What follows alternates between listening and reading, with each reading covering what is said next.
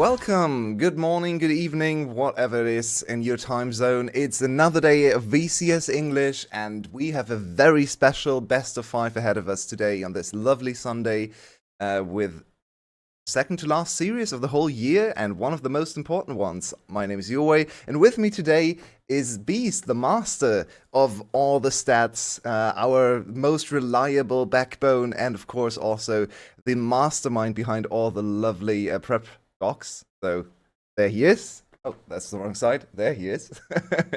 Welcome to the stream, and thank you very much for helping me out here on the pre-game, the draft, and so on, to make a little bit of sense about the series and these two teams. We have Wales against Secret for a world spot.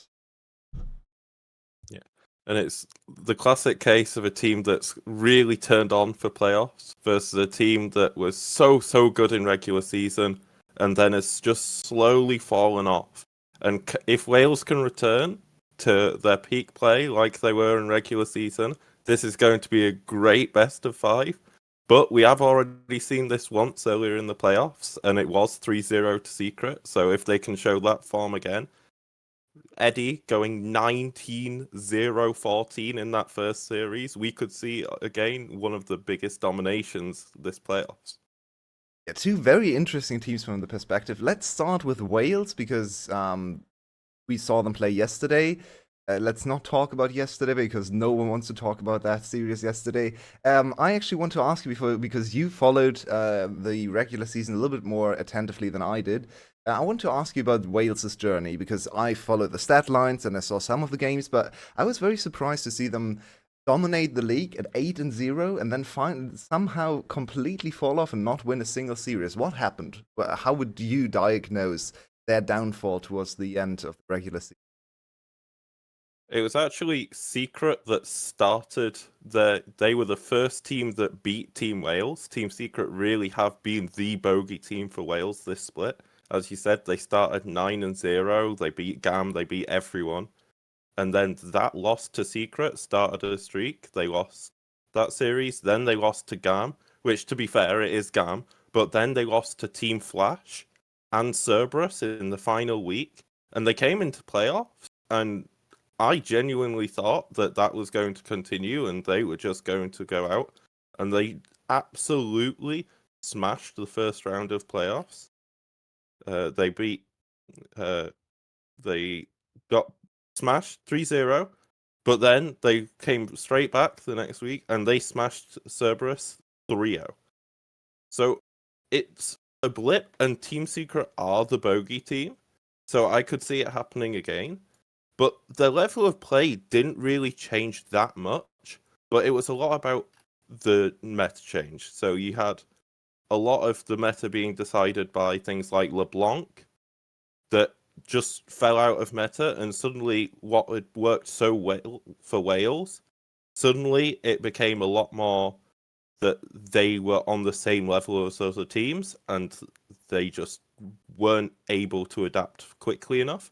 I do think that seeing that 3-0 versus Cerberus and that 3-2 against SGB, although it was a shaky series, we are going to be much closer today than we were a few weeks ago when Secret 3-0'd them.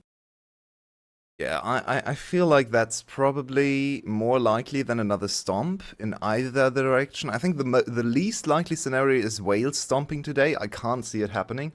After seeing them play yesterday, like literally less than 24 hours ago, in a gruesome best of five with some very questionable outplays, or misplays, I should say, and some good plays as well. Very good team fighting, I think, was their saving grace yesterday. Macro, maybe not so much. Individual performances, especially in bot and top lane, sometimes a bit questionable, but definitely their team play and their team fighting in particular look great. Let's shift our attention over to Team Secret because they were very close to defeat this team. They should have won that series. They should have been at Worlds already, but unfortunately, the GAM plot armor is just a little too strong. They were on an insane streak for Sunday matches where even GAM had to fight tooth and nail to get over the hump there. And Secret, of course, wants another go at GAM next Saturday for the final. And in order to get there, they have to defeat Wales. Secret is kind of coming from the exact other trajectory, right? Compared to Wales. they were kind of limping along in the regular season, and suddenly in playoffs they exploded and looked so great. So, quickly, how would you summarize Secret? What's their play style? Who are their star players? Well, Secret started the season with Artifact and they looked fine. Then they subbed Hero into mid and they looked fine. But as Hero has gained synergy as a mid laner instead of playing in top lane, this team has exponentially got better. And Hero has enabled Kiang to do so much. I thought he was one of the top 3 rookies of the split last split, even though he played half the games. It's a shame that he's not a rookie this split because he is by far the best new player this year. In the previous Wales series, for example, Wales, good team. He went 8, 2, and 30 in 3 games. 8, 2, and 30. That is beyond Levi numbers. Even against Levi, the perfect captain of VCS and going to be the captain at Asia Games, he was dominant in a few of those games. He was the best player out of the 10 in that Team Secret GAM series. He has looked amazing. Yeah, I remember that series super well, and I was so impressed by him because we have seen these jungle prodigies in the VCS come up, right? It's probably the most prolific VCS role. All the players want to play jungle, or at least it used to be like that a few years ago. And we've seen so many hyped junglers come in, have a good split, but not kind of flame out. Think of Sawn when he first came in, BeanJ, of course. I mean, he's still very good. Killer Queen, big talent, Ego, all these players, so many good junglers, very high level. And Kiang is yet another one of those insanely promising junglers. And what I find amazing about Kiang is that he can play every style. He is absolutely not too grand or whatever, or too egotistical to play a tank junglers. He plays really good tank junglers. His Poppy is great, his Rel is amazing, his Sedrani is solid, his Maokai, he can play it both ways. But then he also plays those carries, and he has this extra gear that gives them even more drafting flexibility, even more counter pick flexibility. He played a Lilia game, he played a Rumble jungle game, some Kha'Zix in there, so he's just super well rounded. I was so impressed with this player. His pathing, his team fight understanding, and all the tank play, the engages. So I definitely agree with you that he's the player to look out for, especially in today's series. I believe BeanJ was amazing yesterday with Vi, especially his 2 or 3 Vi games. I can't quite remember. I think it was 3 Vi games. He looked really good. He was on top of the game. He knew exactly how to chain CC. So the jungle clash today might be one for the ages. Yeah, this is effectively the 2 junglers, other than you could say Ego, the 2 junglers that have really challenged Levi since he came back to after his American stint. And this is going to be really interesting for both of them. BeanJ has been to Worlds before. Kiang hasn't. But for both of these orgs, Team Secret, you could say, because Loki, they bought Loki, they've been to Worlds. But for both these orgs, it will be their first time to Worlds, whoever wins the series. Yeah, and they're coming from such different expectations. Everyone thought Wales was gonna make Worlds, and they invested a lot of money into this team, right? So they built a super team. They acquired Artemis B. That bot lane alone is probably worth more than half the VCS teams in the league, right? Like Artemis B is such a star-studded bot lane already, and then they round out the roster with the only remaining player, I believe, in Nagia, now called Sparta. Lori on the team already? I don't think so, right? So they buy another prodigy mid laner, and of course acquire BeanJ over from many second places on Saigon Buffalo to finally break his own curse and get the first place. But I'd say, I think we've already kind of alluded to it. If you had to predict the series, I'm pretty firmly in Team Secret on Team Secret side. What do you feel? Yeah, Secret definitely are the favourites. I mean, they 3-0'd last time, so it would be silly for them not to be the favourites. I definitely think it's a lot closer this time, but I do think 3-1 instead of 3-2. Wow, that would be a change of pace. I have only seen best of fives go the full distance so far since my return. So, can Sunday Secret break this? blessing. Who knows? Let's hone in on some of the individual players, because Secret's team, or the building of this team, is also very interesting to me, because especially looking at the two players coming over from Saigon Buffalo. Of course, I know we are a bit Saigon Buffalo biased, especially I am, but it's fun to follow this team, because now that they've broken up all the different parts of Saigon Buffalo, shattering across the whole of the VCS, Asmet and Taki over here at VCS, at T. I think especially Taki has made such a difference for Eddie's career. Do you agree? Oh, yeah, Eddie. It's hard to remember because he changed to support a while ago, but he was playing with Xiaohu support, who was a jungle role swap, and yes, he was good, but he was never that great support who could push Eddie over the edge to be like reach his potential. And Eddie does have a couple of notable flaws in his playstyle, but Taki does really well to hide those, and none better than the last time they played against each other. I mean, he was 19-0-14 in a best of 5 series. That is just complete dominance.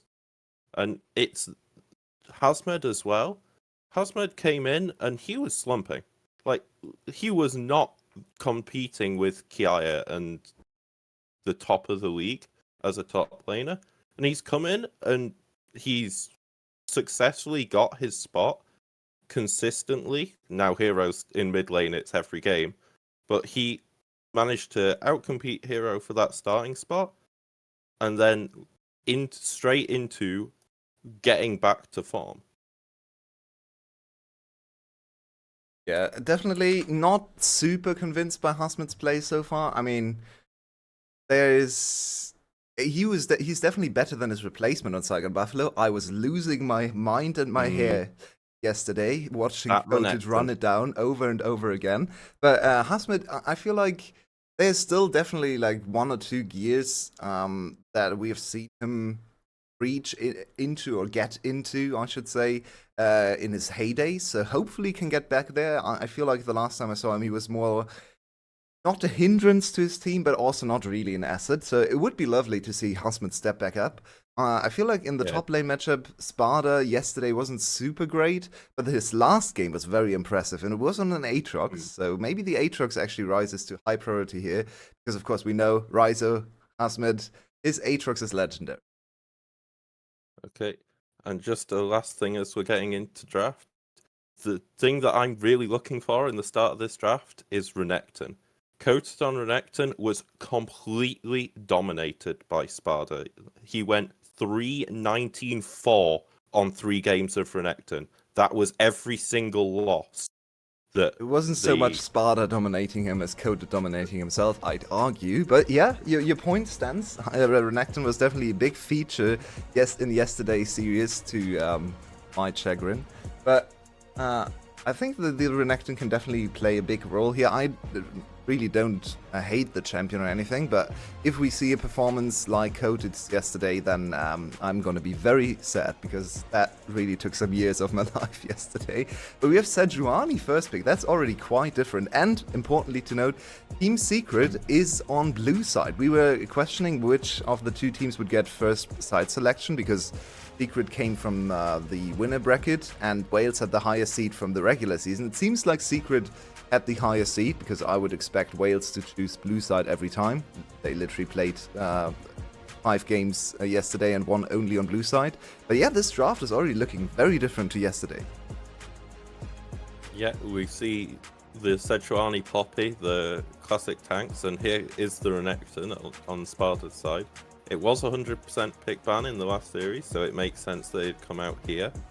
And Team Secret now will get top lane counter pick and probably their ADC, because they have to play 2 Eddie. So let's see what they pick next. But the Sejuani first pick's actually really interesting, because you think what it usually does, it enables those melee carries, and they're going to put it with Jace. Okay, that makes a lot of sense as well. You are apparently a little bit ahead of us. I'll try to catch up to the current draft. Not sure why we've fallen behind, but yeah, there's the Jace. Just very quickly running on speed to catch back up to life. But yeah, continue, please. Yeah. So Jace's gonna come in, it's going to outrange, but we see a ranged mid, and there's the ADC. So they're gonna leave their top lane counter pick for later. And this is actually really interesting because already we're seeing this Sejuani's only going to have top lane to play to, and it's going to be counterpicked after the second ban phase. So I'm expecting something really wild to come out in top.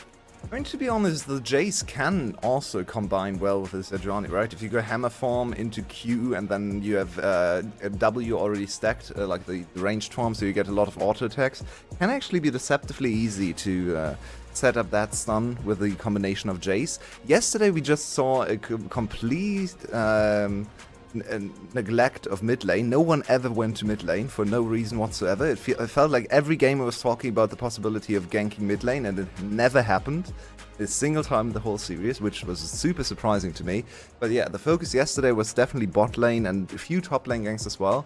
The Sejuani always indicates top lane synergy, right? Because of the melee auto attack synergy.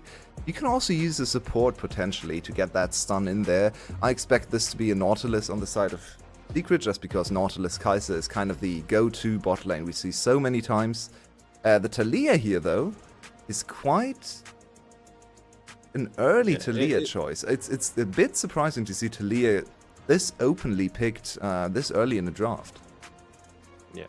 It is a classic combo with the Renekton, even back when it was Taliyah jungle times, because the point-and-click CC into the flip is a great combo. But also you have that synergy with Poppy, when if you use your R to wall off, and then Poppy can slam them into the wall. Got a great synergy with the allies that's been picked, so it is quite good. I'm very surprised at the Renekton ban. The Nautilus ban, because it does fit well with the Team Secret comp, and Rakan is what I would have expected from Team Secret here as well. So yeah, this is very confusing. They banned themselves. They just left open the Rakan and banned away the standard counter to Rakan, which is Nautilus in most situations, when it really looked like they could go for the Nautilus. This is indeed a very confusing choice. Okay, the Aatrox we already saw teased, we already talked about Hasmet Aatrox, so no surprises there. A little bit dicey in the top lane, can go wrong if you play it incorrectly, but the Aatrox Renekton matchup is so much better nowadays for the Aatrox side than it used to be. It literally used to be a hard counter a few years ago, where Renekton was just dominating Aatrox, but nowadays it's very even, and especially if Renekton oversteps, Aatrox can retaliate and really chase him down quite easily. Yeah, it's Taki, so the Leona is no surprise whatsoever, and apparently they really wanted to bait this Leona into a Rakan trade here. Yeah, and then the insta-lock on Zeri, they were very much ready for that. So it's going to be a very classic game, where you see both junglers on pretty tanky picks, both teams playing somewhat towards early game with Renekton and then Jace mid. There is most likely AP Kai'Sa, because the solo lanes of Jace and Aatrox are going to be full AD. So that's going to be interesting to keep an eye on builds. It is VCS. We do know sometimes these Kai'Sa builds, we don't talk about them, but it should be AP Kai'Sa this game. So, my main concern looking at this Wales draft is actually the Zeri, because even though I'm a big fan of Artemis's and I like his career and his achievements, yesterday's Zeri performance was a stinker. He got absolutely wrecked by Shogun and Slay.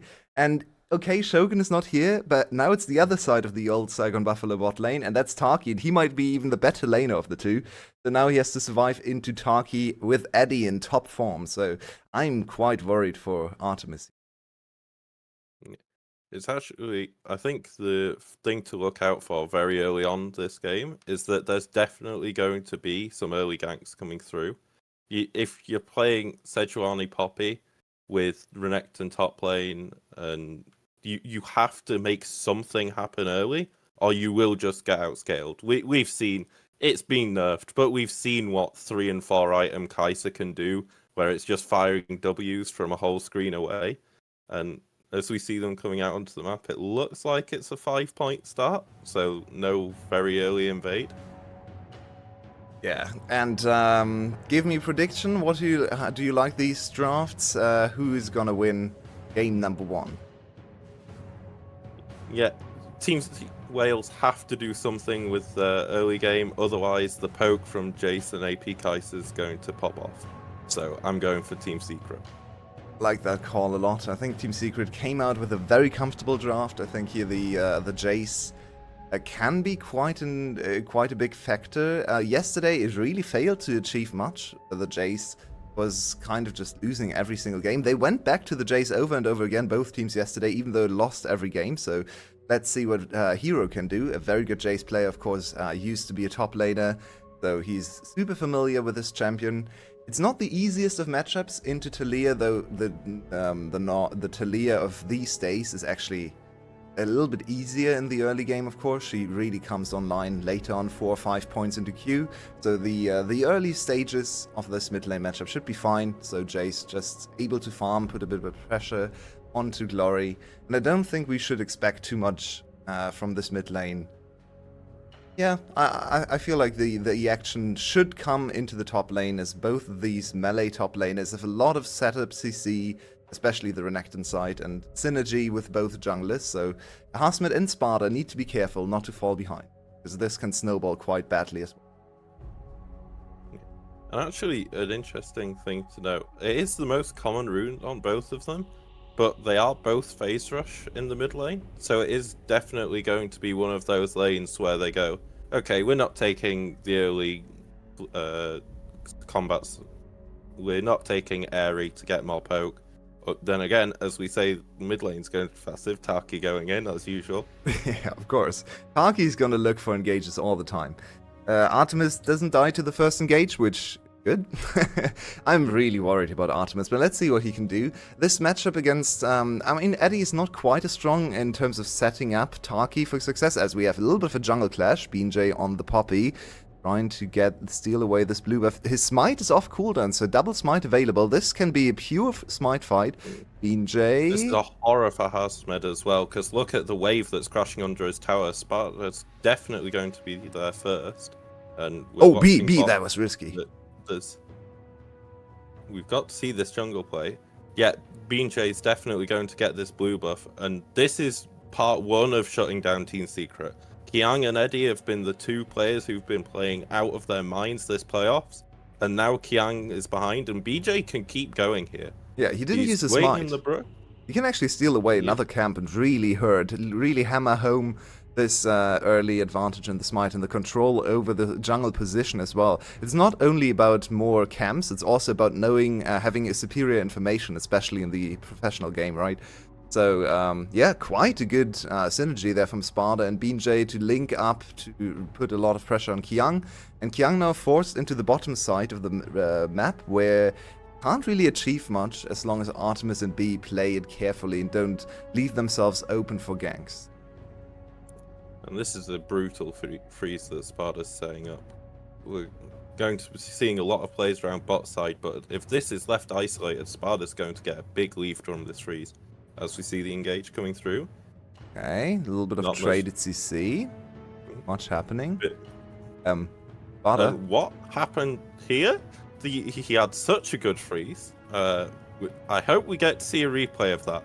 Because yeah, I think Sparta just got greedy trying to hold a freeze and lost his entire health bar. Exactly that. I think we can definitely just deduce that that's what happened. He tried to protect his freeze, went a step too far, and then found himself trading HP for nothing and suddenly had to flash. So that is actually quite a good opportunity now for especially with Hasmed with an experience advantage. I think that's a level 6 against level 5 gank or even dive angle for Kiang if he links up with Hasmed there. Because that Renekton is without the flash, without his ultimate available, it's not actually that tanky. I feel like this could be the first opening to blow the game open in the top side, and getting Hasmed on one of his favorite champions in an early lead could be crucial for the game. And remember what I said, we really need Team Wales to get ahead early with this Renekton Talia. And yes, maybe Zeri in the late game can do Zeri gaming, but it's not like AP Kaiser doesn't also absolutely slap late game. So we this is actually perhaps going to change the game plan from Wales. They could now play towards bot side. Glory's first ult's going to be really important to see. Can he get a successful roam off to one of these side lanes? And this is the B classic. You walk into mid, and Taki's doing it as well. I'm getting SGB versus GAM vibes here. Both of them walk into mid to give mid prio, and then mid is going to make the roaming play. Because both spots have been there though, so there's no real wave advantage for either side. But still, it's really important for Glory to get this first ult to be successful. And yesterday we saw a little bit of a trend with Wales where they were the better team fighting team that ultimately won them the series alongside the blue side. Oh, Glory gets flashed on, but flashes away. So flash for flash, traded. That's okay. A little bit of a top lane skirmish set up. Young needs to be careful because the enemy mid laner has ultimate to get there. And Sparta is always so imposing on the top side. So BJ once again gets away with the top side camps. Kiang has to be very annoyed with how it's going because it seems like every time he doesn't look at top lane, Hasmet is winning the matchup, but then when he needs Hasmet to win, Hasmet can't back him up. So Kiang a little bit on the back foot, like 2 camps behind the enemy jump. Yeah. And we're seeing now that this game has slowed right down. There is Herald spawning soon, there is Dragon soon, but can we see a play in mid lane? No. This is why you take the phase rush. This is quite dangerous. There could be a 2v2 if BJ face checks, but no, he's smart about it. He doesn't face check. And this is really good for Secret now. They're successfully getting a bot lane lead just purely isolated in the 2v2. Their mid lane is even. Kiang is slightly behind, but he's Sejuani. He's going to be tanky. He's going to be the same champion whether he's got full build or no items. And Hasmed here, he is in danger. He hasn't a flash advantage, but he's still got a massive health disadvantage. His healing, though, is quite... Yeah, Sparta needs to actually apply the heal reduction. He's in trouble now, because Glory can ult in. Hasmed should be dead, guaranteed here. Oh, he's just trying to execute, make a great escape? He is recalling. He gets away with that. That is... Wait, that's not legal. Glory not just legal, ult. Surely. I'm quite surprised Glory didn't. I guess Glory was too scared running into an Aatrox because if he doesn't know where the Aatrox is and gets caught in the W, he doesn't have a flash, he might actually die to the Aatrox. Yeah. But I feel like that was a play. He had recall to come to Herald, but that's the sort of thing that you need to get an advantage from. That's such a huge loss for Wales on the map. Wales lose everything through that play because they lose the first objective. They can't even retaliate instantly with the dragon. They might now make a beeline for the dragon to at least get another trait and objectives. But Team Secret is so far ahead in tempo here just because the enemy mid laner unsuccessfully tried to chase down the enemy Hasmet on the top lane. That's probably like 3 platings onto Eddie. Plus the extra gold from the Herald. You can't... that's a kill in extra gold for Kiang. So... Okay, Artemis is at least getting some plates for on his own. Yeah, this is quite a good situation. This could even be first tower here, because Rakan's coming up, but it's still going to be 3v2 unless Taki completes this recall. He might do. Oh! But Hasmed going in, he actually played this really well. Yeah. He might actually survive this. He has played... Sure. He's got the whole wave. Glory's here. Oh, the flash! Is good. Does he get BJ? He might get a 1-for-1. Not quite, and now on the other side we see the counter dive. B is so squishy. 2, but Sparta with that one hero minion stopping the wave crashing means that it's not tanking the wave. Oh, they want to go again. There it is. And now they focus on Sparta. Sparta, I think, goes down here. Now it's only B. He's level 5, but he can walk away. It's a 1-for-1 trade on the map. Yeah, Hasmed went down the bot lane, so it's a 1-for-1 trade for the top laners. Who got out of this with the lead? I feel like it's still Secret, but it's a little bit more muddy now. I'm not entirely sure. I would have said Secret, but the kill did go over to Taki. Now, I do actually like support kills early, because when you have Mythic versus no Mythic, that is a massive advantage in support. But the static shifts are coming through, and so we see this play. Kiang hits the ult. Taki comes through somehow Sparta doesn't get Leona queued and manages to get out. Yeah, B somehow his hits E CC. was already cast on the minion, and he got the reset on the E. That saved his life there. If he doesn't get the E off, I think the game is blown open with a 2-3k gold lead for Team Secret, because he dies instantly. They can probably chain dive B after, and look at the tower HP, so that falls as a bonus after. The very crucial E buffering there from Sparta. I'm not entirely sure if intentional or lucky, but let's just say it was a really good play from Sparta, and he saves the game for now for his team, and has to evacuate once again, though. Yeah, Sparta's been playing this matchup. Other than losing the flash when he had the freeze, he was ahead at level 2, which meant he could invade the enemy jungler. Then he was setting up a freeze. Yes, he lost his flash and played the actual situation poorly, but his intent was good. And then he survives that dive. He's 0-1-0, but he's playing really well. Now, on the other side of the map, Hazmed is also getting pressured. It's some lane swap feels that could go back a few seasons. But Team Wales, for all their dominance on the bot side, hasn't picked up this dragon. They've had bot side dominance for like 3 minutes now. Yeah, and now it it's looks too late. like Team Look at the Secret, pings. now they've taken the tower, is going to come. If Team Secret get this dragon, this is a real... I can see the coach scratching the head going, what is my team doing? When you get this much prio in the bot lane... Oh, Artemis doesn't have flash. Get it, Artemis is probably coming to die, but he's on 100 HP, he lives for a bit, Sparta and double TP coming in. Hazmed's now in no man's land, but he's got a lot of healing. He has so much damage. He's going to die, but Eddie's going to pop off here. Eddie ults in, he gets one. Can he get a second onto B? B, Zhonya's the last auto, so he lives. B with the last second Zhonya's lives, but again, it's Dragon a 1 though. for 2 trade and Dragon for Team Secret. Yeah, looking really good for them now. And I love the way Hazmed is trying to play this weak side situation. Sometimes a little too aggressively, but he's really willing to sacrifice his body and his life to buy his team time and space. At this time, he was such a big factor that he even got a kill there, and he delayed the fight, got so much damage, got such superior positioning for his team that his death was actually kind of worth it for his team. It's only a 1k gold lead for Secret, but it just feels like they're in control of the map, and they know they play more purposefully so far. Wales is hanging in there. Wales is doing some nice counterplays, and it looks like they're also quite strong in terms of individual plays so far, like good movement, good mechanics, but Team Secret just a little bit superior so far in these first 15 minutes when it comes to macro and maneuvering the map. Look at this, if Team Secret had been able to get there, Hazmed might have even lived. One more item, I think Hazmed might be able to heal through that fight. It's just the clutch Zhonya's that prevents even worse things from happening. Yeah, on the last auto take, it almost hit him there. So he used the Zhonya's to survive. It's still the dragon, and I think 1 or 2 more platings for Team Secret. Yeah, and this early game has gone pretty much exactly as Team Secret would have wanted it to go. They've got an early lead, they've got the first dragon, they got the first herald. There's not really much more they could ask for in a team comp where Renekton is meant to be scary, Glory is meant to be able to get good R roams off. We saw one really big missed opportunity from Glory.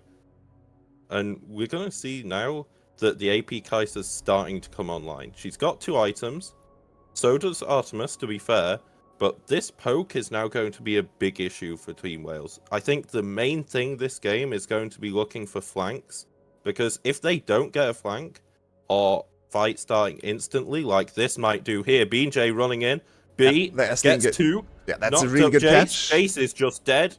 Kiang maybe can get out, not even. But this is going to be second herald now. Now, the big thing is if Hazmed gets this tower and they lose a mid wave, it's only going to be a small win for Team Wales, but it's still a win that they desperately needed. It's definitely a big shift of momentum for the Wales side, and this is something we saw yesterday as well. Even when they got outmaneuvered on the map, we saw it with Shogun getting so much more plating gold than Artemis yesterday. That was one of the features of the early games. Wales usually just found a skirmish, found an engage, and got some kills back onto... Oh, Sparta steals that away. That feels so bad for Hazmed, I feel. really bad for him too. But yeah, Wales now, I wouldn't say... Oh, wait, there's a little bit of As an we engage, but see Leona ult as we go into the replay. I think this they is walked just away. the Avengers assembling, all 5 collapsing onto the Team Secret members. And yeah, very nicely played. Yeah, just a very good collapse. Yeah, it's not gonna win the whole game or anything, but it's a nice reprieve, it's a nice reset of tempo, and a lot of gold funneled onto Artemis. Quietly, he has been scaling up really nicely on 2 items already at 16 minutes. Okay, same goes for Eddie. So both ADCs in a really strong position. If you compare them to other champions on the Rift, we have just 1 item for either mid laner, we have 1 item for the junglers and the top laners. So these ADCs, definitely the biggest carries on their teams right now in terms of damage output, in terms of DPS. And we do see the hybrid Kai'Sa build, a more AP focused, more on-hit focused maybe, and later into W poke compared to the full AD Kai'Sa, which has made its appearance again. I think after the changes to AP Kai'Sa, the slight nerfs to the W, the cooldown, more people have trended towards AD Kai'Sa, which deals a little bit more consistent DPS in team fights, but Eddie... With this poke double of Jace and Kai'Sa, I think it makes a lot of sense to go for a little bit more AP. Yeah, it does look like with the pickaxe coming in next, there is going to be that Ginsu's build instead of the AP Mythic, which I do understand because Sparta and B&J are quite tanky, but I really would have liked to see the AP Mythic come through. It does mean that Kiang and Taki's engages are a lot more scary now, because when Eddie R's onto you, you will die. There is no, oh, you can body block the W with B&J. You will just die. So it is better for that initial engage. So it's really important that they get those starting points. And here is the time for the second herald to come through. It's going to be mid-tower, but I don't think it's going to be much more than that. Unless we just have a random fight, which... They're trying to make... Oh, this is a deep TP flank from Kiang is Hasmet. coming there in. must be a fight now. He found a really good catch on Glory, and there's Hasmet in the back line. The tower, but this is huge now for Team Secret. Can they get a clean ace? It's going to be at least 2, but they are playing it slowly, actually. They did have Eddie and Hero's flash. Oh. I think they could have got more out of that fight. I think that's a missed opportunity for Secret, even though they got 2. Yeah, but they're playing it more consistently, and they're still chasing for more kills. Artemis doesn't have a flash, so if they get on top of him, maybe they can do something here. But more importantly, this is going to be the Dragon number 2 for the side of Secret. And what an engage there. What a combination of angles from Kiang and Hasmet, as Hasmet is slowly walking away. Kind of overstepped there, but he's going to be able to walk away. And B&J, do be careful. That's a scary, scary demon. In the end, Team Secret, they lose their mid tower, which is not great, but they retaliate with 2 kills and a dragon, which opens up the possibility of the soul. And look at Hasmet, he found the perfect angle. Doesn't actually get the greatest of knockups if you look at him here. If he goes like 1-2 centimeters closer to the enemy team, if he's able to, that's not on him. It's just unfortunate, the positioning. He gets a 3-4 man knockup, and they probably just completely wipe the fight. But in this case... still a really nice play conceptually. It could have been even better if they got just that inch closer to the enemy team. But yeah, Team Secret back in control now. 2 dragons to their name, and Soul looks pretty juicy here. Yeah, I do have to say, looking at that fight at Glen, Glory tanking tower there is a massive factor in that fight. It is Leandri's burn. It is what it is. I think everyone's done that when you buy Leandri's, but that is a really unfortunate misplay that's definitely influenced that fight towards Team Secret. It was a great engage from Kiang, but definitely 500 damage from the tower's never going to help you. And now it's a big power spike for Team Secret. They're going to have completed Muramano with Glory still on 1.5 items. They've got that advantage in the top lane now. It's looking really good for them, but Team Wales does still have ways to play into this game. They are going to have a TP advantage soon with Glory versus Hasmed in this bot lane, so I'm not surprised that they're setting up this early Baron, because this could be a big way into the game with this TP advantage. It's a little calmer on the Rift right now. Let's check in with the items again. We have finally the Muramana transition, so Hero is coming in together. His damage is gonna peak soon. And we already saw him land a Shock Blast onto Artemis that almost took half his HP at the start of the last fight, so it's definitely getting scarier and scarier, and this is also one of the reasons why I found the early Talia pick kind of curious, because Talia, as a champion into the likes of Jace, I don't actually feel like is that amazing, because Talia, she's all about range and kiting and zone control. She doesn't really deal with long-range poke that well. She doesn't really have an answer into Jace Q. So I feel like this Talia pick might come back to hurt them a bit in terms of just how they set up the battles around objectives, because she can't contribute as much poke damage as the likes of Eddie and Hero on the other side. Yeah. And Team Secret have played this very smart. They've just sent all 4 people towards Baron so that the TP advantage doesn't mean anything, because they've got such good control over the pit. And now Hazmed's going to get his TP back. We're going to be back into a neutral state. And realistically, the next plays should be around Dragon 3. We'll have to see if Wales contest, because they're not horrifically far behind. But we do see this quite often, that teams don't contest third Drake, thinking, oh, it'll be better later. Sparta, that's... I'm not sure, we'll have to see again, but I think he just barely sidesteps Kiang. It's not that Kiang just missed through the R. He also flashed. That's actually a huge... That is all of Team Secret's engaged now. So they should have it back on cooldown for the Dragon. This is very nice for Wales. This should give them mid control for this Dragon. They've actually got a very good chance in this next fight. The thing is, though, if Secret is able to stall this out and get their ultimates back, they essentially just got a flash from Sparta for the next fight, which can be quite useful if the enemy diver doesn't have the flash, but really nice ultimate there from Glory to make sure the tower goes down. And now it's such a long way into the neutral position for Secret. They always have to deal with pushing waves into the Dragon's area now. And I actually kind of like this pivot, Team Secret going over towards the top side and maybe setting up a little bit of a threat on the Baron. They have really good on-hit damage on this on-hit Callista? So the Dragon might actually go down... the Baron. My god, what am I saying? The Baron might go down relatively quickly for this team, so it's a little bit dangerous for Wales to just go for bottom side all the time. This is one of those classic scenarios where 7 people are on screen and you want to go, there's going to be a big fight, but you just know it's vision. We know that the next fight's going to be around Dragon, and they're actually not rushing straight into it. They're playing it nice and calmly. They're making sure that they don't have Baron rushed against them. But Team Wales do now have a lot of ways into the game, with Artemis, surprisingly enough, actually having more than Eddie, despite the gold disadvantage. Kiang, I can see that Kiang is barely missing these Rs, but it is going to hurt them into this next fight. There's Sparta on the flank here, actually. If he's unspotted and face checked, no, Kiang is aware of it, uses his red trinket.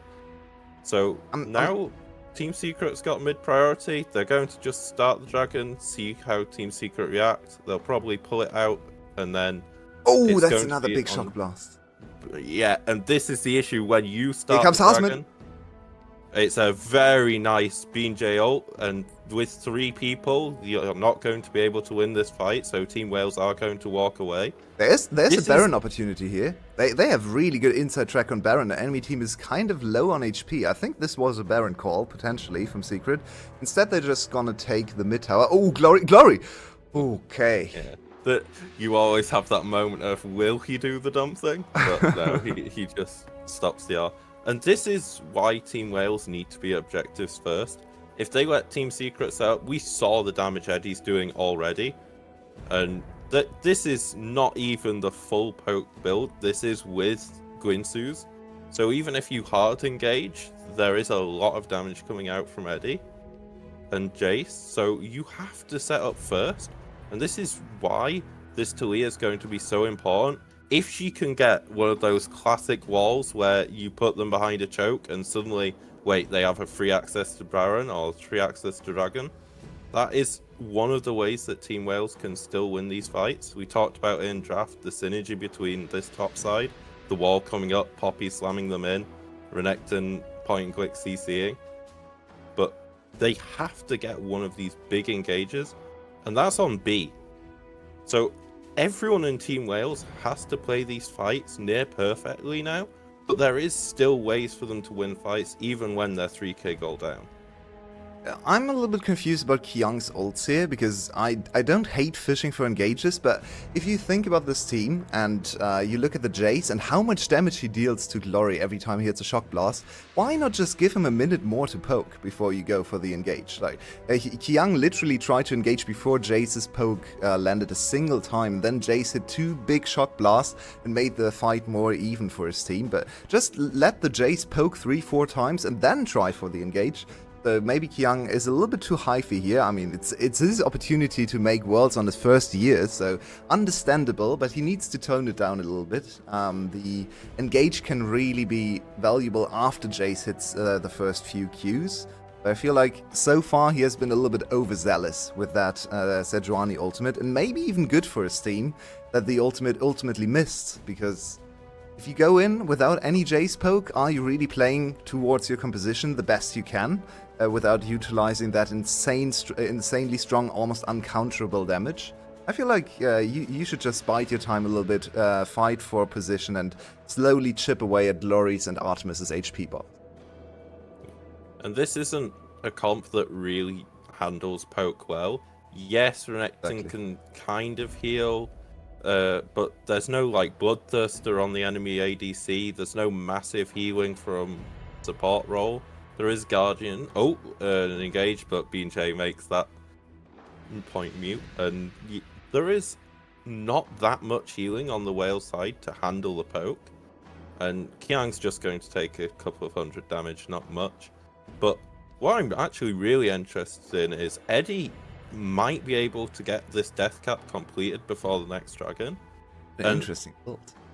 It is, because usually when you're looking for the big poke, you're looking for death cap 4th, but on death cap 4th for a Ginsu's build, it is one of those things where it's just, this is a Kai'Sa only build. No other champion in the game actually. Wait, I'm trying to think. Maybe Katarina can build like this, but there is very few champs in the game that can build like this. Artemis could be in trouble this here. Is going. Oh, this is a great counter engage. That's the strike on Artemis. He gets slowed down. Such a nice bait. The ward, they must have known the ward's there, and now Artemis is dead. Will they turn on to Baron, or will they look for the next fight? It is always really hard to do a Baron if you're against a Poppy, because the Poppy can ult away your jungler and look at the zoning for the leash. Yeah, Taki, perfect zoning there. That's entirely free Baron now. VCS observers here. We are looking at mid lane. Baron's just died. Thank you, VCS observers. I mean, to be fair, the Baron just went down to Kai'Sa obliterating it, but now with 30 seconds on the clock for the Dragon, and then such a good position to just snowball this lead they have just acquired now into Dragon number 3, putting so much pressure on not only the map, but also a timer on Team Wales for the soul fight in just 5 minutes. So Secret really breaks open the game with this amazing counter engage. That was such a clever play. Let's look at this again. Because look at the information Wales has here. They see Eddie on the ward. That's the bait of the century right there. That is absolutely amazing. Pink here, so give him an Oscar for that play. Holy, that's such amazing bait. There's times where this is the thing that they were afraid of when Glory didn't R in earlier onto Hazmed as he's running away. That sort of bait play. And I have to point this out before he uses it. Eddie, I really like the fact he's got Elixir of Sorcery here. This is one of those classic LS things where it's like, oh yeah, you can maximize your damage on towers by going Elixir of Sorcery when you're ahead. This is it. Actually use it here? Like, hello? If he uses yet. Well. I think Caster Curse might have come through here. I praised Eddie, and so he's not going to use this elixir. It looks nice in the there we go, now he uses it. Now he actually But- has to hit the tower. It's a lot of extra tower damage. As Bean J. Oh, there's a good engage on this pick. And Eddie's zoned off with the wall. He can fire he W, survives, but though. Kiang is so tanky. Oh, wow, the damage And from that- Eddie. Oh, that guy's damage. And Hazmed gets the solo bolo on the other side. I don't know how Sparta died without being able to use flash, but this now, 3v5 in the base, should be game that Artemis will have to pull off a miracle to be able to save this game from here. Or he has to flash, he gets hit by W. Eddie's going in. Oh, the flash Eddie is on his best behavior here. What an amazing execution. That is the end of the game. Team Secret looking dominant in this latter part of the game. Kind of slow early game, but they never really were in much jeopardy. Not a big lead for Wales at any point in the game, and that is exactly what the better team should look like. Just a steady game one. Just looking like they were in control macro-wise when it came to all the engagements around objectives and setting up objectives. They were just firmly the better team and close out the game in 30 minutes. There's not much you can fault them for here. And it's not like Wales played badly either. They had a very clear setup. They got the level 2 invade into the top side. He had a freeze. It's only very minor things that caused Wales to lose this game, but they stacked up over time. And I mean, it's a classic LCK, haha, only 13 kills game. But there wasn't that much that Wales could have done better. They could have got a kill. They could have flashed, not lost flash, holding a freeze. But there wasn't much that was especially bad for Wales. And this is the games we really like to see, where it's not, one team just threw. Well, this is game over. There wasn't a play where you could justifiably go, oh, that was just bad play. Both these teams looked really strong, and it's really encouraging for both of these teams being able to go to Worlds. The blue side streak continues for Team Wales. They can only win on blue side, which is not a good sign when you start the series on red side, because win the series, you have to break that blue side streak at some point. Yesterday, they just played 5 games and only won on blue side, so this is now the 3rd game in a row on red side that they're not able to win. This is a much better opponent. I definitely agree with you. This quality of play in this game was much higher than all of yesterday's series. We had some great outplays. We had some very interesting side lane plays and weak side plays especially. So, yeah. Quite a good early start to the series, as there's a little bit of background noise, apologies. But I think with that we can go into the pause and see if Team Wales recovers, if they choose blue side, which I think they will, and what Team Secret comes up with for game number 2.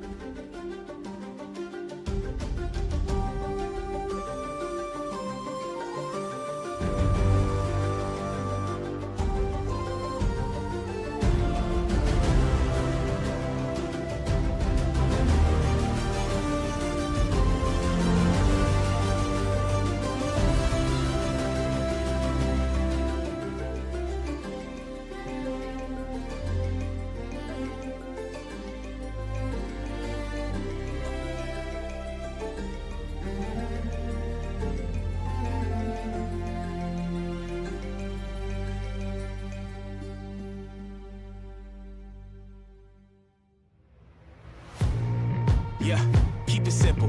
Drop a rock into the water, watch it ripple. Tides turn quick, just keep your head on a swivel. Competition getting stiff, I'm here to make you wiggle. You know me, surround your whole town, make you yell siege. All-star, homie, this the king's speech. You can lock it down, we gon' still preach. Boy, preach. Who's next in line? Can you make that climb? Now is the time, get out of your mind. Raise up the lights, we all here tonight.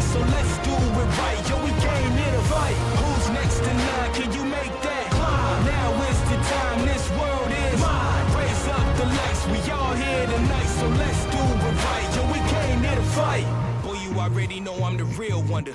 Pour I bring a storm, you gonna feel thunder. So your body count is up there with killmongers. How about you come take a look at some real numbers? Might just double up on you while I still slumber. I'm the living proof, I'm just coming through for the thrill of it.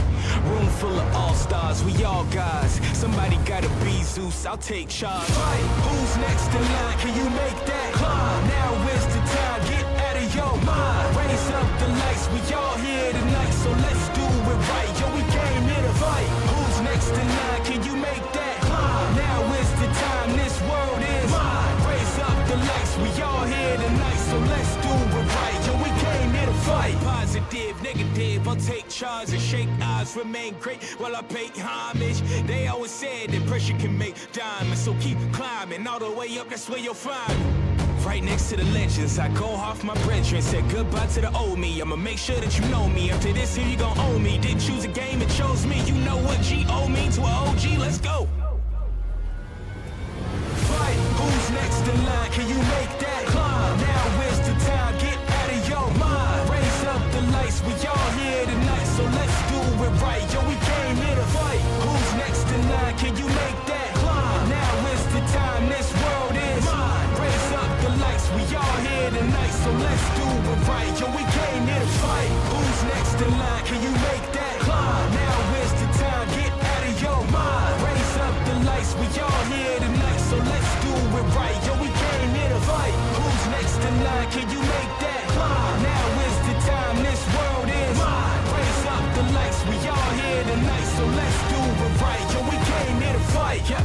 Get your back off the wall. Come on, yep, come one, yep, come on. Get up, yep, get your back off the wall. Come on, yep, come one, yep, come on.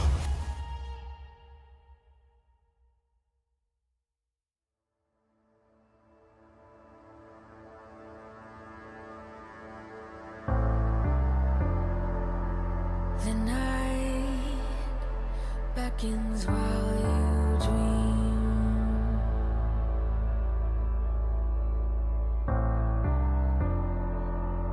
A life never lives in peace.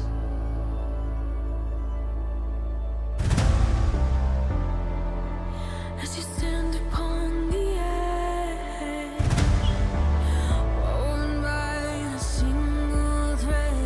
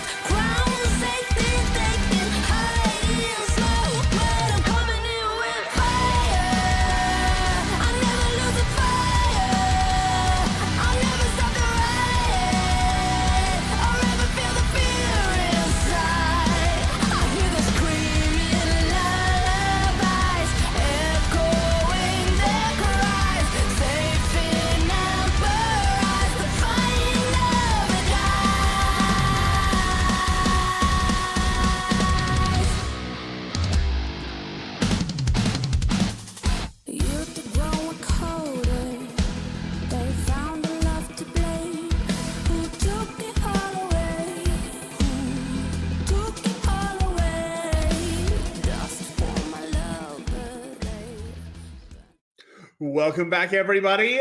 And I have to say thank you to my co-host for an excellent Game 1 cover for some technical issues we were having. My name is Carrot. With me is the ever-lovely Yulway and Beast. And Game 1, I think, sort of went similar to how we expected. But, of course, I need my analyst to break it down. And, Beast, we're going to go straight to you. R5 Zeri, it or not it? Well, not it.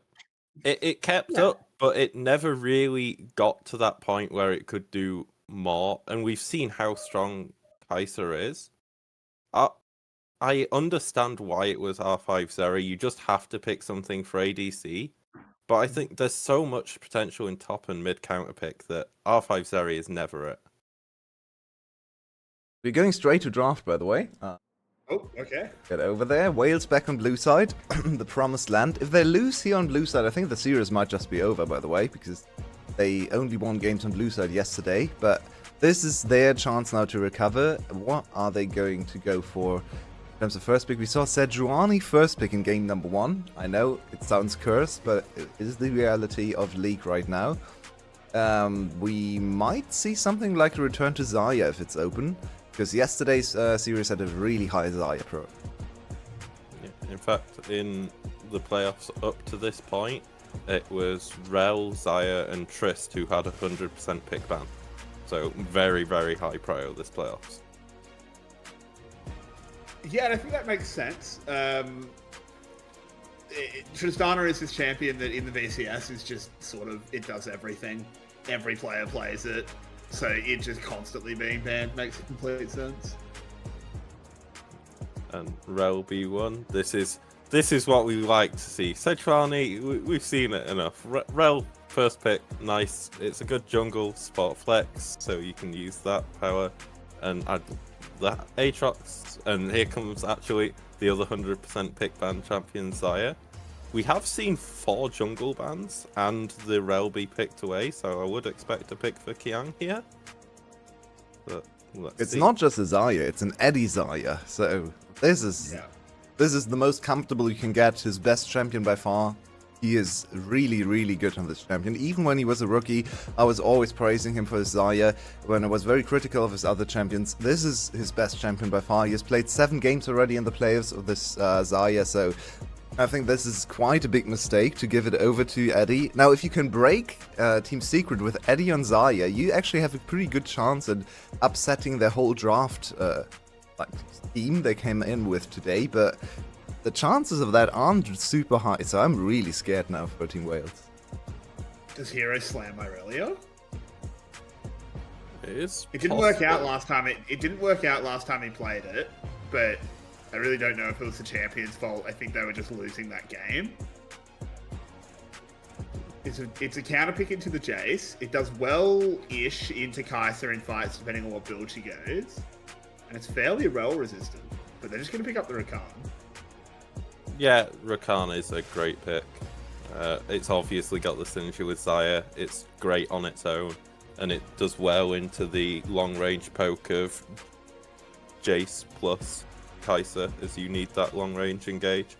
So it's a nice start.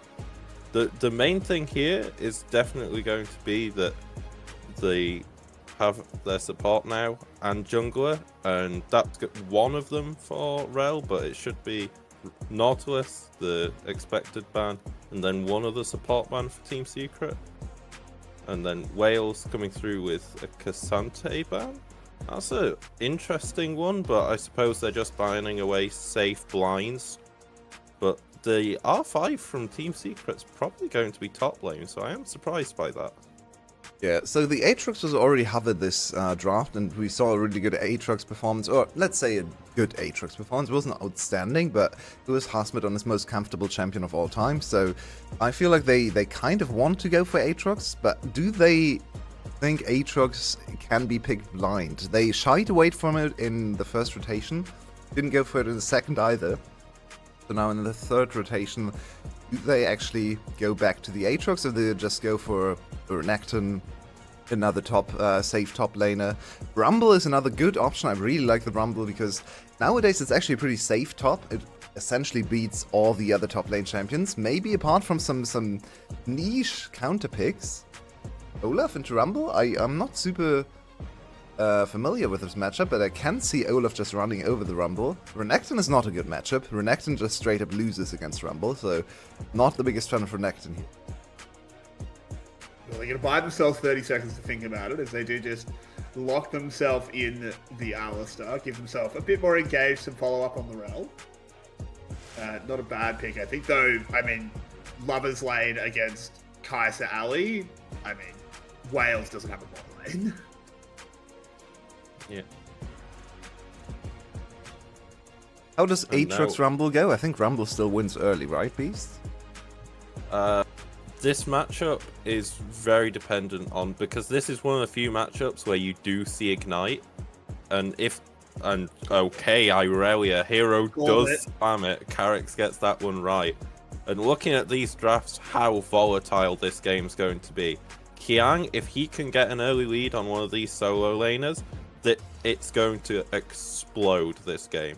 There's so much snowball potential on Team Secret's side. On Wales' side, they do have the Jace Kaiser combo that is also scary late game. But I'd say this game, it's on Kiang to get the early lead. And Eddie has now had his 4th deathless game against Wales. He is now 40 KDA with 0 deaths against Wales. So they definitely have to shut down this Sire as well. So there's so much going for Team Secret. My prediction is going to be Secret again. What I absolutely love about this draft from Secret is Wales has only won on blue side. So they are expected to win this game, right? You don't really have to win on red side.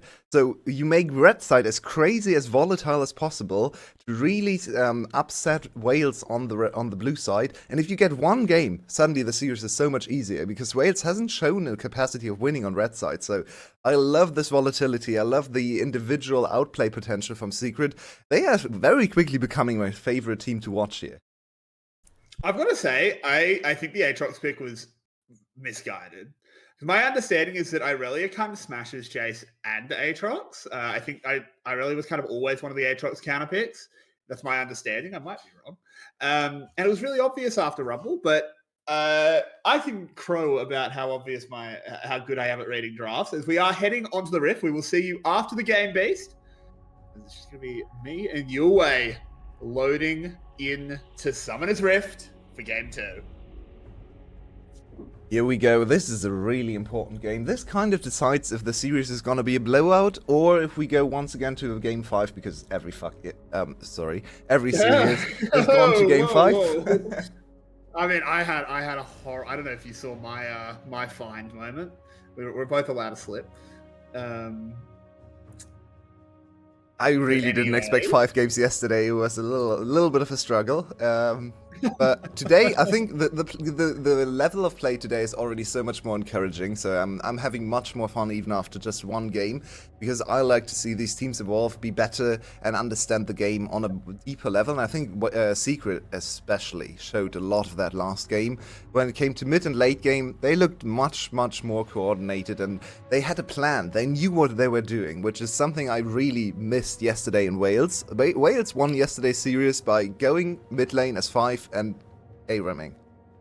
3 out of 5 games they won, so it was good enough to get to today's series, but I think they have to step up their game and their essential plays to have a chance against Secret. Yeah, and I've got to say, I've been super impressed with Secret this playoffs. They're a team that I think most of us sort of, halfway through the season didn't really expect much out of in the playoffs. We were saying, they'll be in playoffs because, basically every team is. But then, I don't think they're going to be on the table for qualifying for Worlds. That's probably Garm, that's probably Wales. Maybe Cerberus has a shout. But they've really shown up. And I've got to say, I think so far, they've actually been the best team in playoffs. I know that sounds strange given that they lost to Garm, but if you go back and watch that Garm series, Team Secret was the better team of the day. Yeah, Secret made some very questionable choices. The 5-game Aurelia. I mean, this game we're praising the Aurelia pick, but I think in game 5 against Garm it was not the correct. We all had the feeling watching that series that the Aurelia is going to backfire. Speaking of which... Speaking of Aurelia, backfiring has been caught on the play. The flash forward from B&J will lock up first blood, and that is a disaster. That is not great. And we already saw Glory have a really good time in the matchup. I think he practiced some Aurelia matchups as early game Jace because he had a really good idea when to go for trades, how to win the trades against Aurelia early game, which is not easy. Aurelia comes with so many hidden stats and extra damage. But yeah, just really good spacing in the early game. Look at Aurelia's HP even before the game comes in. I mean, Just- you don't even win this. Like, Yeah, he was just- going to die 1v1. Yeah, probably, yeah, that's true. I mean, he had a flash, so maybe in the 1v1 he could have gotten away, but in the end, just very good play from Glory. And when Glory is on, he's the best laning mid laner in the league. This game might be one of those. It very well may be. Hero needs to bounce back. One thing to note, Husband does not have a teleport. Oh, hang on, we'll have to come back to it as there's Artemis an does engage not on the have a bottom life. side. Artemis in a lot of trouble and will burn down to the Ignite, making it 1-1 in the kill score. Okay, KDA counter, I think we should start something in chat, because I believe that's like 41 now, if Beast said something about 40 KDA. Now, that's one more for the side of Eddie. And yeah, Taki on Rakan is a menace, and Eddie on Zarya is quite good too. B, this is dangerous, yeah? He has to flash. B, having to flash, the grand entrance doesn't quite land, be able to sidestep, but that was just a flash used for precisely nothing. That was a Palat play if I've ever seen one. Just a kind of sacrificing your life just to get tempo on the lane, but is it worth it? Now, no flashes in the bot lane means engages are quite easy. If you can wait out or play around the cooldown of Headbutt, suddenly this Alistar before level 6 becomes a pretty squishy champion. You can lock him down and kill him rather easily. You absolutely can. Looking up at the top side, it is Hazmed, as predicted, winning early, able to crash a big wave in. Does have Ignite as well.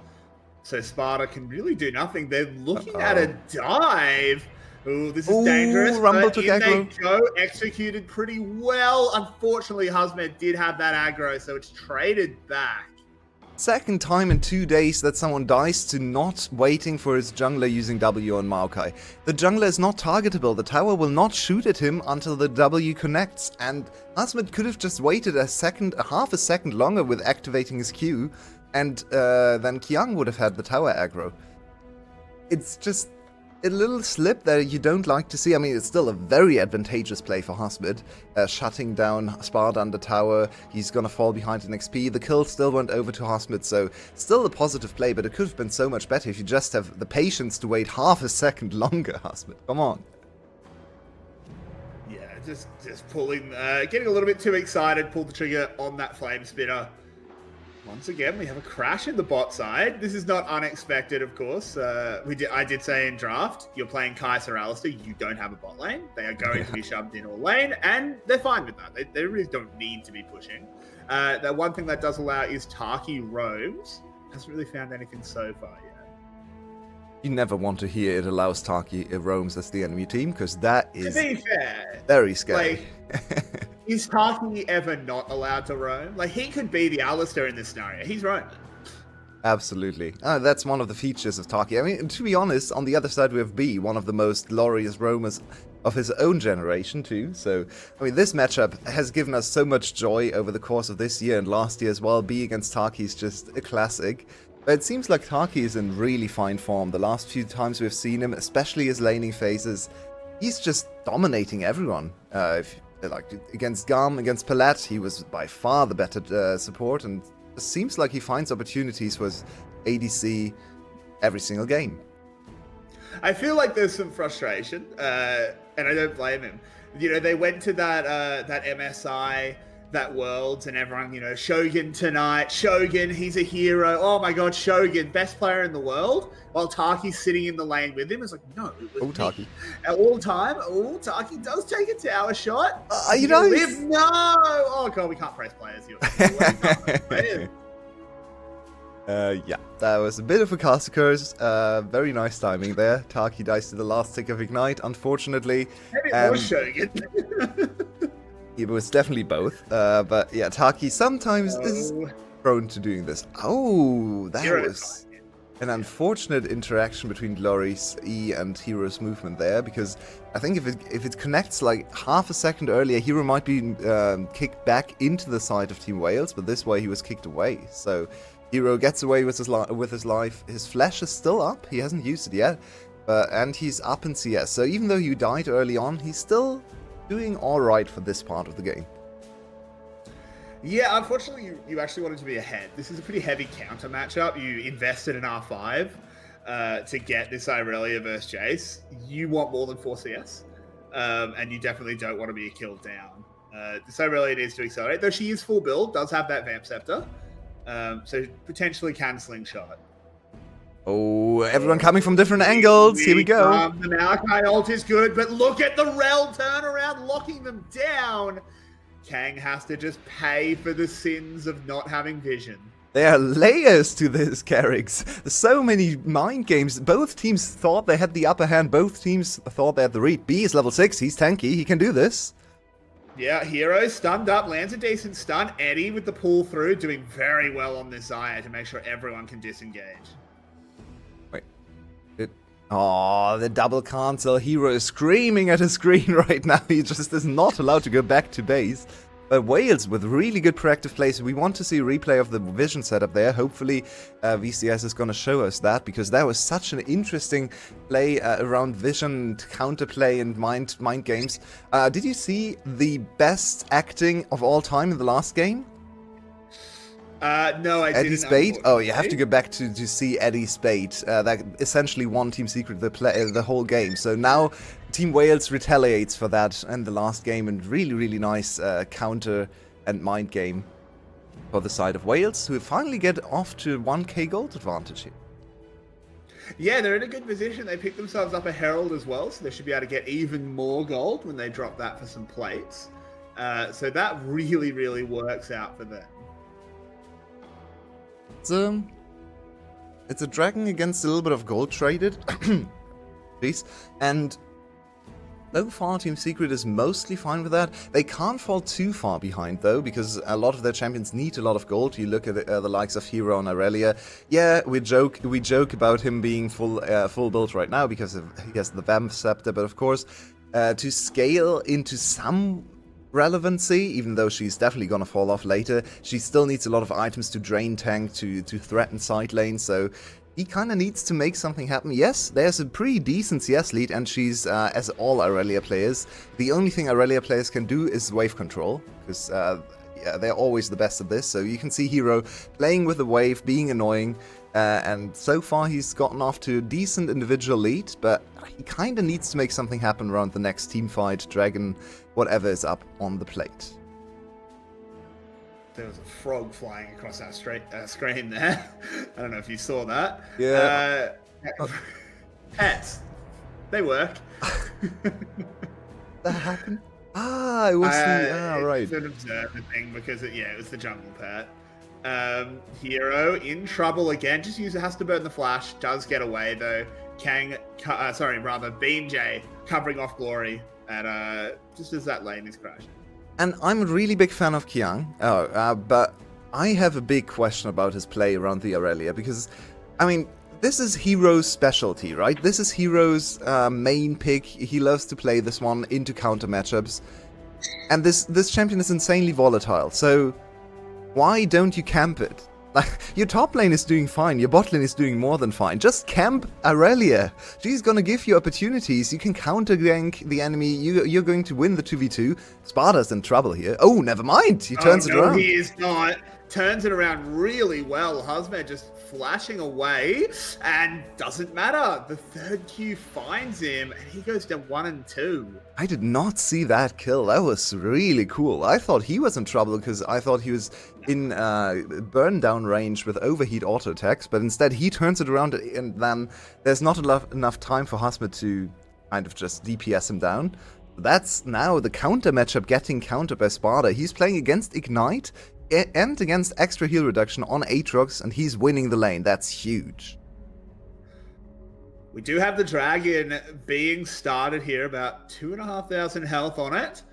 Team Secret were in control, but they sort of cede it because they know their top laner is nowhere to be found, and it will be secured by Wales, equalizing the early dragon, stopping any snowball from Team Secret. A good discipline there from Team Secret, not over chasing for the dragon. They are definitely angry that they couldn't continue the dragon snowball because their bot lane is winning really hard in positioning. Their mid lane is having control as well, but in the end, if your top laner dies and the enemy top lane has TP and is a hat and gold, it's probably too risky to go for it. So a good call by Secret, but it puts them quite far behind, and now this Aurelia pick is really coming back to bite them. And here we go. Oh, Ang in the bot lane was doing some solid. Snake throws out the ult. There's the Xayah ultimate, but Artemis just surfs away from it. And now with the TP coming in, Eddie's in trouble, tagged up with a Q as well. He does have his flash. Doesn't matter though, uses it very poorly. Kang as well in trouble, has flash, gets away to his tower, but Sparta's not done, wants to go under. Don't know if that's wise, and will think better of it. In the meantime, Aurelia finally got a kill in the bot lane. Oh, Kenkia, a very good W, but a little bit too late. Can't get out of there. It's 2 kills to Sparta. He is a really strong threat now. 4-1 on this Aatrox. We have seen Aatrox completely run over games. The last game yesterday, actually, the first game Sparta played well. He played Aatrox. He ended something like 6 kills, 0 deaths. So Sparta on Aatrox is quite scary for the enemy team to deal with. And finally, we have a 2-on-2 in mid lane. Just play around Aurelia. Thank you. She's so strong in this state of the game. And but they still can't get any kills. Oh, never mind. They actually did get him a kill. They absolutely did. Yeah. Not in the 2v2, but I'm not sure why they played it so scared. She has the strongest early game power spike in the game with Blade on Aurelia. She could have just stayed there and just auto-attacked the tank down. But okay, they played it safe, and Hero finally collects a kill. I want to see him go into the side lane. There it is. Into the bot lane he goes, and he's never gonna see the light of the mid lane again, because this Aurelia stays parked in side lanes for the rest of the game. Yep, that is the natural habitat of the Aurelia main. Just sitting in a side lane the entire game, because 1v1ing this champion is an absolute nightmare. Even if you have the stats to do it, she's just got so much in her kit that it's just unpleasant. No one wants to do it. And Hero will begin his work demolishing a temple. Yeah, and this Aatrox Aurelia matchup is gonna be one of the most crucial things in the mid game, because Aatrox is really far ahead in gold, but he itemized against AP, and he doesn't have the greatest DPS. I think if Aurelia goes into a little bit of hero reduction, she should be able to win this 1v1. I think without, it could be a bit too dangerous. Playing Aatrox against without hero reduction is just a bit crazy. So for now, it's probably just gonna be exactly like this, just looking at minions slowly farming up. But I expect Hero to play it more aggressively in a few minutes. Well, they kind of brought the boys in. 3 members of Team Secret did come down to this bot side. This is a complete surrender on the second Herald. Not that I really think Team Secret were going to contest it. It's not that important. But just completely surrendering that position, giving that away for the prize of looking at Sparta.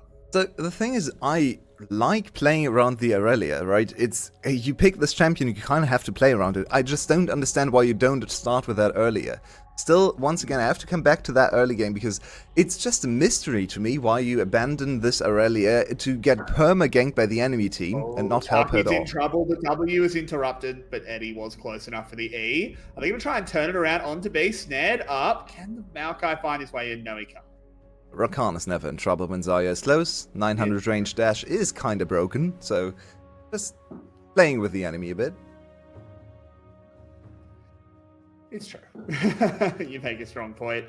As speaking of that, Xayah, just checking in, actually a little bit behind in terms of itemization, just about half an item behind Artemis, though, of course, Kraken Slayer, I think is doing a significant amount more damage in team fights than the static Shiv. Yeah, the static is just there for wave control, of course, and also just has decent stats, but Kraken definitely more damage the longer you play the team fight, the more auto attacks you get in there. We had a situation yesterday where I think it was a Lucian, Kraken Slayer proc and crit overlapped, and he hit instead of 150, he hit for 400 and just got the kill. So Kraken has high potential to do crazy stuff like that as well. So this Xayah, yeah, she's a bit behind the curve, but Zaya is just such a solid champion right now. She spikes on every item she builds and just never falls off again. So I think Eddie's fine. Yeah, I think he is. It's just interesting after the dominant early game that the bot lane did have. Just to see how that's worked out. Hero, again, in his natural habitat, hitting a tower. We'll be able to get that one up. Did have Kyung shadowing, I should say, him as well. Will be traded in the mid lane as they summon up the Herald and put that goal into us. Yeah, the shadowing is a little confusing. Once again, I don't understand why they only started after 15 minutes. I guess Hero screamed at them for enough time that they finally started to shadow him, but now it's kind of not necessary anymore. You need at least 2 people to kill this Aurelia, so instead of shadowing her all the time and making sure she is safe, just try to trade up on the weak side against Dragon position, I feel like. So Team Secret is a little bit lost on this map so far, which is surprising because they were firmly the better map team last game. So I'm not sure. The Aurelia kind of makes Team Secret play worse than they usually do, so I'm starting to not like the Aurelia. Even though I like the individual idea, or the idea about the Aurelia pick, just seems like Team Secret gets too caught up in this idea of Aurelia. Maokai ult amounts to nothing. So we're trying to make a play onto Sparta. Doesn't work out though. And yeah, I completely agree. I have to say, this has been pretty shocking from Team Secret the last couple of minutes. I feel like they've just been dog walked around the map. Yeah, they've not done anything. Yeah, exactly. They're just not playing proactively like they usually do. They don't go for smart map trades, which they are famous for, even from last year still. They were always a really good map team, maybe only second best behind GUM last year in summer. They gave Saigon Buffalo, which was a much better team in team fights and early game, run for their money, 5-game series, just because of their map play. So Secret looking a little bit lost in this game. It's not lost yet in terms of the outcome of the map, but Wales definitely the favorite now. Okay, getting a little bit caught behind enemy lines. But he's a big Maokai, so he gets away. What do you know? We look at a side lane and Hero's hitting a tower again. We did see in the meantime, Glory picked up the top lane tower, and this is the decision from Husband not to run a TP, potentially starting to bite them. He just can't be anywhere. So he's just kind of walking around. He'll show up for a minute, take a wave, but then he's got to start walking to an objective. Then it doesn't happen, and he has to walk back. There's a reason TP has pretty much 100% presence. I think it's always the correct choice on Rumble, I have to say. I really like Ignite Rumble. The problem is that Hasmid just played Ignite Rumble really badly, because you're not supposed to get 1v1 killed with Ignite Rumble. You should win every single lane. You should get solo kills on your side. There's so much kill pressure with Ignite Rumble, so it's just Hasmid really mis-executing. Speaking of mis-executing, there we go. Yeah, it's a little bit ugly, but in the end, Husband will get himself a kill. People need to learn how to use Rumble ults in the correct direction. Why are we seeing so many Rumble ults fumbled and just cast completely in the wrong direction? I think it's this weird phenomenon with quick or simple cast or whatever it's called. Yeah. Yeah, smart cast. Smart cast. It's actually easy with quick cast, but I think with smart cast it's a bit weird. So yeah, Hasmid dies for his sins. Ooh. Yeah, he has some running to do. He's going to try and get executed. I actually think he gets executed here. If he dodges this Kaiser W, he does. Nicely that should be an execution. done. Well done. And look at the bot lane. In the meantime, Hero has having his dream come Time of his true. life. Yeah, but Hasmid is still dead, so he's not on the map. That's not great. Yeah, and he's not going to be on the map for quite a while because he doesn't have that teleport. They just potentially lose a Baron here. Coming. No, they're going to TP them in. The Maokai ult winds its That's way early. through. Big Aurelia ult, but it is very early, as you say. Can they blow anyone up? No, they can't. They move over onto Glory. He's so low. Eddie needs to find him. Can't do it. No, just does it. But they put so much focus onto Eddie that now Sparta charging forward. I think you need more than one kill. You lost Baron. I think they played They can't do it. okay. Actually, I think conceptually the Team Secret made the right call, but they just lacked a little bit of damage to execute it, and they over-focused on the kill on Glory. I think Eddie was really unlucky with his crits there. If he gets one more crit on one of the auto attacks, Glory dies 2-3 seconds early, and then they can kind of shift their attention towards the Baron people. But just a little bit of damage lacking in this engagement. Look at Hero, he's coming from the other side, but they kind of just leave him out to dry, unfortunately. I think they should have just ignore Glory, because he's not a factor in this fight. Okay, you want the kill, but it's more important to focus on the other 4 members, because you can actually kill all of them if you help Hero there. Instead, they give the kill over because of miscommunication and bad coordination in that fight. So in the end, another big win for Wales, and they are definitely looking like the favorites to win game number 2. Yeah, I completely agree. I feel like at some point, Glory is essentially dead. You know, you haven't actually killed Exactly. him. Yeah, he's not a factor in the fight anymore. So just focus on the fight as much as you do want the actual kill goal. But anyway, the situation is over. We have 10 seconds on the Dragon. This would be 3rd for Wales, 2nd for Secret. It looks like both teams do want a challenge for it. bit of a weird positioning here from Secret. They don't really want to go back to mid lane because it takes so long to clear those Baron minions, as Taki is doing Taki things. He's so far away, though, and Kang's just going to get blown up. Decent Rumble ult. Doesn't really get a huge amount done. In comes the Rakan. Sparta's in a lot of trouble. Will just go down, but a big turnaround now from B. And Hero do it. Cosmed goes down. Hero can do nothing. On the other side, Eddie desperately fighting, desperately dying. Ace picked up for Wales, and they are dominating map 2. So many good ideas from Secret, but Wales is just stronger. They just say, yeah, you can be fancy with your team fights, but in the end, stats just make everything better. And if you have a super strong Aatrox, it's really hard to fight against that front to back, or even with a flank like that, because the Aatrox just annihilated Kiang before the fight even started. I really like the idea from Secret again, but they need to be a little bit more flexible with how they execute their ideas, because Kiang getting caught here just means the fight is essentially not feasible anymore. And look at this really gorgeous ultimate from Hasmid. Taki gets so many stuns and CCs and charms or whatever, but in the end it's just not enough. Aatrox goes down, but B with a counter engage and everyone funneled in this choke point. They don't have the damage to execute, and yeah, well played from Wales. B with a huge contribution in this fight, and Aatrox also once again pulling his weight. Yeah, and I mean, this is sort of the bit of the give and the take of Taki. He will find these insane flanks where he is, 13 miles behind enemy lines. He's been para-dropped in 6 months before the war even started. But unfortunately, sometimes that means he arrives a couple of weeks late to the fight, as Kang has been caught out again. This will be a bit of an extended tree cutting montage. Can he take this portal? There's no way getting away from that. There's no way Sparta lets him through, and he will cut him down. That was a 500 damage crit on the tank. Ow. Ow. Ow.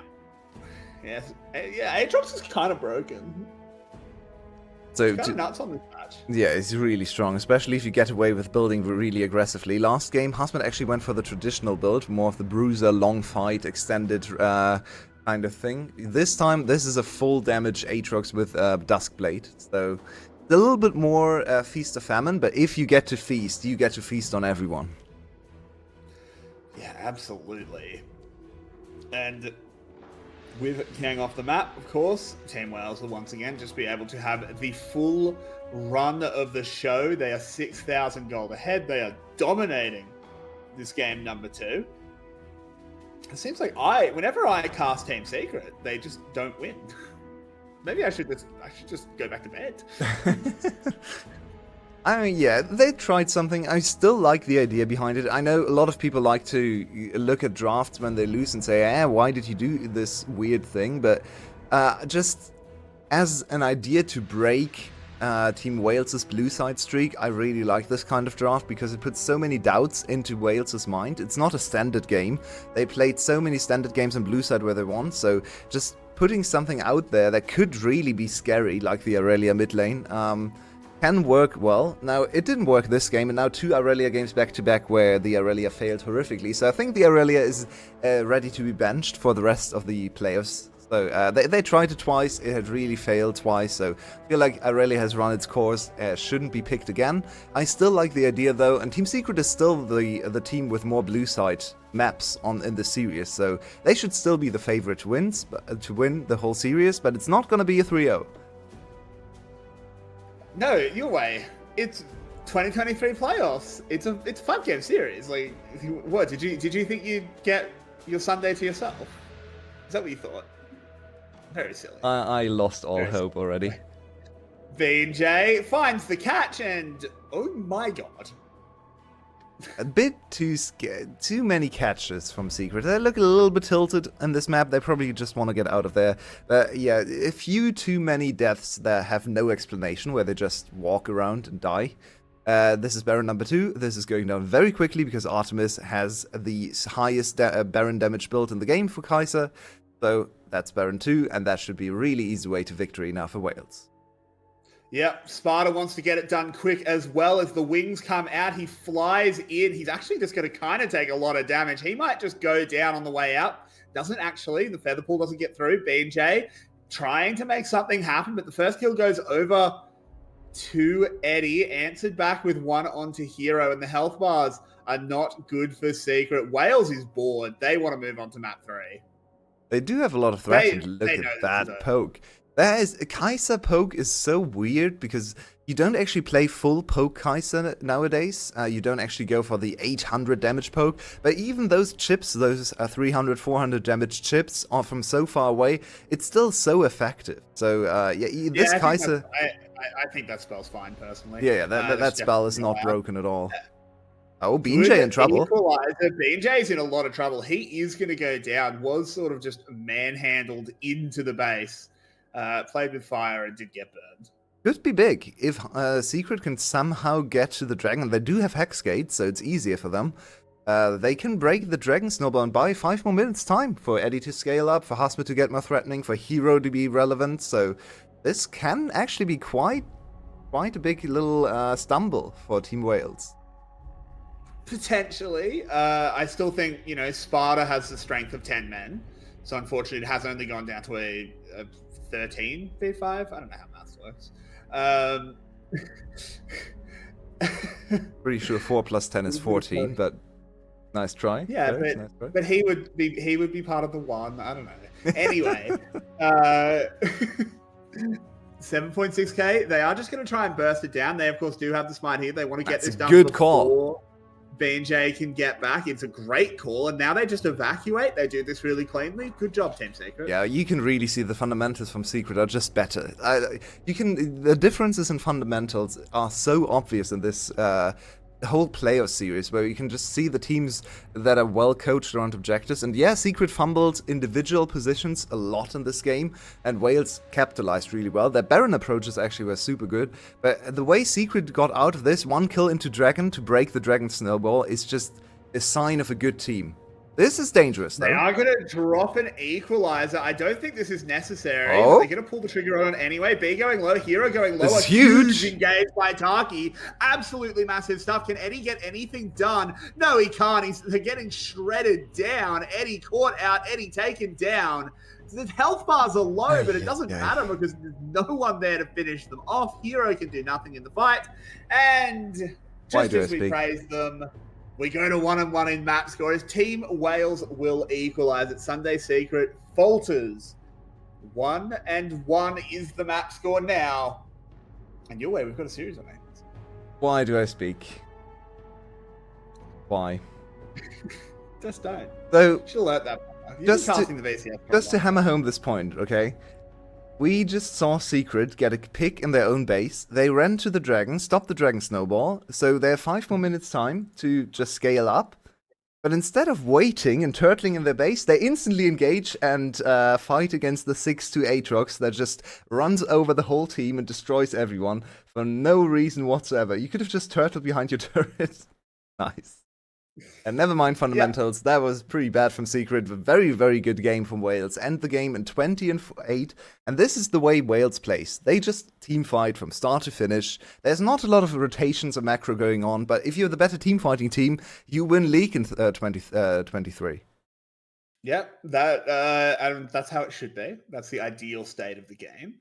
And they team fought well as Unfortunately, these are not us on screen. Much less handsome duo over here. But I'm going to take us straight to a break. We will be back in just about 5 minutes with our analyst desk. Don't go anywhere. We have game 3 of Team Secret versus Team Wales coming to you very, very shortly.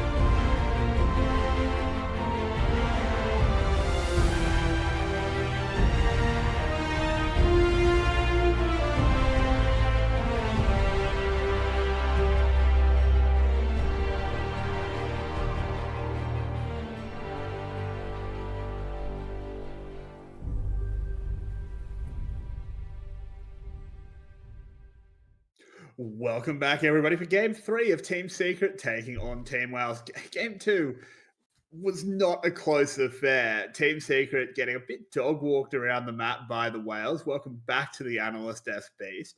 Gonna go straight to you. What was your biggest takeaway from Game 2?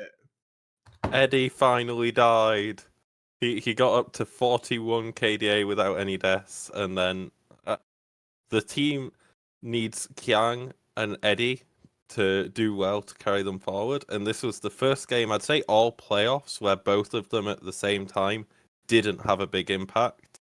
And Team Wales did really well in their solo lanes. The solo kill top lane and the almost solo kill top mid lane made those two counter picks basically irrelevant just because of how well they played it in that 1v1 matchup. Yeah, I mean, I feel like everything kind of went wrong for Team Secret, frankly. And I'm going to go over to you. I think that was the first bad game we've had from the Team Secret jungler, Kang.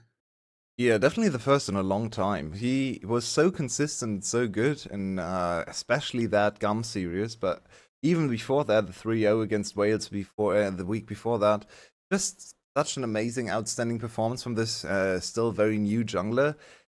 This was not the game. Yeah, he definitely looked a little bit out of sorts, maybe, like a bit confused as to what to do. Missed the early game impact. He didn't protect his mid lane. He didn't set him up for success, and then late game just getting caught in weird positions, which is not something I really associate with Kiang. So yeah, hopefully just a little bit of a blip and not a consistent problem. Because if Kiang doesn't perform up to par, suddenly Team Secret is in a little bit of trouble in this series. Yeah, 100%. And it looks like we're going into draft with Team Secret on blue side, as expected, because Wales have only won on red side. This is Wales' first win this playoffs against Team Secret. It's now 4-1 in the head-to-head, and we see a decent change-up in draft, actually. There was a lot of jungle bans last game from Wales, so I mean, we saw B1 Sejuani in game 1, and they did win it, so we could see that again. Jace first pick. So many interesting champions to think about. Sejuani, we have Rakan, we have Zarya, we have Aatrox, especially after the first two games, 2-0 in the series, looked super strong. Rumble to think about, but maybe not from Hasmet because they had a pretty bad performance there. The Alistair's on the table still. We have the likes of Nocturne. No, he's actually banned. Okay, that makes a lot of sense, but the Zarya is certainly the pick I would pick here as well. Maybe even Zarya Rakan, but I think Zarya Sejuani could be a really strong rotation. And with Rel banned, that puts Kiang on Maokai again. And I think after the last game, that's something you kind of want to. Yeah, I could even see Kiang going, that Maokai wasn't it. Let's go to one of the more adventurous picks, like the Rumbles that he has pulled Ivan out. And Sejuani is a good call. I expect, in fact, Ivan as well is a Ivan very Ivan nice Aatrox here would be such a good rotation. I expect Kai'Sa, but I mean, I would be very surprised. It is Zeri. Okay, so they that's very interesting, actually. Choosing the Zeri over the Kai'Sa, and then I expect to see a jungle. Yeah, it is the Sejuani again. Hopefully this time the solo lanes don't fall apart so that he can play a better game on that. And I expect to see mid lane from Wales here because the Jace is locked in. You don't want the counters to Jace to get locked away. Nothing's a great matchup into Jace mid lane. That's why it's so common to be seen. But there are plenty of picks that do fine into Jace. Saw the Lucian yesterday, and the Lucian annihilated the Jace. I think all the ADCs that are viable in mid lane can actually work really well. We saw Tristana. She's obviously banned. She's broken. So not the Lucian. Here we go. Nautilus. So a little bit of a lazy pick in terms of just not wanting to commit to the team composition too early. Nocturne just kind of fits everything, so it's fine.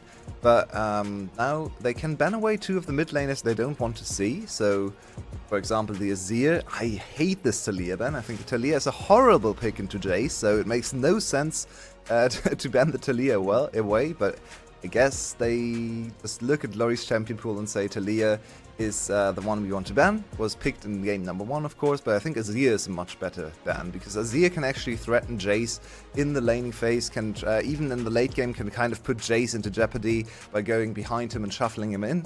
So a little bit more agency on the Azir compared to the Talia, who just sits there and takes punishment from poke. But let's see if the Azir... I will say, for Talia's benefit, that is the matchup that Team Wales chose in Game 1. Yeah, so absolutely. It might not have gone that well in Game 1, but that can very easily be in scrims this worked the best out of all of them, and Team Secret acknowledge that and go, well, if that's what you think's best, that's what we'll ban. And then the Gwen ban comes out because of the 2 bans of top laners from Wales. Expected Aatrox, and now they're going to have R5 mid lane. And Team Secret need to pick up their support and their top laner. Unless there's a surprise Jace flex, it should be support and top. I'm really scared for Secret, because Wales' composition looks amazing. They almost look like they're playing against low bans. They got all the high priority champions in every single position, apart from mid lane. Okay, mid lane, they can't get one of the tier A or S tier even champions in Tristana, Jace essentially, but they can still pivot to Azir, which is fine in every composition. They can even go something more long range if they wanted to, but I think Azir is the standard play here. Aatrox has a bad matchup into Irelia. Could be a Hasmet Irelia this time, which is famous as well. It's not only hero. Hasmet has an amazing Irelia, but I feel like he's not too not too confident after those 2 games. So he goes back to one of his stables. It's Casanti, and we see the Alistar counter pick in the Sylas. This comes in every time we see an Alistar, and Sylas has an okay spot. So no surprises there. Very strong skirmishing composition from Wales. I mean, Sylas has got a lot of good ults.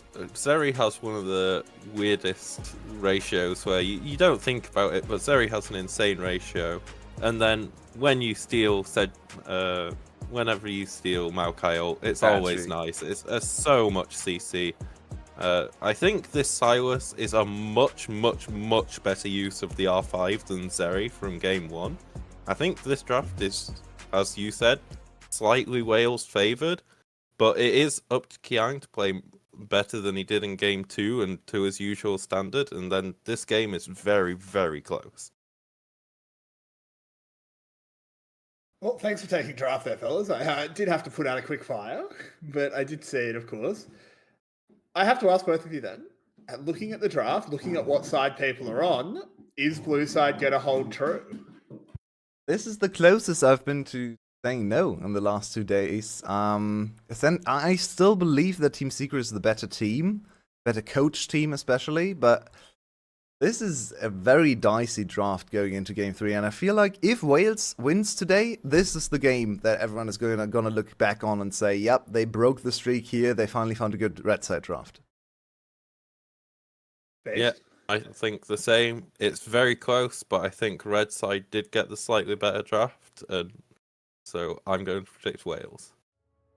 Fair enough. Well, we'll check back in with you after this game as we do head on to Summoner's Rift to see if that blue side curse, or blue side blessing, I should say, can be lifted. You know I'm happy to see some Glory Sylas. Yeah, the Sylas has a really good game ahead of him if he gets going. Look, Sejuani, Sylas, insane synergy. Nautilus can set up the Sylas to really dive deep into the backline with the Alistar ultimate and wreak havoc, especially against the likes of Jace. Jace is just gonna scream when Sylas gets on top of him because he has no out, he has no play. So this Sejuani could really run the whole game. If BJ plays like he did yesterday on Vi, he could just take over the whole series.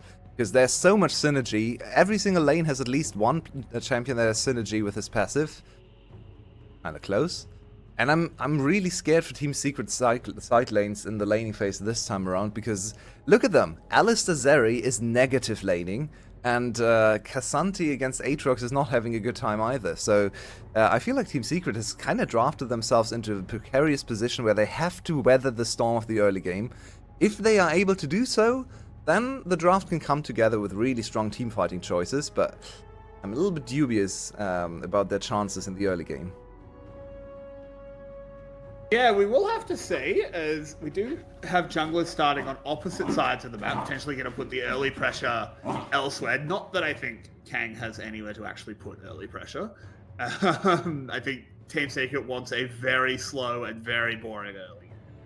I think Hasmet can technically get an advantage if he plays it correctly. If he lands some nice Q auto-attack chains with Grass procs, he can slowly get an HP advantage and a little bit of a lane lead as well with the Asante, especially in the early game where the healing from Aatrox is not quite as magnificent as later on. So maybe top lane could be an option. A lot of lockdown, Aatrox is a little bit squishy. So maybe if anything is about to happen in the early game in terms of ganking action, I think it's probably top lane for Secret. Which makes sense, given where Kang started. Of course, on the other side, B&J pathing towards bot. They do have a much stronger bot lane, as you're saying. It's negative laning with the Zeri Alistar. B&J actually cancelling is clear to come to the mid lane. The flash has already been used. Hero is DED dead. Wow, that's the best start possible, and that's the Sejuani Sylas combination. So much to see between the two of them, so much setup. Hero tries to flash away, but even that is unsuccessful.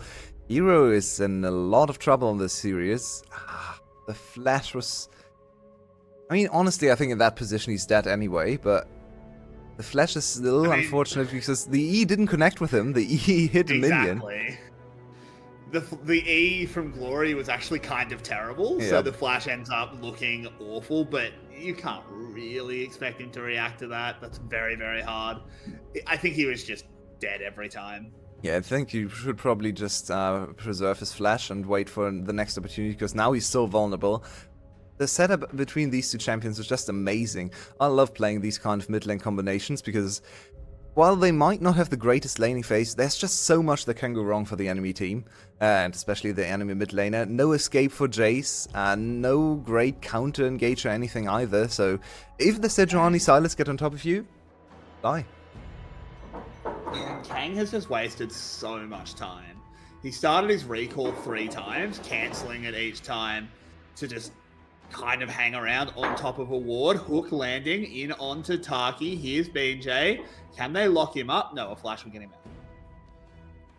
out. Oh, Eddie forced to flash at the back end of the play. Team Secret, really, they need to get their act together. So many weird misplays. There is, and I just realized I was looking at the wrong output, so I was probably super delayed there. I do apologize. Not a problem, because not a lot happened in the play. In the end, Eddie walks away with his life, but no summoner spells remaining, so that could be another opportunity. So far, Zeri in the whole weekend in the VCS has looked horrible. Lost every lane, lost every game, I believe, as well. So maybe Eddie can kind of change that trend, but I'm not a fan of the Zeri right now. Too high priority in the VCS, in my opinion, compared to other leagues. Why are we not just seeing the Aphelios? I feel like it's a more consistent champion, trying to do kind of the same as Zeri. And yeah, there's this Zeri late game fantasy, but how many times is it actually gonna work? Especially now that the Zeri changes has come in, and she needs so much time to scale up. Yeah, it's true. She takes so long. I agree. I think you just picked the Aphelios. I think Eddie as well is a very good Aphelios player. He's played it before. He's got good weapon management. He's got good spacing. I'm not too sure why they've gone for this Zeri, but hey, maybe they're going to prove us wrong. Maybe we do get that massive late game Zeri. No, Hero's all right. Glory was really not in a position to follow up. That's that whole your jungler is setting up for a gank and you're like, don't you dare. There are so many minions under the tower. Don't you dare. Stop taking my experience. Go away. Jungler. I mean, in this game... I can't wait for Briar to come out. Sorry, man, I have to tax. Can't help it. Frenzy. XP. Oh, that's gonna cause so much trouble. Oh, no. Yeah, the game has slowed down significantly, which is good for Secret. As we talked about earlier, their laning phase is really not strong with these champions, but they are somewhat even in all the lanes, and jungle actually quite a significant lead for Qiang, who's gone for the more aggressive route in terms of itemization and rune setup, so he's trying to deal some damage, as we have the repeat bot lane gank, but this time Team Secret spots it out early and can walk away, surviving yet another day with this Zeri Alistar combination. Yeah, and that's what they have to do. They Oh. just have to be the survivors. B&J taking a bit of a whack there. Might put off any plans they might have had for Dragon.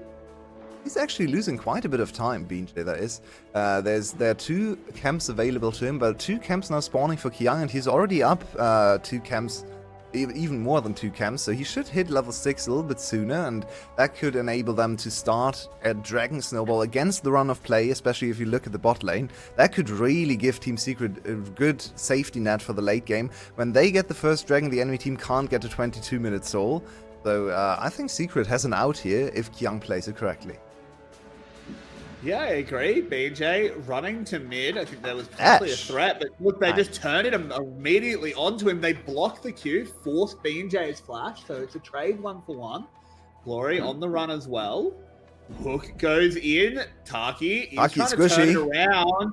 Yeah, this is bad though. I don't think you win this fight ever. Eddie dashing forward will trade 1-for-1. Artemis is ult coming in, but Artemis is huge. Has the ult, has the feather pull. Auto attacking Kang down. He just needs to do it before the next set of spells come up.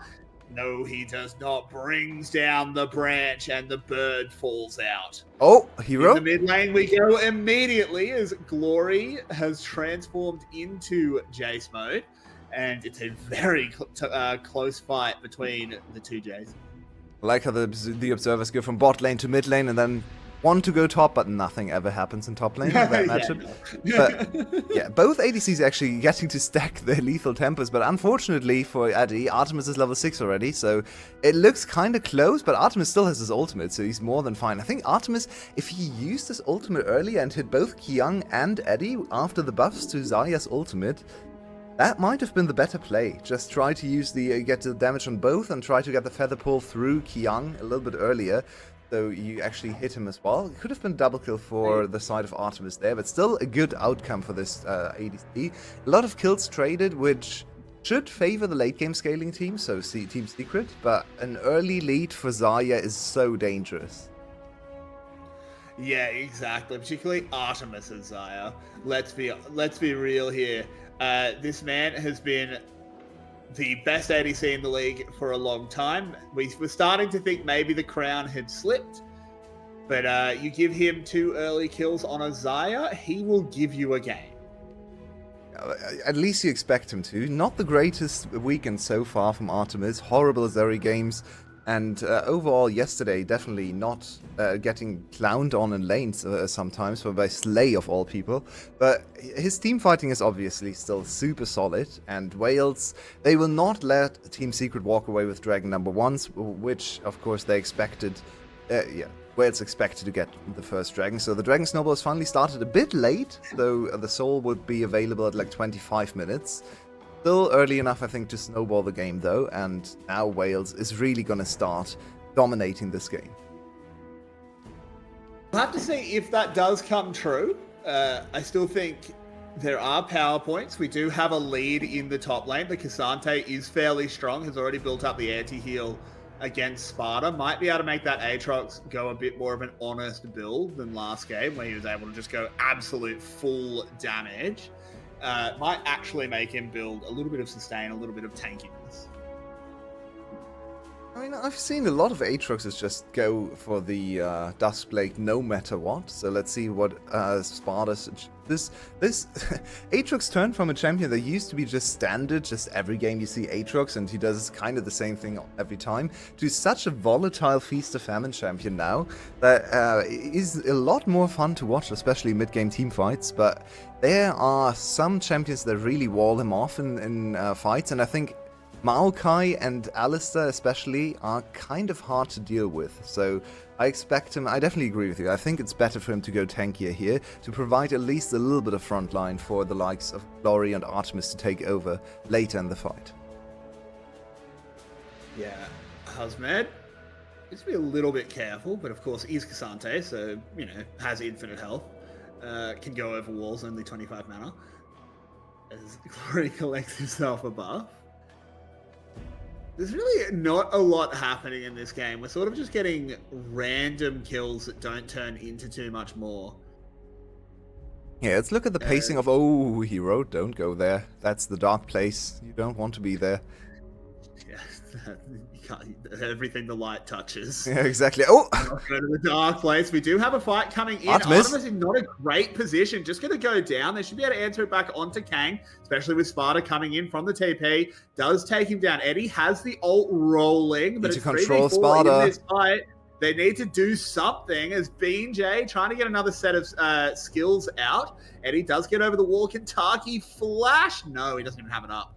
And that's the power of the skirmishing in the early game. That is just that top side coming together at 12 minutes. I actually think Secret played the fight better than Wales in terms of individual back and forth and use of abilities, but Wales just overwhelming with those champions. That first Silas ult, stealing away the Alistar, makes him unkillable, makes him just such a menace. You can't even look at him, and Sparta not getting one shot means he can just heal all the damage back up. Nothing to do for Zeri on one item to cut through that Aatrox monster. So in the end, Wales walks away with 2 kills for 1, and the 1 kill went over to Taki. The big shutdown on Artemis went to Taki, which is so unfortunate. Yeah, it really is. So this place starts off because they spot him with a sapling. And a little bit of anti-synergy there between Taki and Eddie. They still get the kill, and this looks promising, but then Sparta shows up out of nowhere. Glory is here as well, and suddenly it all turns around. Glory with the ultimate steal on Alistar, and look at him. No one even touches him because they know it's completely useless. It's futile. You're dealing negative Yep. damage.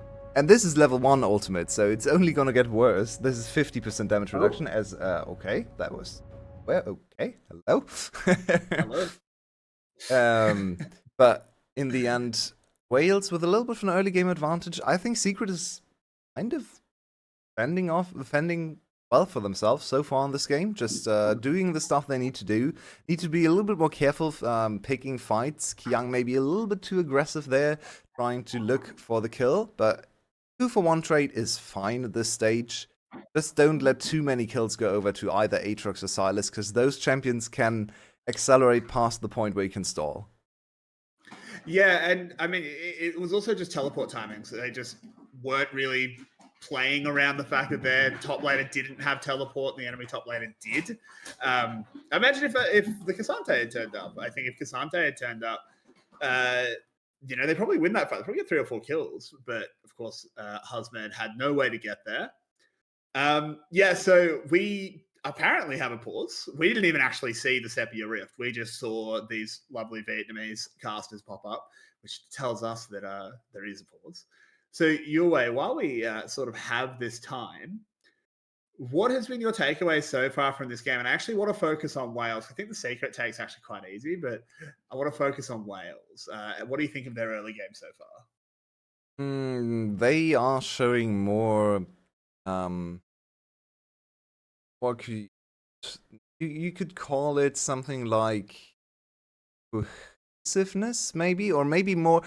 It's more about having a plan and executing the plan. What I really like about this draft and also the execution so far is they're not shying away from obvious plans. They're not saying, okay, this is too easy to counter, too easy to read, but they play the full melee top side with really strong skirmishing, really strong early game skirmishing, and they play through that as well. Maybe even a little bit too not aggressive enough, I should say, because I think they could have pushed their advantage around the Rift Herald potentially a little bit more with Sejuani, Silas, and Aatrox all getting level 6. That's such an insane frontline or just skirmishing force. So I feel like they could even execute more on that, but the plan coming into this game is already quite a different one, and Glory on Silas, Glory on Playmakers, Glory on mechanical champions is just always something that gives me hope for this team. Oh, as Carrick's turns green out of nowhere. But yeah, that's just something I'd love to see with this team. Wales already evolving over the last 2 days, because I wouldn't think they draft this kind of style of composition, because yesterday they just didn't. They shied away from these aggressive approaches, and Sparta only played Aatrox late on in the series and looked really good in it, so I like that they're doubling down on this Aatrox champion and backing him up with Sejuani, and also now putting in the Silas as a counter to Alistar. So more aggressive Wales is always good. As we finally go back to the Rift. Not sure what happened, but we're back. Not sure if Carrick's is back. I think Carrick's is... Hello? Hello? Yep, there you are. Okay, hello. My apologies. I'm tethering to my phone because I'm at an Airbnb and I knocked it onto the floor. My bad. That's, So we have no idea what the pause was for, but we are back in game. that's Nice. so often the case in the. The standard. They don't tell us anything. At least the pauses have gotten so much shorter. Back in the day, this would have been a 40-minute pause.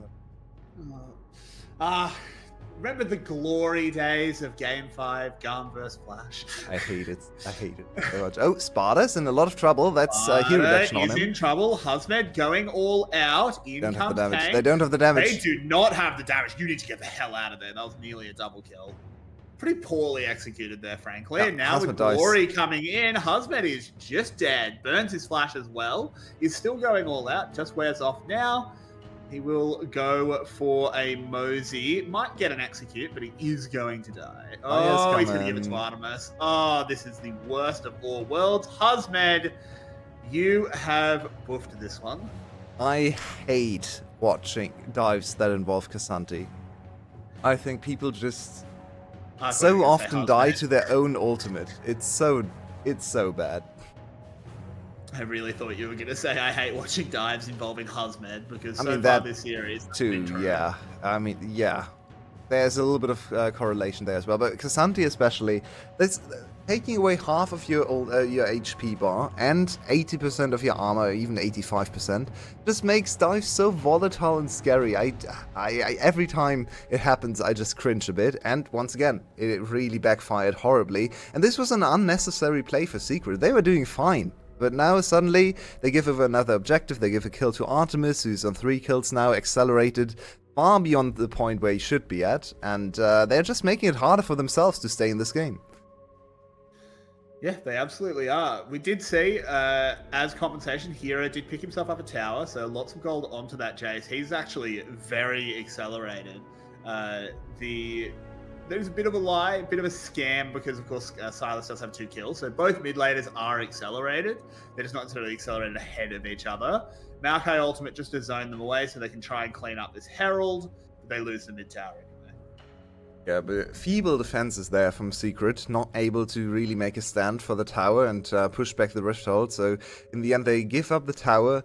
1-for-1 in towers, but of course mid tower is much better, especially when it comes to Dragon stacking. Husmed checking the Dragon. BJ can't really solo this now, but still a disadvantageous map situation in terms of numbers. But I think Secret is actually reinforcing the Dragon pit, so delaying Dragon number 2 even more. Even if Wales will end up getting this Dragon, just putting 1 more minute on the timer, always beneficial for.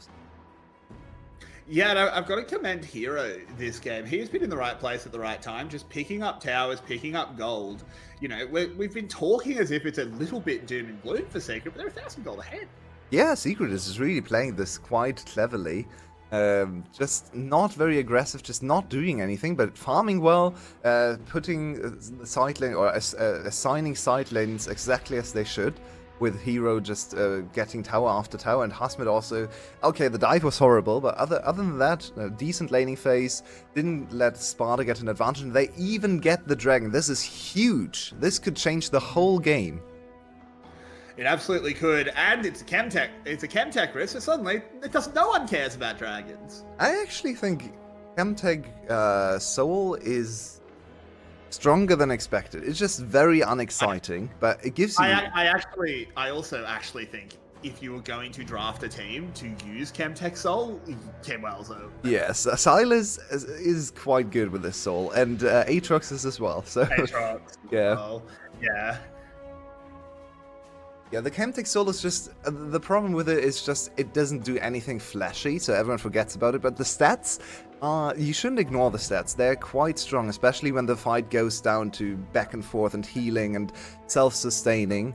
Because How could we make it a bit more flashy? What if, like, you didn't get the resistances, but when you died, you, like, were a zombie for a little bit? Haven't we tried that? Shut up. I maintain the Soul was fine. Yeah, after the nerfs, I think it was fine. But It was fine. we also had the only team in competitive history that actually lost the game with the unnerfed Soul. We also had a team that lost to that ridiculous bug with the soul. Yeah, where that you was just the kind same of team. Yep, I think it was the same game. Yeah, it was the same game. Their Rise just didn't revive, so unfortunately, the Soul wasn't really working for them. But yeah, it was extremely overblown how broken the Soul was after the nerfs. But yep, this is the world we live in. I think actually the Rift I quite like. The bouncy plants, they are really fun. Yeah, the bouncy plants are super fun. Yeah, I actually think this is one of my, probably might be my favorite Rift. Maybe Hexgates? I don't know, Hexgates are pretty cool. The bouncy plants. Both of the new Rifts are really much more fun than just, yeah, there's another rock. Woo! Can be quite nice for some champions, but yeah, it's not quite as visually pleasing as these plants just popping you across the whole screen. As a Malphite enjoyer, I'll always appreciate another rock. Team Wales are having a bit of a sticky beat up to the top side. EJ is not as tanky as he thinks he is. That was just Kyung, one Kyung E and one Shock Blast, and he's down to almost half HP, while his passive was still preventing some of the damage initially. He needs to be careful not to overchase. This did plague him a little bit when he played more aggressive champions, so keep your eye on BJ in teamfights, because I have a feeling he might overchase and just die in one of those later teamfights. Yeah, he very well might. Needs to make sure he actually gets that aftershock very, very quickly, or he does just melt, as you said. I've got to say, Team Secret are farming up a storm. Team Secret playing this game so solidly, so calmly, just not going for any stupid, I mean, not a few stupid things still. They're a VCS team at the core, but not many stupid things, and just waiting, just farming up. Look at the Jace, 225 CS. This looks like a Froggy game almost, because look at that CS deficit, and this Jace is so scary now. As in Quarry's Froggy. I was saying, what are you talking about? Yeah, I mean, you've got what? Over 10 CS a minute, sorry, not Silas. Over 10 CS a minute, Jace and Zeri. That's pretty good. You know, Husband not far behind that as well. They are really, really farmed. They are super duper strong.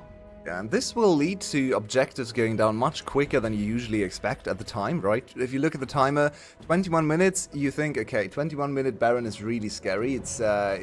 It deals a lot of damage still. But with these many items behind your carries, and an Alistar and a Maokai to tank, for example, or even the other side, same kind of situation, this Baron will kind of be like paper. So both teams need to put a lot of attention on this Baron, because the Dragon with a delay is kind of lower priority now for the rest of the game. So I feel like we could be in for some Baron sneaks in just a few minutes.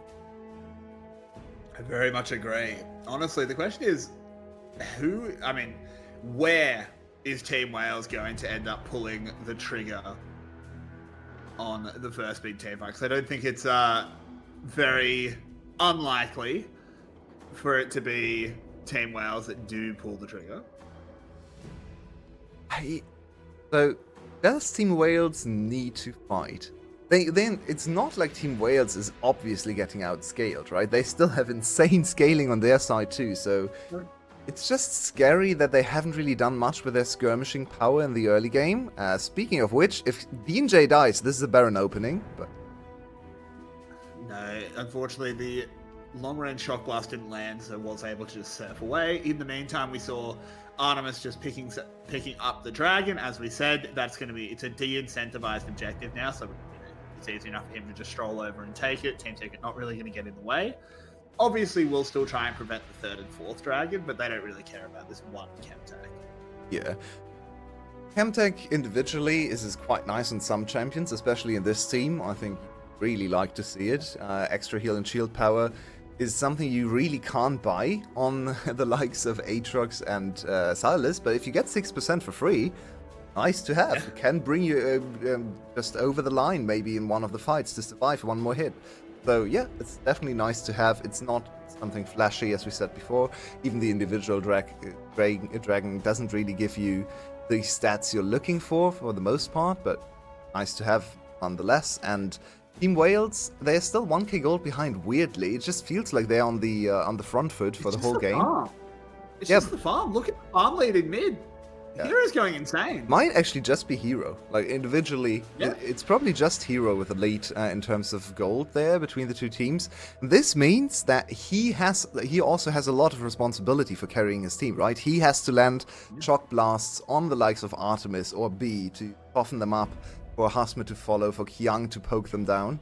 So, Hero, after a horrible game, look at that. That's Glory. Ooh, they're moving in. Glory has that Alistair ult. He is incredibly tanky. They don't even bother hitting. But over on the side, we do have Hero taking on Sparta, doing a hell of a lot of damage to him as well. Wait, Eddie Husman? joins the fray. Husman, oh, he got caught TPing to where he does not want to be. Just gets out, though. Sparta will be able to walk out unless Will he? Eddie has anything to say about it. This is a little bit dangerous. I don't necessarily want to 1v1 an Aatrox and Zeri. I think you're just going to let him go. And this Aatrox didn't have an ultimate. They can't kill Aatrox, but I think they're still the stronger team here in the fight. Oh, or are they? Oh, they've been caught Look out. at Zeri. Kang's just gone down. Zeri needs to get something done, but he's just getting 1v1 by Artemis, who uses the ult, has to get away. Over the wall. I don't Everyone's think that's so really where low. you want him. Glory getting taken low, but they just don't have the health bars to fight here.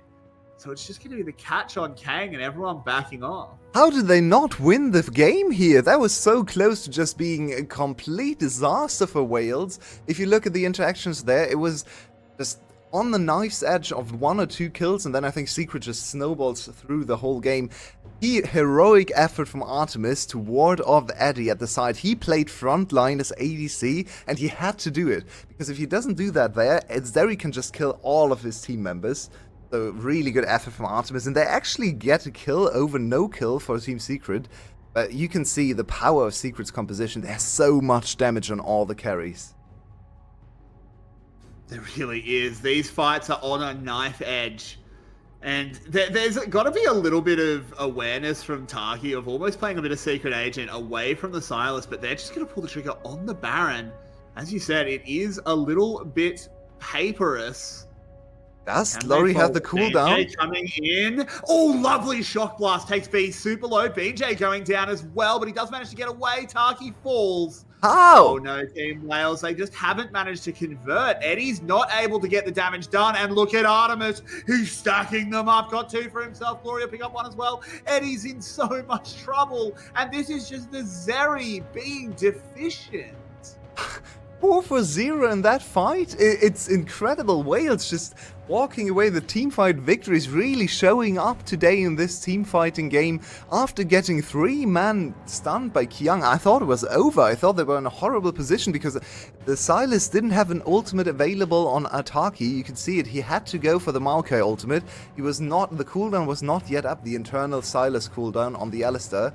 As we can see here, look at this. This looks amazing for Secret, but somehow with Sparta this time manning the front line, it's too hard. And BJ limping away on 2 HP. Sparta gets the reset. Suddenly the fight turns around. Eddie can't continue shooting, and his ultimate is run out.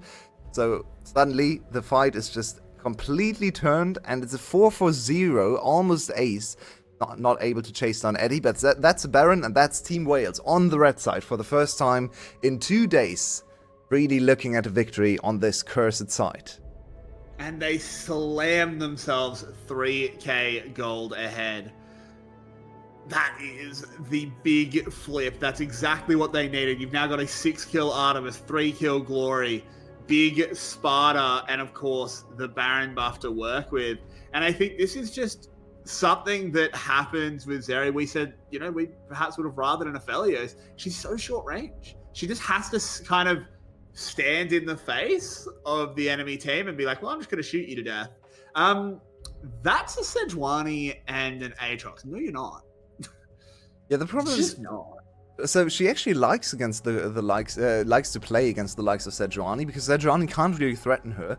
So if she gets to actually line up her auto attacks and stack up her ultimate, that's perfect. But it's really hard to do against an Aatrox. Because not only is Aatrox himself just able to kill her, but he also gets untargetable after getting a reset, and it's just so much scarier to hit an Aatrox. So I really like the way Team Wales has been dealing with this Zeri, not just sending BeanJ to stand on top of the Zeri, because that's actually quite bad most times, because Zeri gets the free hit. Instead, it's the Aatrox, it's B with all the CC threat, and Eddie has to find the right approach. So far hasn't been able to. He absolutely hasn't, as the siege on the bot lane has well and truly begun and finished. As the tower pops, Team Secret just have to back off. There's nothing they can do. The gold lead only growing now for Team Wales. And this Jace pick. First pick Jace, and it just hasn't worked well this weekend. So many games of Jace is lost, and I feel like both teams really need to reconsider their mid lane priority, because the Jace just doesn't seem to be effective. We all know it has insane power right now in the meta. It's still a really good champion, but if you can't execute on the champion, on the OP champion, maybe you just have to go for something you can actually play. Yeah, like Aurelia. No, please don't. I also think that the Cassante has been pretty invisible. Hazmet has not gotten very much done really at all on this champion this game. He's been pretty thoroughly outclassed by the Aatrox from Sparta. Yeah, another really important decision there in draft for the next game. What do we do about Aatrox? Because Aatrox just seems to be such a huge influence on all the games.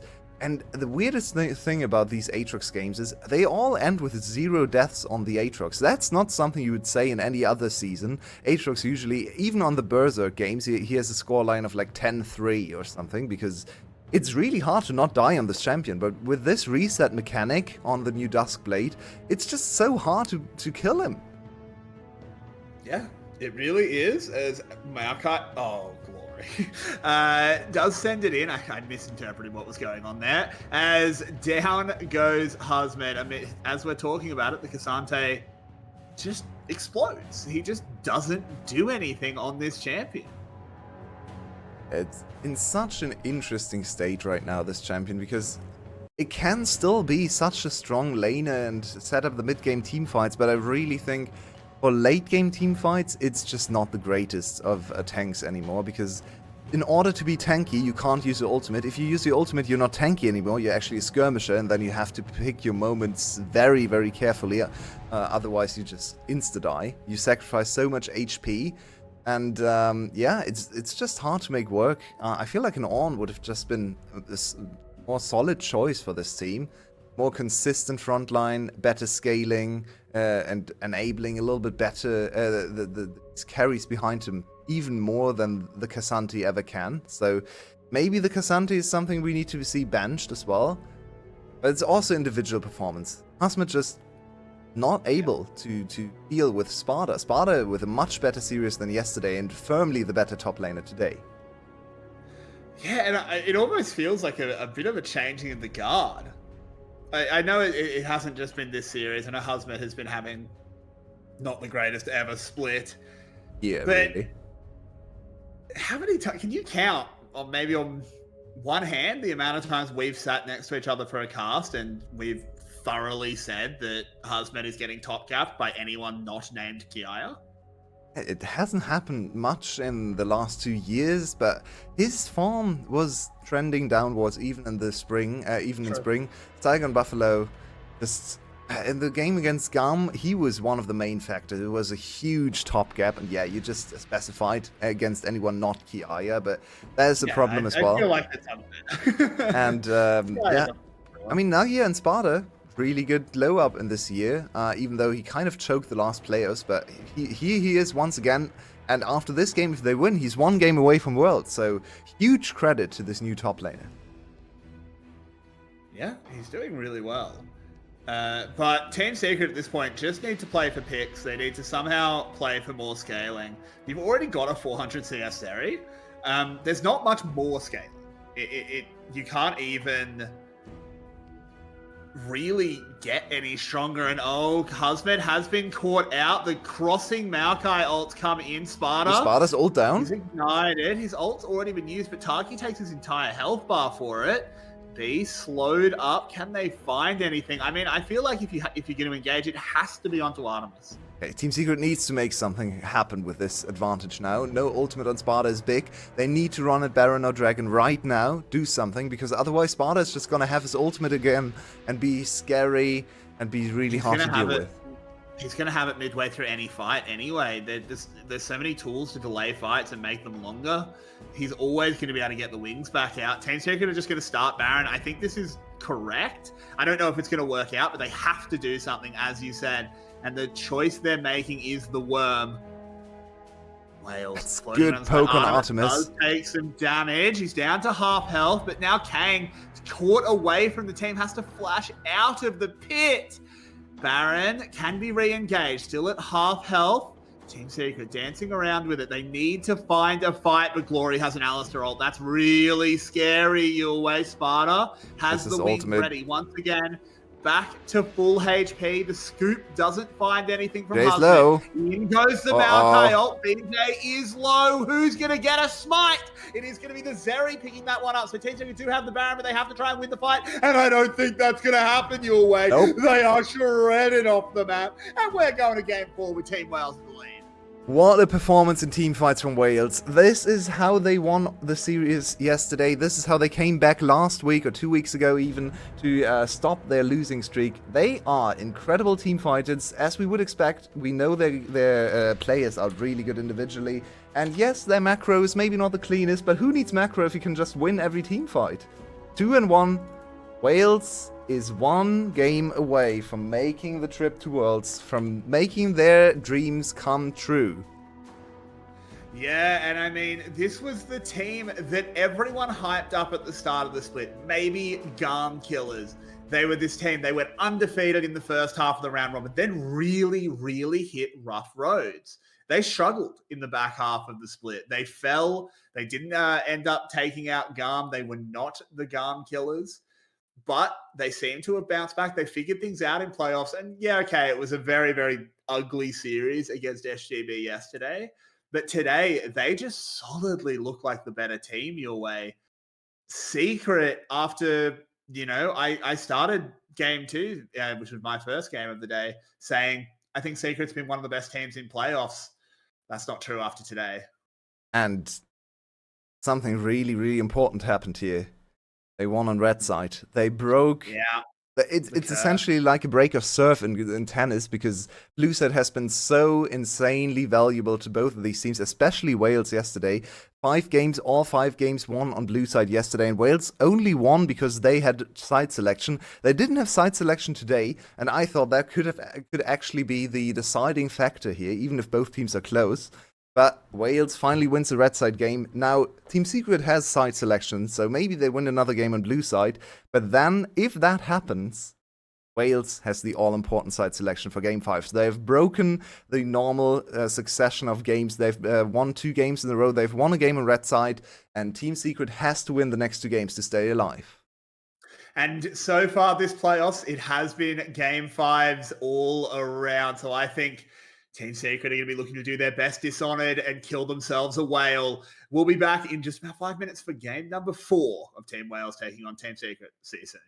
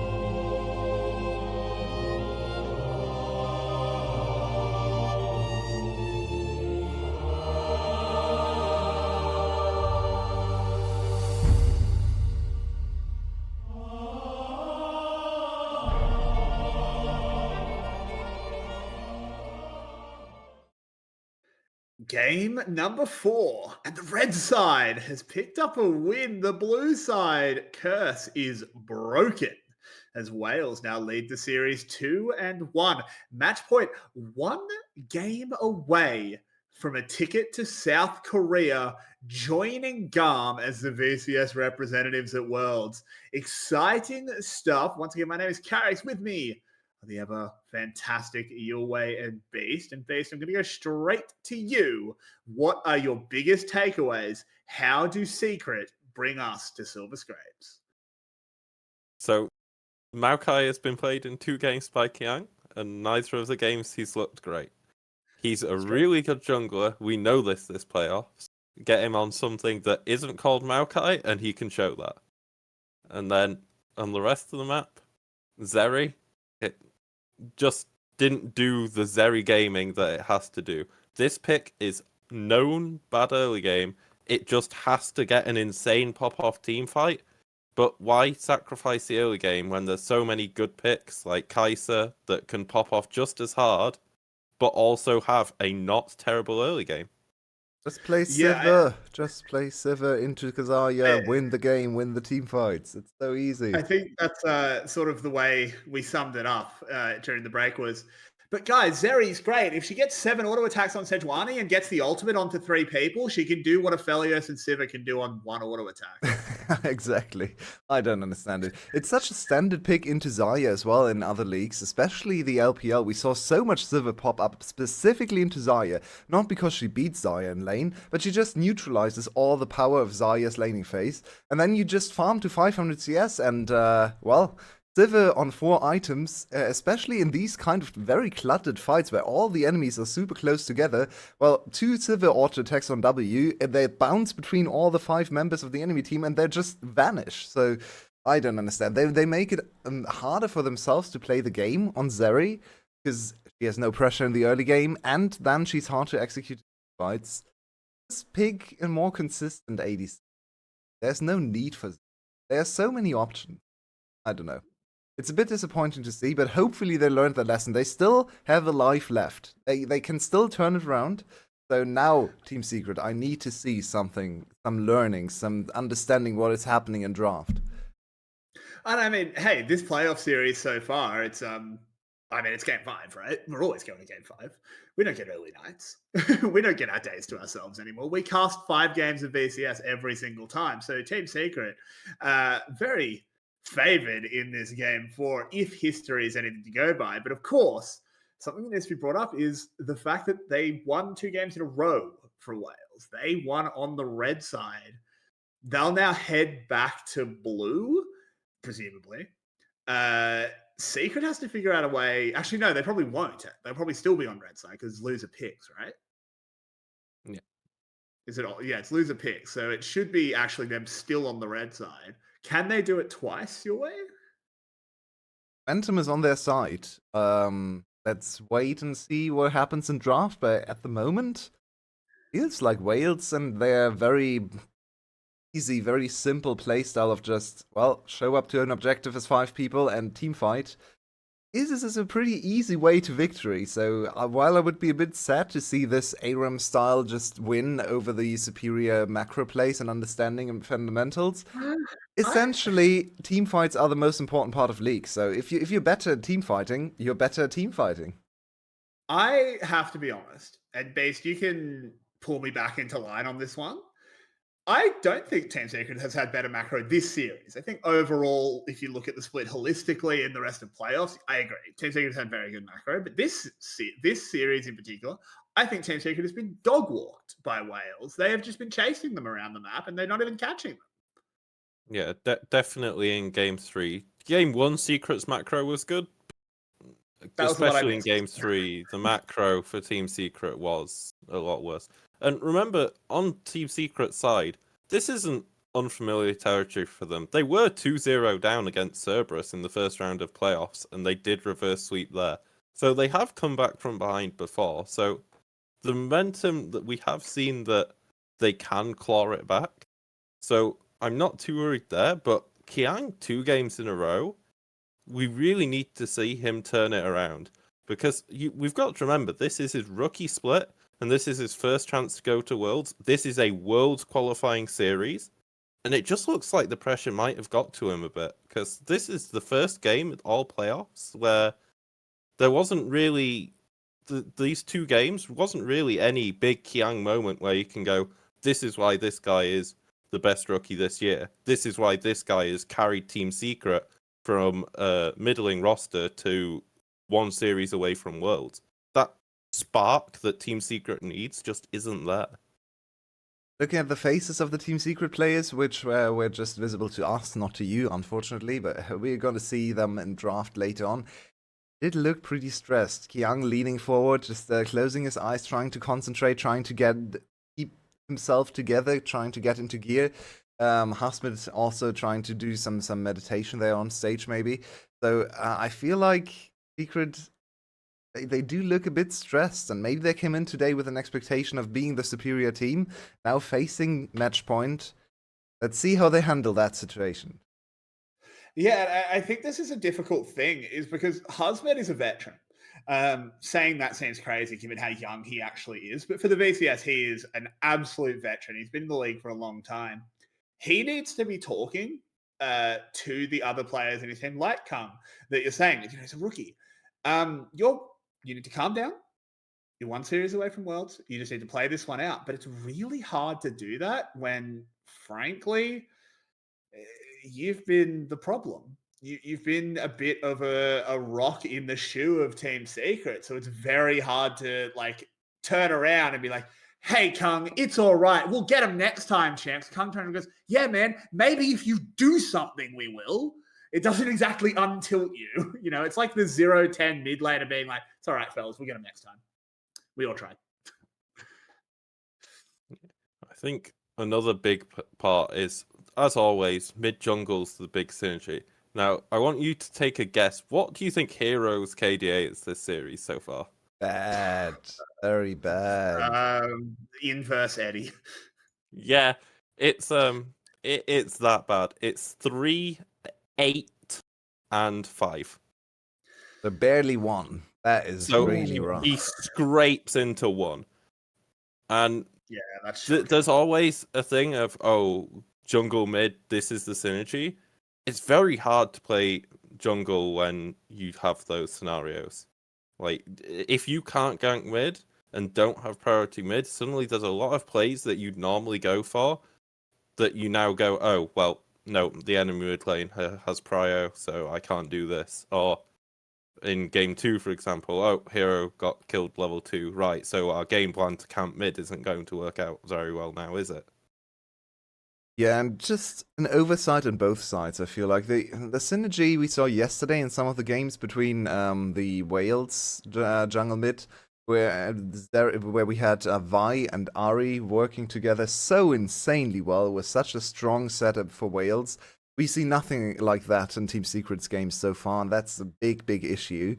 Because, yeah, mid-jungle, in the end, it's League, so mid-jungle is always going to be one of the prime vectors that decides the victory, but I don't know, maybe just try to pick something that kind of circumvents the necessity of having a strong mid-jungle combination or a synergy between the players. Just pick something that makes it so easy to play that you don't actually have to worry about it. Something like an Annie, something like a Nico, something like, I don't know, Lee Sin, if you want, that is just so ingrained in you're so trained on what to do that you do it automatically. Maybe even a Vi, because it's go in and you die or the enemy dies. There's not much variation there. I feel like if you just simplify the mid-jungle positions in terms of champion picks, maybe that helps Team Secret out of their slump.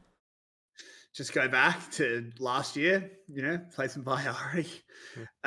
Maybe. We are probably moments away from draft. Here we go. There was a little bit of a pause on stage, if you're wondering why we've been waffling for so long. I'm not going to cut to it yet, because this has happened many times before. We're not sure we yet. see the draft. No. Do not cut. There we are. There we go. Nocturne, Sejuani, Rel, Tristana, already removed. And it is Team Wales over on the red side. They have to do it twice if they want to go in. Jace taken out as well. What? That might be a little bit of a, hero.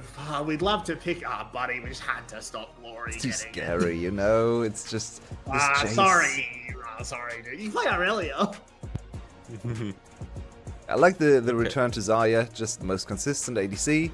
So, and the enemy team is probably gonna pick Zeri anyway, even though it's horrible. So, yeah, I like the Zarya for priority here. There's so many junglers you can still pick up.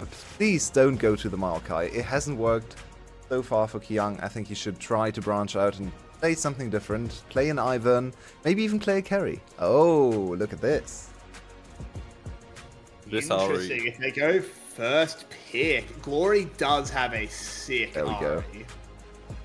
Return to yesterday. It's a return to what worked yesterday and brought them to this series in the first place. BJ had an amazing performance on Vi in all of the games. Same goes for Glory in all but one game where he was okay but didn't do much. But in the other two games he was amazing as well. So this is a good start for Wales. Very trained, very practiced, very comfortable. And on the other side for Team Secret, a very standard draft where you're playing front to back with the insane range of Azir and the tank shredding of Zarya. Like, very strong backline. But Heroes Azir this playoffs hasn't been great. He's played 3 games, lost 3 games. It's very much a pick where obviously in the comp, in the meta is really good. But for Hero specifically, he needs to turn it round on this pick. And the Aphelios on the other side going to do a lot of damage if they get into these longer fights that Azir and Zarya want. So this is very good for Wales. They've got the pick and they've got a very good hyper carry in the Aphelios. If Wales bans K'Sante, I'm gonna lose my mind. I'm so ready for it. It can happen. It absolutely can happen here. Yeah. I mean, with this draft, I'm surprised that there isn't more support bans coming out. Yeah, it is. Just as I say it, there's Rakan. And so now Zarya's not going to get the best combo possible, but there's still a lot of good supports on the board. It'll be interesting to see what Team Secret ban here, because they're up to R5. So they could ban a top laner and then pick one that they think won't get counted on R5, because realistically counter pick support isn't really something I see Wales doing, just because Sparta has been so impactful series. And the Jax ban makes a lot of sense for that. I really like the Aatrox ban. I think the Aatrox ban might actually be the crucial piece that a Team Secret needs to actually win these fights, because Sparta has been so much better on this Aatrox than anything Hasmid can offer. Okay, Hasmid can't pick the K'Sante, which is probably good for Team Secret, so Wales, I'm not entirely sure why they wanted to go to K'Sante here, especially considering that K'Sante into Zarya is not even that amazing of a fight at the side of the... even if you isolate the Zarya, you probably lose the 1v1. So now opening up this Gwen counter pick. Now putting Hasmid on a carry after those last few games, bit scary, but then again, he has been to Worlds, he has done this before. Maybe this is actually what he needed, get away from his tanks and give him a little bit of a different playstyle, a good matchup in the lane and a really strong matchup in team fights as well. So let's see what he can do on this Gwen counter pick. Yeah, and Gwen's been one of the few picks this year where Hasmed has looked at his peak. He's, I think, 5-1 so far on the year for his Gwen. He has won basically every game that he's played on the pick. So it is very much comfort for Hasmed. And here comes the R5 support. Now, I'd be surprised if it isn't something like a Renata if you're going to leave it to R5. Obviously, Alistar's very solid into most matchups, and Renata does very well with the handshake disengaging. This is a really nice draft from both sides. Both have a very clear identity. But I think Renata sucks here. Oh, really? Yeah, I mean, the ult does nothing. It really does nothing. It doesn't hit Gwen. She just presses W. Azir should be out of range of it if Hero plays in any way human. And Zarya ults over it. and then you don't really. Oh no, my Alistair's gonna punch me. Ooh, who cares? I mean, the handshake's good. It's good for lane, but given the power of Renata as that disengage tool, I feel like the trap that Wales is liable to fall into is, oh, don't worry, we can always disengage with the Renata roll. Oh, good God, it didn't hit 3 of them. Yeah. The big thing for Renata and her art is that it is one of the few support ults that can follow the range of a Vi engage or a Ari engage. And it denies a lot of counter engage because it's like, yeah, I can Zyra ult over this. Oh wait, there's an Ari and a Vi. Oh god, I'm dead. It's very slow. I'm interested to see what B can do with it. I like B on Enchanters in theory. The Renata, yeah, let's see what it does. I think the laning phase is probably one of the biggest aspects here because it's once again an Alistair, and we know Alistair does not exist in laning phase. So maybe B can just carve out big enough of an advantage where instead of playing around his ultimate too much, he's just an Enchanter, and the ult is just an extra little tool when something gets on top of his ADC. But here we are on the Rift. I think we need one final prediction, maybe, or a prediction for Game 4 from you beasts. Yeah, queue up Silver Scrapes. I think it's going to 5. Hell yeah, that's what we like to hear. On to the Rift for game number 4. Wales.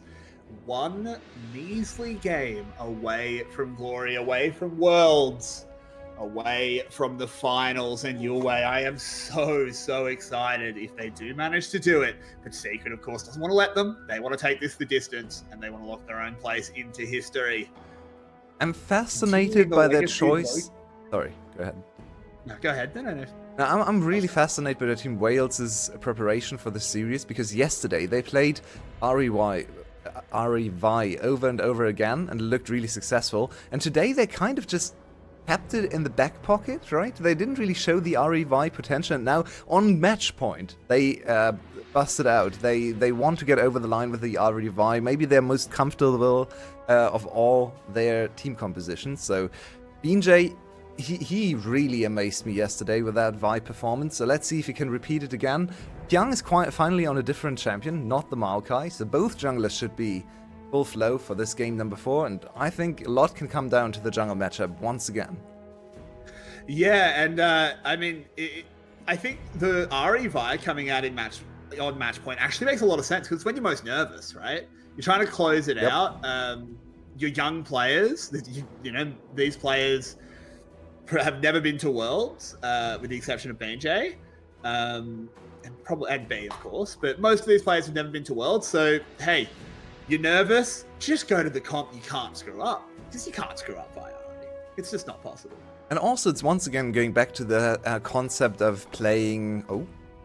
with a good trade. He's a level ahead of Sparta.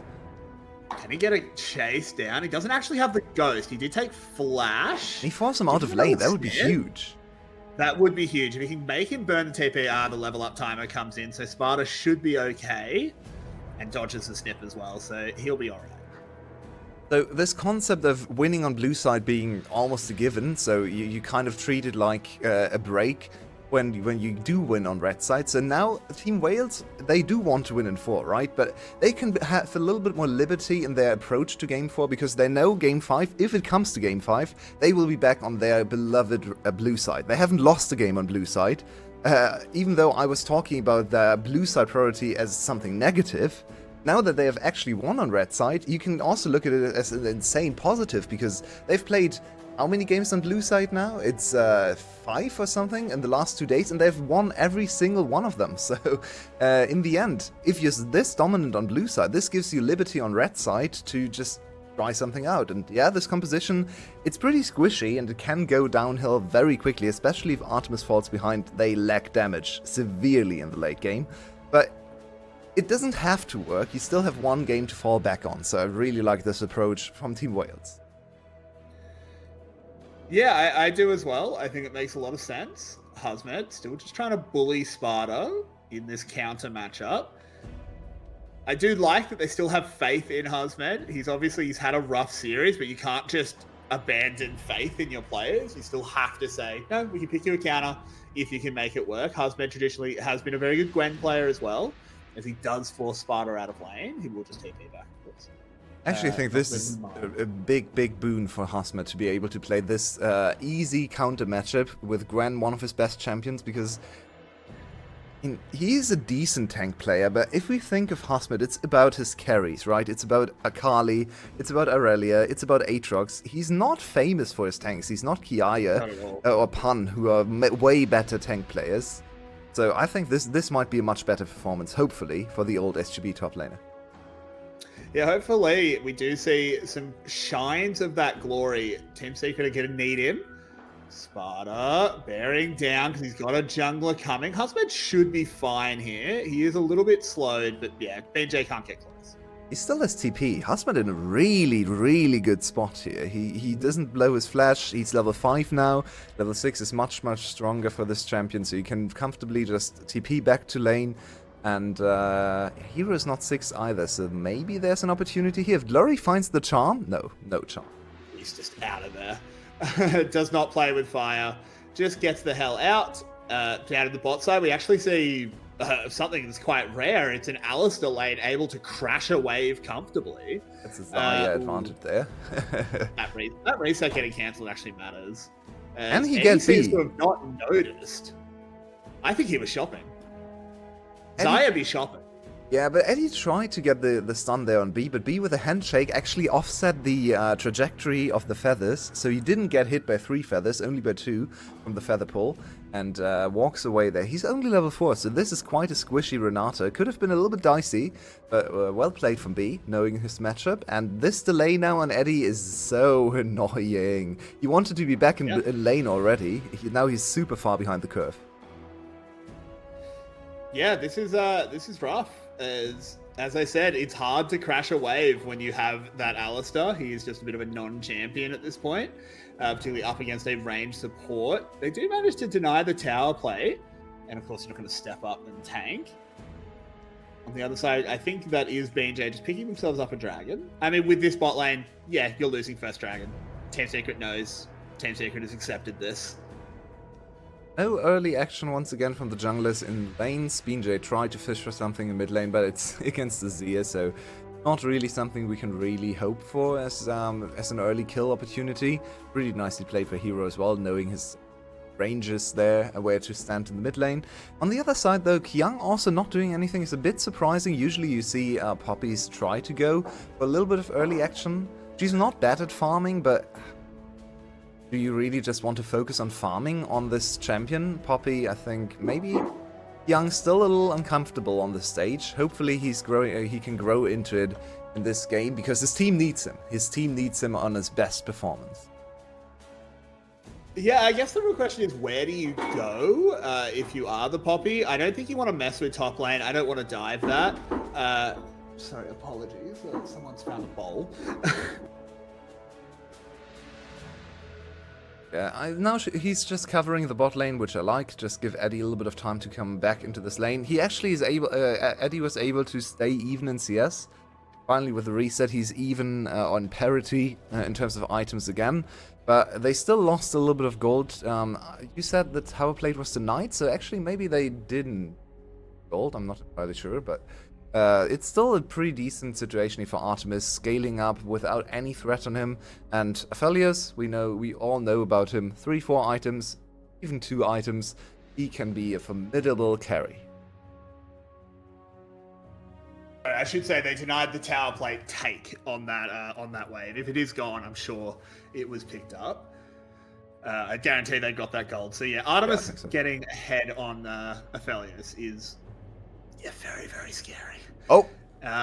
Here we go. The shuffle, the block, and first blood for Team Secret as they take down Glory. No escape. Oh, the Poppy. The Poppy actually blocking Ahri ult makes Ahri so much harder to play, so much more scary to play. I didn't think about this, but yeah, of course, it's a dash. And suddenly a champion goes from, oh, never mind, Hero might die. Hero. No, he finds his way out. Taki covers him. The champion goes from unbelievably hard to catch. 3 dashes. Like, how do you ever catch this champion? Mobility, so much mobility they can cover the whole lane. To no dashes at all, because there's a Poppy. So really nicely played. Double flash to get on top of him.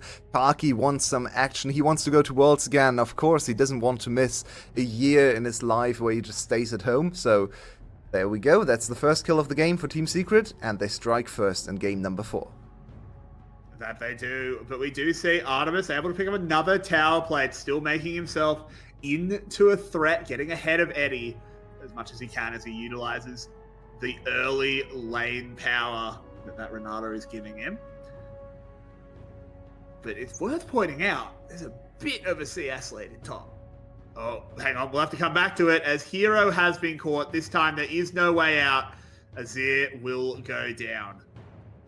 Bit lazy from Hero, but after the first few games, this is calculated, I guess. Team Secret knows their Hero is gonna die at some point at laning phase, because currently, why did you ult their spot? Huh? I guess it's working somewhat. He's kind of winning. Yeah, but now he's half HP in lane. I'm not sure if that was a good choice, but yeah, you can see Husmet is just so happy to just stay in top lane. That's a huge CS lead and the first tower plate. Team Wales might have missed the mark where they could really punish and set behind this lane for Husmet, because now he's free scaling into the late game threat, hyper carry almost, that Gwen can become. Even just the side lane threat as well. She doesn't even have to team fight. I don't think anyone can really answer her in side lanes. Maybe Ahri can fend her off for a while, but then you don't have Ahri to make plays, and I think Team Secret is much happier not having Ahri and Gwen on the map. Compared to the side of Wales, who kind of rely on Ahri to make stuff happen. So this is a good start for the top side for Team Secret. What a redemption game so far from Husmet. Yeah, for sure. Husmet is going to base. We'll have TP up, can get back. He'll catch this wave. He's in a great position. Oh, no, he actually just chooses to stay. He does have BJ shadowing him in case there was any cheeky dives. BJ trying to have another go in mid, but Hero has Sparta, he's in trouble. Husband missing the needlework, does land the third. Kung needs to get on top of him to stop any dashes, pulls him back, snips him down. Perfectly played. That's what Kung was supposed to do. Young, sorry. And there we go with even more gold funneled into Husmet. Yeah, the teleport will stop the tower going down, but it's not gonna... Ooh. Will it? Okay. I mean, that was kind of useless, to be honest, but it looked cool. It got a tower plate. I mean, I think they just get the tower plate anyway. What can Ahri do to stop them? It looked cool, and Ahri lost a few minions, so yeah, it was still kind of useful, but it's so good for your mental to do that. Just, it feels so satisfying. That's, I think, the main goal there. Yeah, that's a mental resetter. As we do head onto the Ocean Rift, Team Wales has picked up the first 2 dragons. Let's not let that fall by the wayside as we look at Team Secret with 1,000 gold lead. They have put so much focus onto the top lane, and of course they have that weak bot lane. It has allowed Wales to pick up the first 2 of those dragons and a potential snowball to an Ocean Soul. Unfortunately, Ocean Soul, I think, this is one of the worst Ocean Soul comps I've seen in a long time. Ahri, Vi are not about long fights. They are about obliterating you at the first second of the fight. They do not want to extend the fights. That's exactly what these champs hate to do. K'Sante kind of doesn't profit as much as any other tank from the Ocean Soul, because he's more of a skirmisher later on, so... This is not a great Ocean Soul spot. I think every other soul would have been better for Team Wales, so Team Secret? I don't think too worried about this soul potentially coming in. Well, I mean, I think, interestingly, the reason they might want to fight it is because I think Ocean Soul's pretty great for them. Gwen loves Ocean Soul, can buy time while she's immune. Alistair loves Poppy, it of a course, lot. loves it. Alistair adores it. Even a couple ticks of Ocean Soul while you're in Zyra can be a difference maker. Yeah, it's true. I mean, they're very far away now from the Ocean Soul. Four dragons away might be a bit too much. A bit too much effort for one of the worst individual dragon. You're essentially not getting anything out of those stacks. But let's see how they play around this. I think Team Secret are certainly the favorites now to win the game, with a 1k gold lead and such a huge lead on the side lane on Husmet. Yeah, but we have a lot of League left to play your way. We don't want to be making any two bold calls that comes back to bite us. Team Secret, again, looking for something around this top side. They sniffed that the Vi was up here. Of course, BJ has already left, reset to his bot side. But there's nothing up on the map at the moment, so it's just going to continue to be a farm fest. And what a farm fest it is. Look at these CS numbers, anyway. Yeah, I mean, this is one of the biggest changes to when we started casting VCS. All of them are really good at farming now. Oh, hang on. There's some trouble here for Sparta. Can't use And the they kill him? dash to get away. And that's another one for Husman. He'll get a tower as well. And my, oh my, this Dole is juiced to the gills. This actually makes me so angry on Hero's behalf, because apparently this team understands how to play around the volatile carry champion in the solo lane. Why didn't you just do that in game number 2 for Aurelia? It's the same exact situation. It's still well executed Hero, in this great game, of course. understanding. So, Hero knows that this is where they have to be. He just walks away. done. Even with the crowd and some extra tankiness, he does not want to play for it. And the crown, not the crowd, the crown, of course, is already triggered, so he's not extra tanky. Glory might get this whole tower gold, which is quite a bit of gold funneled into the Ari. It might even be already too late for the gold to be funneled into the Ari, because she's pretty far behind what she wants to be. Yeah, she is. She is doing fine in the 1v1 matchup up against Hero. Is actually a little bit ahead in that department. But look at what Team Secret's doing. Not a wasted moment. As they just go topside, pick themselves up. Second Herald can use that. Probably around the dragon, I would assume. You know, as much as I agree with you that the Ocean Soul is not doing a huge amount for Team Wales, you still don't want to let them go to Soul. Yeah, definitely. I mean, you don't give it away for free. It's still positive, right? The Ocean Soul is never going to be a negative thing, so it's always nice to have. It gives you a little bit more tankiness, but Team Secret shouldn't worry too much about it, but they should also not worry about it at all, right? So next minute, the next Ocean Drake is gonna spawn, and Team Secret is in a strong position to contest this fight. ADC much better right now in terms of power spike, and especially the top lane will have much more impact. So I feel like Team Secret, if they just waltz towards that Ocean Soul, why am I saying Soul? Ocean Dragon, then they can just take it away, and Team Wales can't really do much. Yeah, I completely agree. And I mean, they've moved Husman down to that side. He is basically the Terminator. Everywhere he goes is completely unsafe. Is basically unstoppable. And they'll shove in mid lane. They're prepping everything. They're still 40 seconds away, of course. So they've still got time for a reset if they need it. If they have gold. BJ just taking a bit of a biff. They don't engage. They don't need to. That was the real flash from Kyung, no? Was it not? That was the... that might have been the real flash. If it was, that's insane.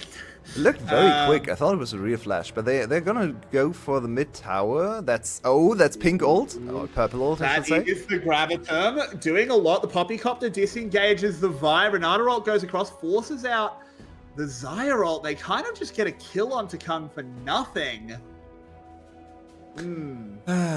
Team fighting, just group as 5 in mid lane and win the game. We are employing the bronze strats, and it's working for Wales, so I can't really fault them for playing like this, but come on, Secret. You have your strongest member in the side lane, which is a good play. I'm not blaming that, but play around that. You know the enemy team might be 5 in mid lane. Why are you trying to dive the tower? Come on. Or even just attacking the tower. So Eddie has to burn the flash early. Doesn't really get to do anything in this fight. Then obviously has to ult over the Renata. And at that point, Kang's just already dead. Just over aggressive. Yeah, and Kyung really just looks so jumpy in this game. He flashed over the wall for a very low percentage play and then overextends and instantly gets punished for the missing flash because, yeah, that's what happens when you blow your summoner spells.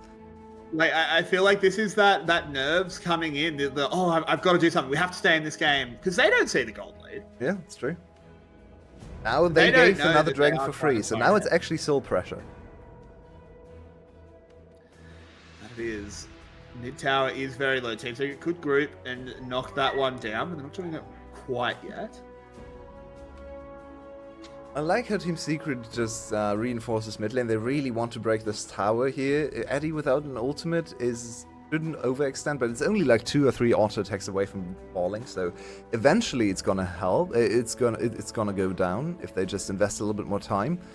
So Secret should open up the map a little bit more, and they are still with better items behind, especially behind their top lane. 2 items to 1, right, straight out in the top lane. This also means the whole gold lead, and probably even more than the gold lead, is in top lane. So when Hasmid is not there, they're actually behind in items. They need to be careful not to overplay their advantage on the wrong side of the map. Yeah, you're completely correct. It's a trap I see teams often fall into. You feel so strong because you've got one huge player that you think you can take 4v4s when they're not there, and you really can't. They just need to chill out, let Husband work his magic on the side lane. You are going to need to fight in 4 minutes for the dragon. Hopefully, I mean, if Xayah gets those quick blades for that fight, which she absolutely should, she's got so much time. I think you're in a good spot. 2 items Xayah is a thing to behold. Yeah, 2 items Xayah, especially against this dive-heavy composition from Team Wales, should just be a very, very strong force. So, the one thing I'm a bit worried about in terms of team fighting setup for Secret is them diving. And we have seen this so many times with VCS teams where they have the better disengage composition, but they're just too horny and want to go in all the time because they have an Alistar and an Azir and a Poppy. So they just go into as the team that has better kite, and the Xayah just stands alone in the backline and is like, friends, where are you? Hello? So hopefully they just kite back and let Hasmid do the thing on the side.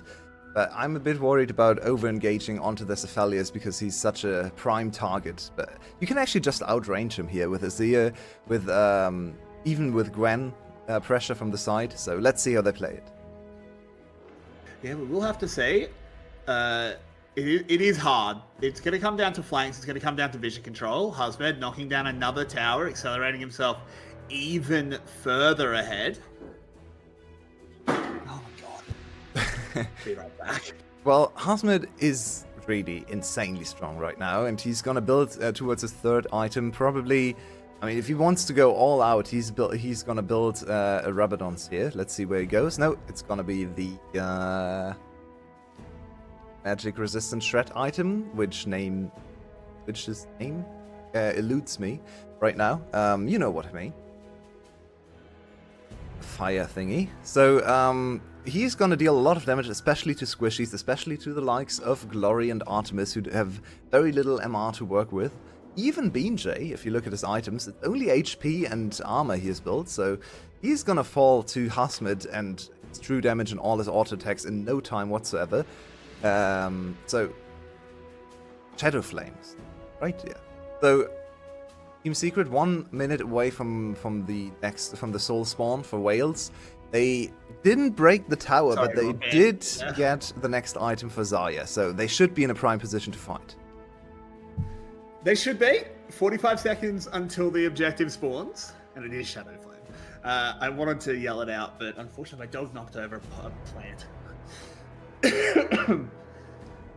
But 30 seconds your way. Vision control for both teams actually pretty lacking.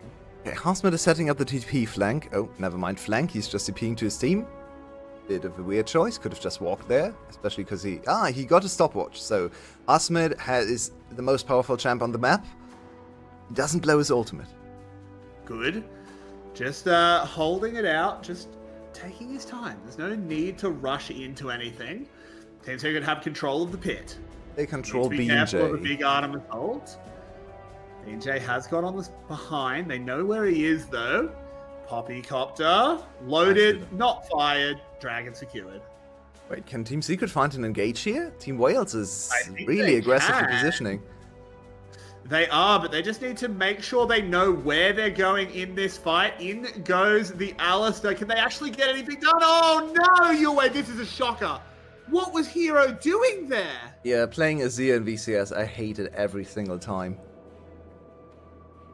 You don't have to do that. Can You someone don't need a please... shuffle.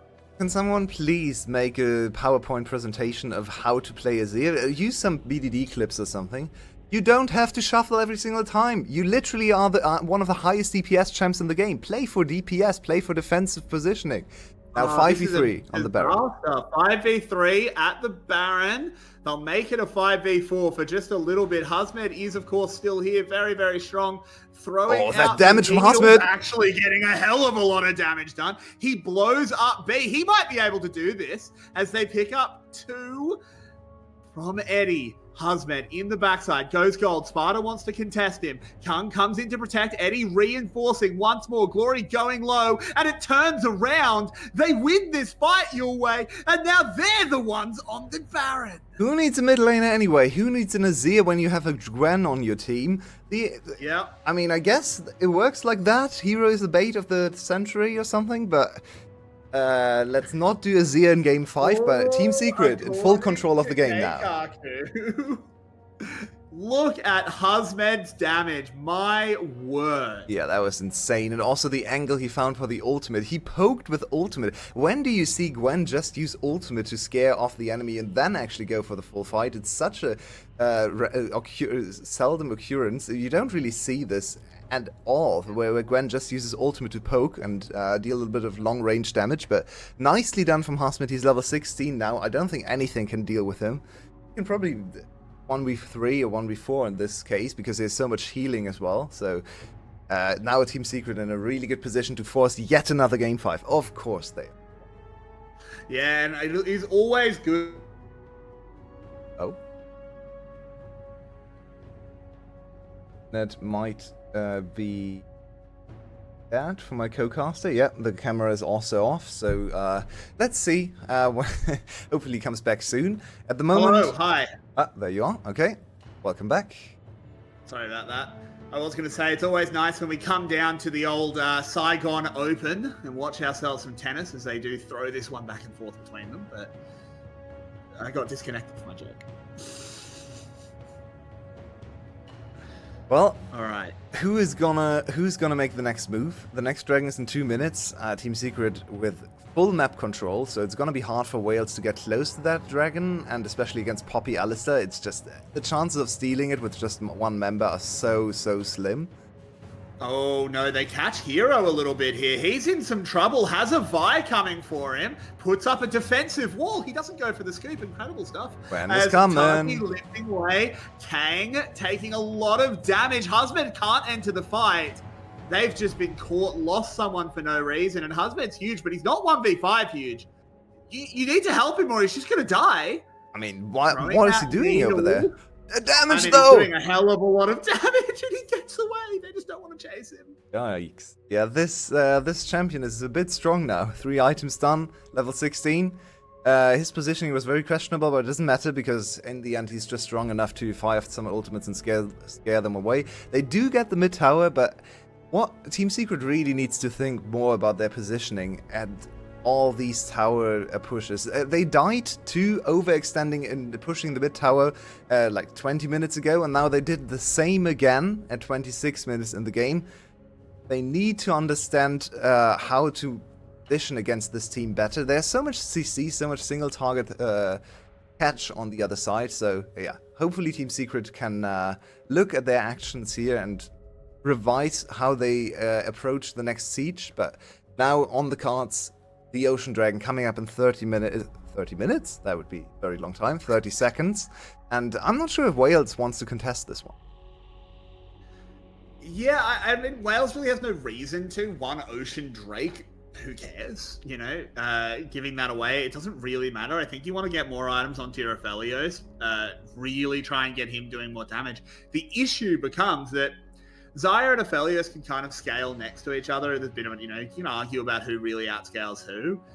You can't argue with the mid lane. Azir outscales Ari. Yeah, if Azir is played like Azir is supposed to be played, yes. Definitely. True. Not so sure about that one. It doesn't really matter what outscales what, because one team has Gwen and the other team doesn't. So, I mean, you can just look at that champion, and the scaling question is kind of out of the window already, because this Gwen is just a monster, and she's on 3 items now. She's only gonna get stronger. She's gonna get more durable once she finishes her Zhonya's, and it's just, how do you deal with this champion? It's very reminiscent, or similar, I should say, to the Aatrox situation just 2 games ago, because he was in such a strong state that the enemy team just couldn't focus him down, and then he got resets and got to reposition, and just was the menace no one could overcome. So I feel like top laners in the series actually are a much bigger presence than some people give them credit for. I think they should make Duskblade AP just for Gwen. Great Imagine idea. Gwen Yeah, everyone would love to War. play against that. Riot August, I know you're into it. Hire me. That's the kind of thing you'd make. God, I can't even imagine the Gwen just walking up to you. No one can damage her, and then she uses... Untargetable? Yeah, please no.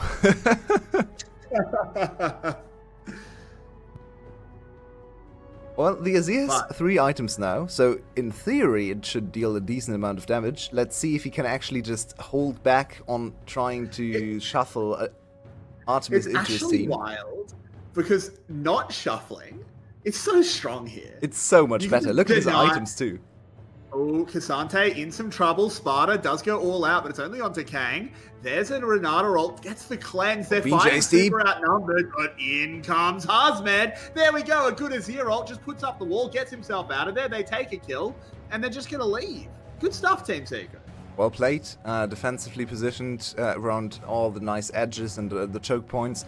Honestly, a bit disappointing to only get 1 kill there, but in the end it's still a situation they win, and Husband in the meantime cut down another tower, so everything going Team Secret's way. They're on a 7k gold lead. Looking at that game 5, they want to get Worlds, they want another shot at Gum at the title as well. Baron is about to spawn, and BJ is not alive. I think they just rushed this Baron. There's not much the enemy team can do. There's a Zarya, a Gwen, and an Azir on the same team. So I give Baron about, I don't know, 10 seconds to live. Gwen isn't actually hitting it, so it's about 12 seconds. Ooh, I mean, look, do we have to go back to the Baron Protection Fund? Bring back a really old VCS English joke? Because my word, these worms are getting hunted. Team Secret doing really well. Get themselves that buff, get themselves control. That'll snowball them nicely into the next dragon. Oh, can you imagine this Gwen with a 4 ocean soul? Oh, Just Gwen make the enjoying suffering you end, unbeating. Wales. Make the suffering. And let us go to game 5. There's actually... I mean, no, at this point is bullshit. But Wales is in a bad position mentally as well, because the chances of winning this game are super low, but you're never giving up a chance to go to Worlds, right? There could be some stupid throw from Hero, especially, so you could still come back, but the longer the game goes, the better it feels for Secret to play, and especially Hasmet to play, and that's right before the all-important last game, potentially, of your whole season, the most important game of your life, potentially. So, yeah, it's quite a strong position to be in momentum and mentality-wise for the side of Secret now. It's very true, as they are bringing the siege. Hazmed is in the tricky situation of having to step near Artemis, who is, you know, still a 4-item Aphelios. Definitely wouldn't write that one off. There goes tower number 1. Charged in him will fall. Team Secret, they'll probably just be happy with this one. This was a very opportunistic Baron. If they can just break the base, get ready for, like, go for a reset. If they get two inhibs, I mean, the game is kind of just over. I think this might be the safest... Oh, they're gonna go for the end. They're TPing in. Oh, they want wanna it end so this game. badly. I think it's a bit... I don't think you need to do this. It's a bit of a risky Probably call. can do this, but you really don't need to. 2 inhibitors are so good anyway. You can just shift your attention towards top side, get the triple inhibitor, get the next Baron, win the game there. But they want to win here, Carrix. They don't want to wait. Eddie popping the ult immediately. The Renata ult dodged by everyone. They get a lovely start. Hero taking out BJ. Poppycopter being charged up. Doesn't find anyone, but it just doesn't matter because these structures are shredded. Sparta trying to make it happen onto Eddie, but it doesn't matter. Eddie is not the carry in this game. It's the big man. It's the demon. It's the Hazmed. And Hero will go down, but so will the Nexus. And B-woo-woo, we go to game number 5, as is VCS tradition, to decide who is going to Worlds. One more game. We are not allowed anything but 5 games, and of course we wouldn't have it any other way. It's one game, a single game to decide the world's fate of both of these teams. What a fight back from Secret.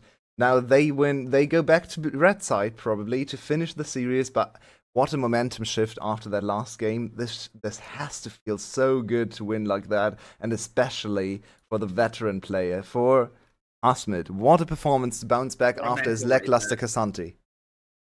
What a mental reset for him as well. You sort of were talking about it in game, about the mental state. Husmed is sitting there. He's played 3 games where he's really not done anything.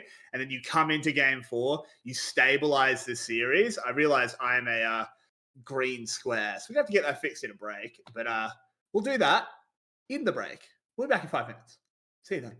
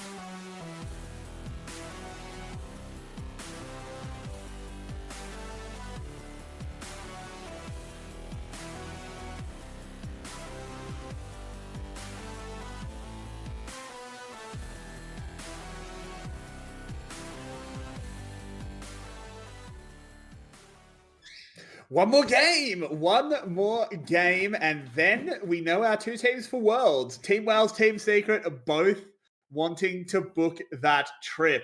Have to call in the big guns. We've summoned reinforcements. His name is Rebel Fox, coming in to let Your Way sleep, as he's had a very long weekend of games. Beast, I'm going to go to you first as our returning analyst. What are your takeaways from game number 4, and can they be replicated for Secret in game 5?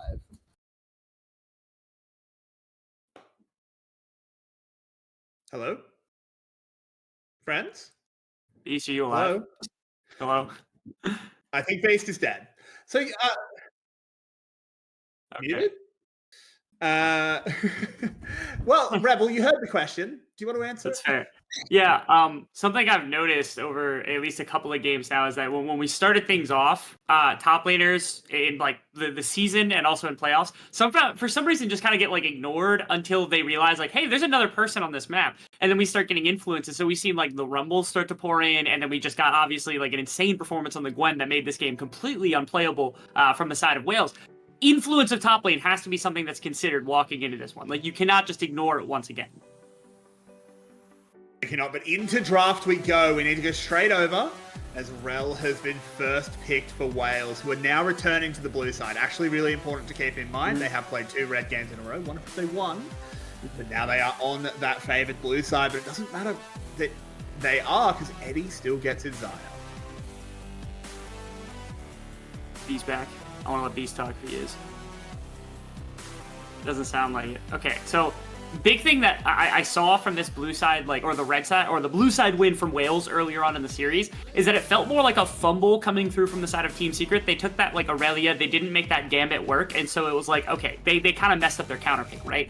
And so, to me, Team Secret actually has quite a bit of, like, possibility here, because you're going to see Team Wales likely go back to a very similar composition. They already have the Rel, they already get the Kaiser, they're going to go back to some of the comfort that they did already inside of the series, and that means Team Secrets are the ones that get to like cook up this response in mid lane that hopefully works better than what the Aurelia did. I know that's something Secret that Hero really loves running. He's a top laner by trade, so there's a bunch of interesting stuff there, but I really want to see what it is that they could use as a counter pick in this series specifically, because this is the chance that Team Secret has to try to make the upset happen on the red side. That they have, but Sparta is going. You're back, Beast. Yeah, I'm back. I really want to see Gwen here. It was so good last game, and Hazmed looked so comfortable on it. How is it into the Aatrox? I mean, we don't talk about that, but it's fine. He looked so much better on the Gwen than the rest of his pick so far this series that I'd really like to see. I'd also love to see this Rumble. Really good. You can play it top with the Ignite and bully the matchup, or Kiang's shown that he can flex it into the jungle. I really like this pick as well. Yeah, we're actually going back to really similar picks. This time they have Jace for Hero, so they don't have that crazy counter pick, so now it's kind of up to Glory to pick something that's going to be a little better in the mid lane. Secret just, like, across the board getting more comfortable stuff. Like, Rumble for Hazmed and Jace in the mid lane for Hero. They've got Eddie, Zai. Like, everybody's playing exactly what you would want them to play in a Game 5 situation here for Team Secret. And, oh, what I love to see, Kiang's not going to be playing Maokai. Thank you, Team Wales. They lost 2 games with Kiang playing Maokai, and you ban it for him. Very nice of them. But now there's a lot of junglers banned, actually. There's the Poppy, the Sejuani, the Maokai, Nocturne, Vi. It's a very limited jungle pool, and this Rumble looks more and more likely to flex into the jungle now with that many bans. It's looking, the jungle pool particularly is very restricted. And they're actually not going to pick their jungler here for Kang.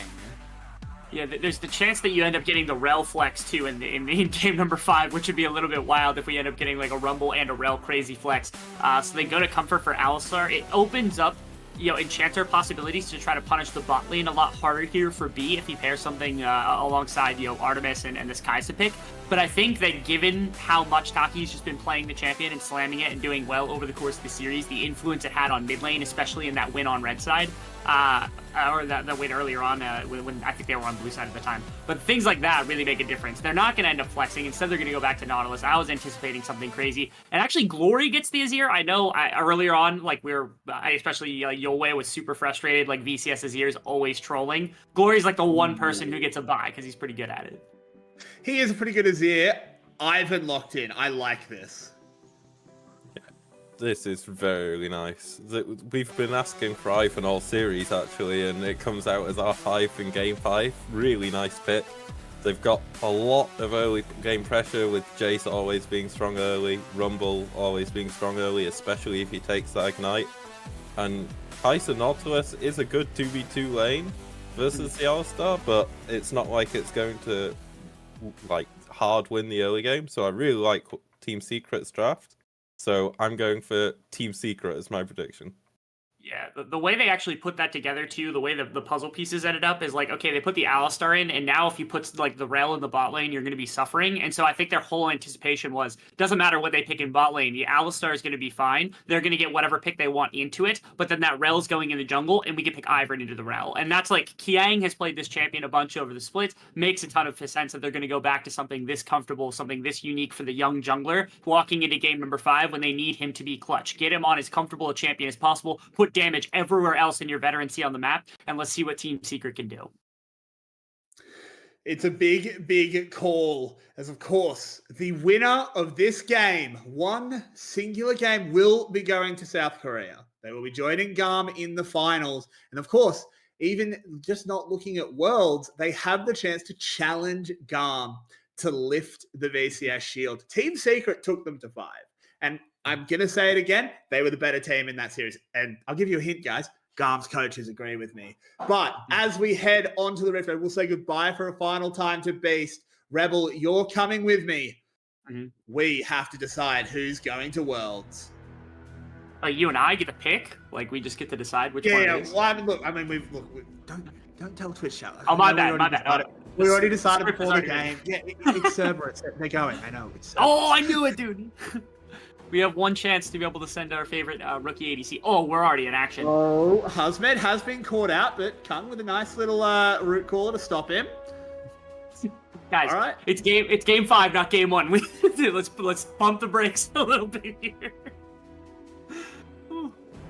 Usually teams like to calm down and play a more constructed beginning of the game instead of just kind of throwing punches to start things off. And yet already we get the flash out of Hosmed versus the flash out of B. I was wondering who flashed. I thought it was BJ who went over the wall to try to find that flank angle over top of Hosmed, but Hosmed able to find a really good play because it looked like what happened was BJ starts the W, goes over the wall, tried to catch Hosmed, and Hosmed flashed over him and the Baron wall in order to get out and actually get some coverage from Kiang. So if even one person had stayed behind, if there was like maybe if Sparta had stayed back and had the Q ready, I feel like that might have been disastrous and Hosmed would have died and given up first blood here. Yeah, I think it would have been pretty close. So now we do have that flash down for Hosmed. I think he's going to be okay on that. The actual flash I think that matters a bit more is B's. It really stops him going for any aggressive early hook plays. And have I DC'd or is the feed? Nope, it's back. Never mind. Oh, you're fine. Yeah. It stops him going for those aggressive early hooks. He actually has to respect an Alistar, and you never want to respect an Alistar. I mean, he's Nautilus, so it's like you don't have to go wildly hooking in all the time. You can kind of play a more like, oh, if Taki decides to come in, I can throw a hook and just make sure he does nothing. But I love just like the little chess match we have now between two teams that walking into the split, we had a ton of kind of presence for. Wales obviously walked out first half of the split, was amazing, was undefeated. They were looking like a team that was going to contend for top of the table. And then they sort of fell off. And it's nice seeing them make this like kind of humble run through like the rest of this like play-ins and being able to get to this game 5 Team Secret, on the other hand, they had a terrible split. They were behind Cerberus. It was like a funny joke we were talking about. Cerberus was ahead of them in the standings at one point. Saigon Buffalo was ahead of them in the standings at one point. Team Secret was supposed to be a team that dropped out before we even started this like secondary run. Yet they're the ones that have pushed basically every team to the brink all the way through the tournament, including GAM, which, like you've already attested to, how well that they played in that series cannot be understated in the slightest. And so this feels like cathartic. Ooh, Lanky Fella was inbound, and it gets the flash out of Glory. Super, super low investment. Yeah, we like seeing that out of Kiang, because, again, Kiang being one of the younger junglers, he had some chances in the previous split, and is getting his first full split of experience walking into this one. It's like, okay, they had enough belief. They had 4 junglers last split, which was wild, and they said, all right, let's go with the rookie. Like, instead of all the veterans, let's go with the rookie, and it's worked out pretty well. I think over the course of the split, he grew a lot, and I think Beast is the one that was saying, like, or especially early on in the playoffs, like, Kiang was absolutely the MVP, and I agree wholeheartedly. His play stepped up massively to set up this Team Secret squad, to put them in a position now to compete for this world spot.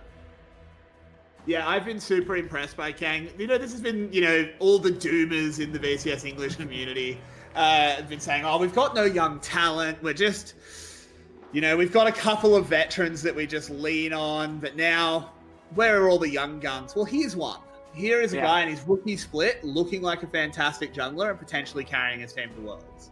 Yeah, well, we're seeing a bunch of that influence over the course of this split specifically. But the fact that Team Secret was willing to put all of their chips into this young guy alongside players like Hazmed and Hero and Eddie and Taki that have been around for a couple of years and have been really pushing some of the bounds to top 3, top 4 in the VCS yearly, but never quite making that big step up to make a Worlds competitor. This is what makes kind of a world of difference now, is that their trust in this young guy has led them almost to the promised land of being able to take them to Worlds. Okay, good sidestep there, not letting that crash down hurt him. Just going to give BJ the business, and ooh, up comes the bot lane. BJ's in a lot of trouble. Hero's going kind of low, but he's got the shields coming in from the Lanky Fella, moves in, gets a knockback, but unfortunately gets himself hooked. He's going to go down first, and they don't trade it back. It was such a good idea, but the execution just wasn't quite there. Yeah, they kind of got pulled in multiple directions between BJ and between Glory. It's a really hard situation to find yourself in if you're on the side of Team Secret, and it looked amazing. I don't think they were expecting the shuffle to come back from Glory so soon, because he had just used it, didn't even have a soldier up, and they were able to get Taki into position to knock him back into tower. I think they almost clocked Glory as dead to rights and just didn't put enough effort into it, and that's when Artemis was able to strike, able to find this roam play and this kill in response to Eddie and Taki stepping out of lane first. I'm hoping this is just nerves, because that whole play seemed like everybody was just panicking a little bit. Everyone was like, oh, we got to be the first ones here, we got to get this play done, we got to get the first kill. Now that that's off the board, I'm hoping that can calm down a little bit and we can get to more of a concentrated, more of a kind of concrete style of game between these two, where we can get like again, more tactical responses rather than just pure brute force to try to force these kills in. Yeah, exactly. It really did. It did seem a bit like the shaky hands coming in. I also feel like Eddie could have played more aggressive. His double summoners up. You could kill Glory there. But he just played super, super defensive, which normally I'd love him for that. But yeah, this is the one time where I'm saying, hey man, do some VCS stuff. Nah, man, so the big deal with Eddie this split is that one of the big differences we've seen between Eddie's play previously, where I've been like one of his biggest critics, is that he always plays so defensively. He doesn't get DPS output the way he needs to. I know it's super safe and he's very efficient in that capacity, but sometimes you just need to step up in the pocket, and that's what makes the difference between like Artemis and Shogun and Eddie. Eddie, this split with Taki, has done a lot better about that. This series specifically, in the games that they haven't looked very good, Eddie has played so pensively. It's like he's reverted back to last year, and like you said right there, it seemed like he was playing once again a little bit too defensively to try to get aggressive, try to get the first blood out. Maybe that's something that they need to like kick him out, right? Taki's got to grab him by the scruff of his neck and be like, hey, get working. Oh, Hero's in trouble. Is going to try and get away. The misstun from BJ will get him out. Yeah, the phase rush. That gate, that phase rush, he's fine. Lanky fella once again inbound, but just hanging out. Yeah, there's nobody there with it. I was like, oh, maybe Alistar's coming, maybe Eddie's. No, it's just Kiang who's scaring him off a little bit, trying to buy a little bit of space for Hero. Yeah, they're getting him his wave back, which is the important part here. And Taki will stick around with the Relic Shield just to make sure, again, he's got the support necessary so Glory doesn't just completely chip him out and allow a dive of some kind here. Ooh, ADC 1v1. Having Go a get 'em. scrap. The feathers are up, but can't Nice. get the stare, so just will back off.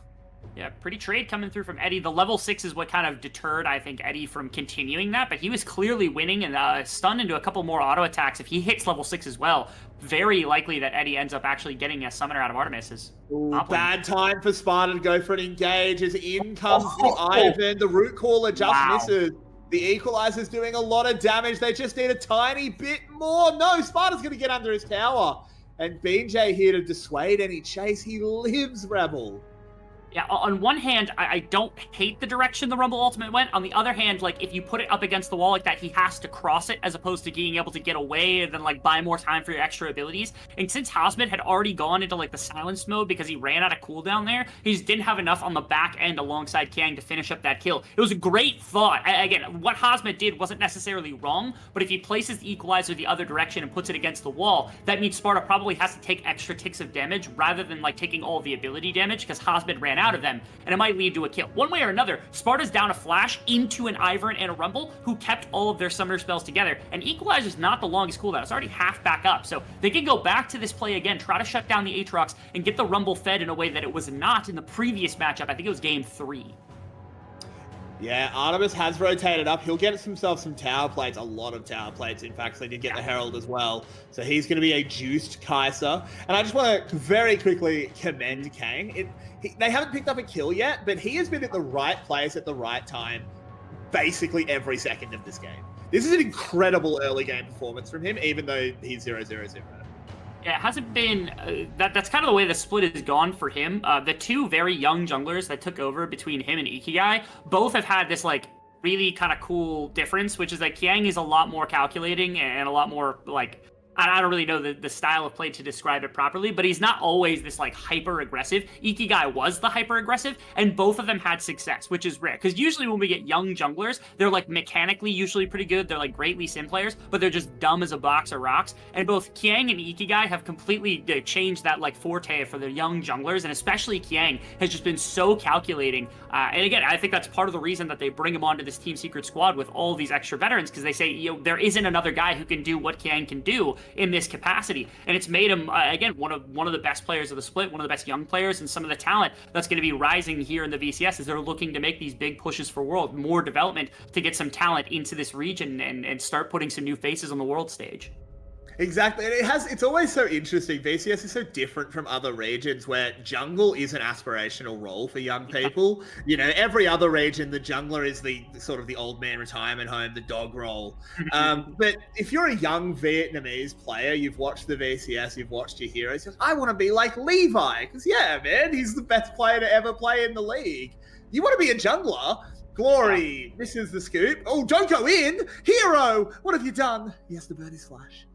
Okay. They didn't end up burning the Rift Herald top, and that's going to get some plates mid lane. I think they wanted Glory to get a little bit more gold here as best as possible, but didn't actually get close enough, didn't get an auto out, so didn't end up getting anything there. All they got was a trade of summoner spells between Hero and BJ, which, again, Hero not having the flash is disastrous, but it's more disastrous that BJ doesn't have an engagement for something like this, where there's a battle now going on around the Rift Herald, or around the Dragon Pit. Kaki finding a way in, Daisy screening as well. They just want to try and pick themselves up this Drake. He's a very late first dragon.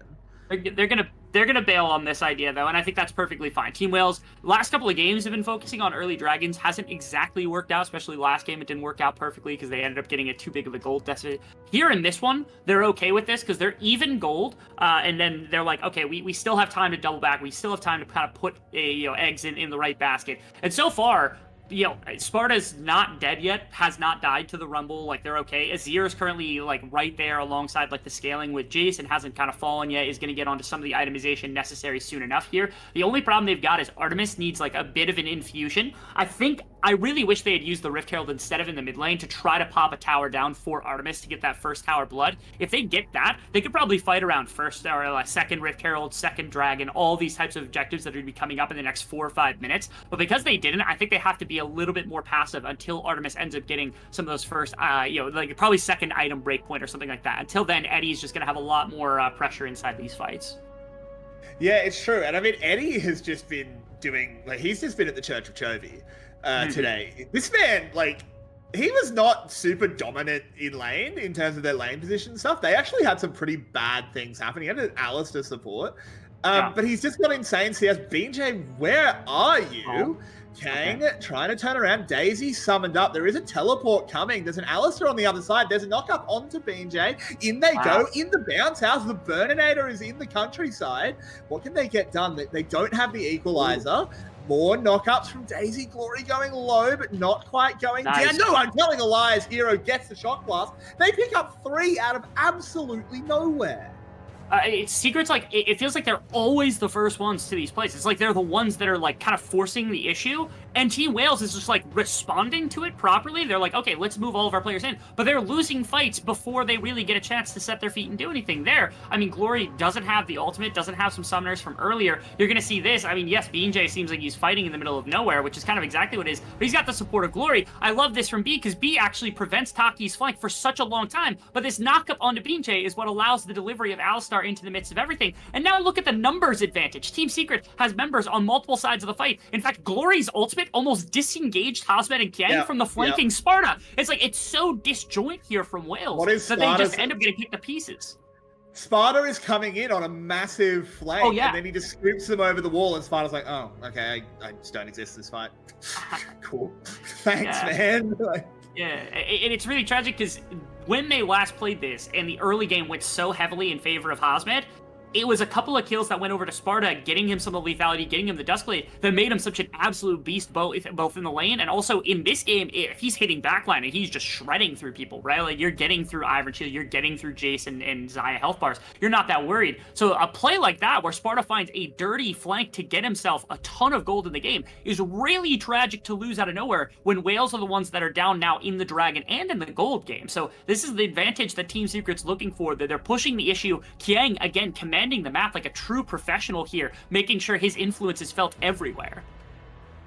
Look, I feel like Ivan is the perfect Game 5 champion, because I can imagine Kang, you know, he's getting in his head a little bit. He's got to think, oh, Hero in a lot of trouble. He's just going to go down. Kang buying a hell of a lot of time. Daisy gets the kill. This is what I'm saying.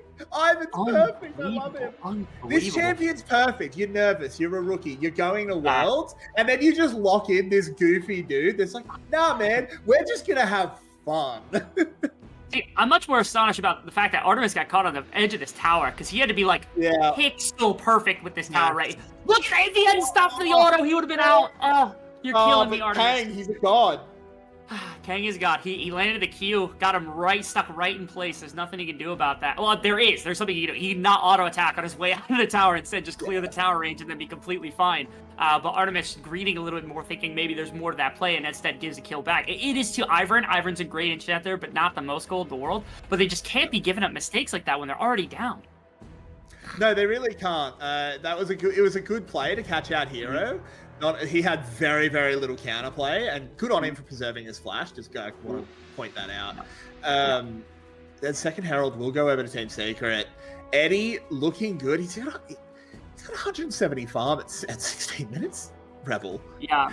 What I almost wanted to see right here, the only issue with it is that there's like top lane weakness, but bottom lane enforcing for the bottom side tower is going to be huge. We'll see whether or not Glory can actually cause anything, but Rift Herald should get down on top, and that should be first tower going down for Hero and for Kiang on the top side. And that's disastrous because they were so close. That bottom tower, I'm pretty sure, was down to only 2 plates for the side of Team Secret. So Team Wales could have popped that bottom tower. Like, oh, okay, never mind. It was the opposite way. It was 2 plates on the other side. So now towers start falling. This is where that standing gold that Team Secret has had is just going to come in massively close. Like, they're going to go up 3,000-4,000 gold here in a couple of minutes.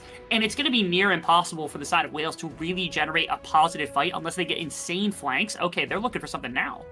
Yeah, and they've got the numbers coming in. This is really troublesome here for Team Secret, as Kang is just going to try and find a way out. He's not going to find it. That was greedy.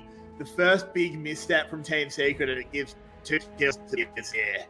I mean, on one hand, it's insanely greedy to go for a second tower there. They do, however, open up a hospital on the other side of the map. So it's like, okay, they give up 2 kills. They got 2 full towers. So they got 3 full towers with this play on bottom side. They got the tower.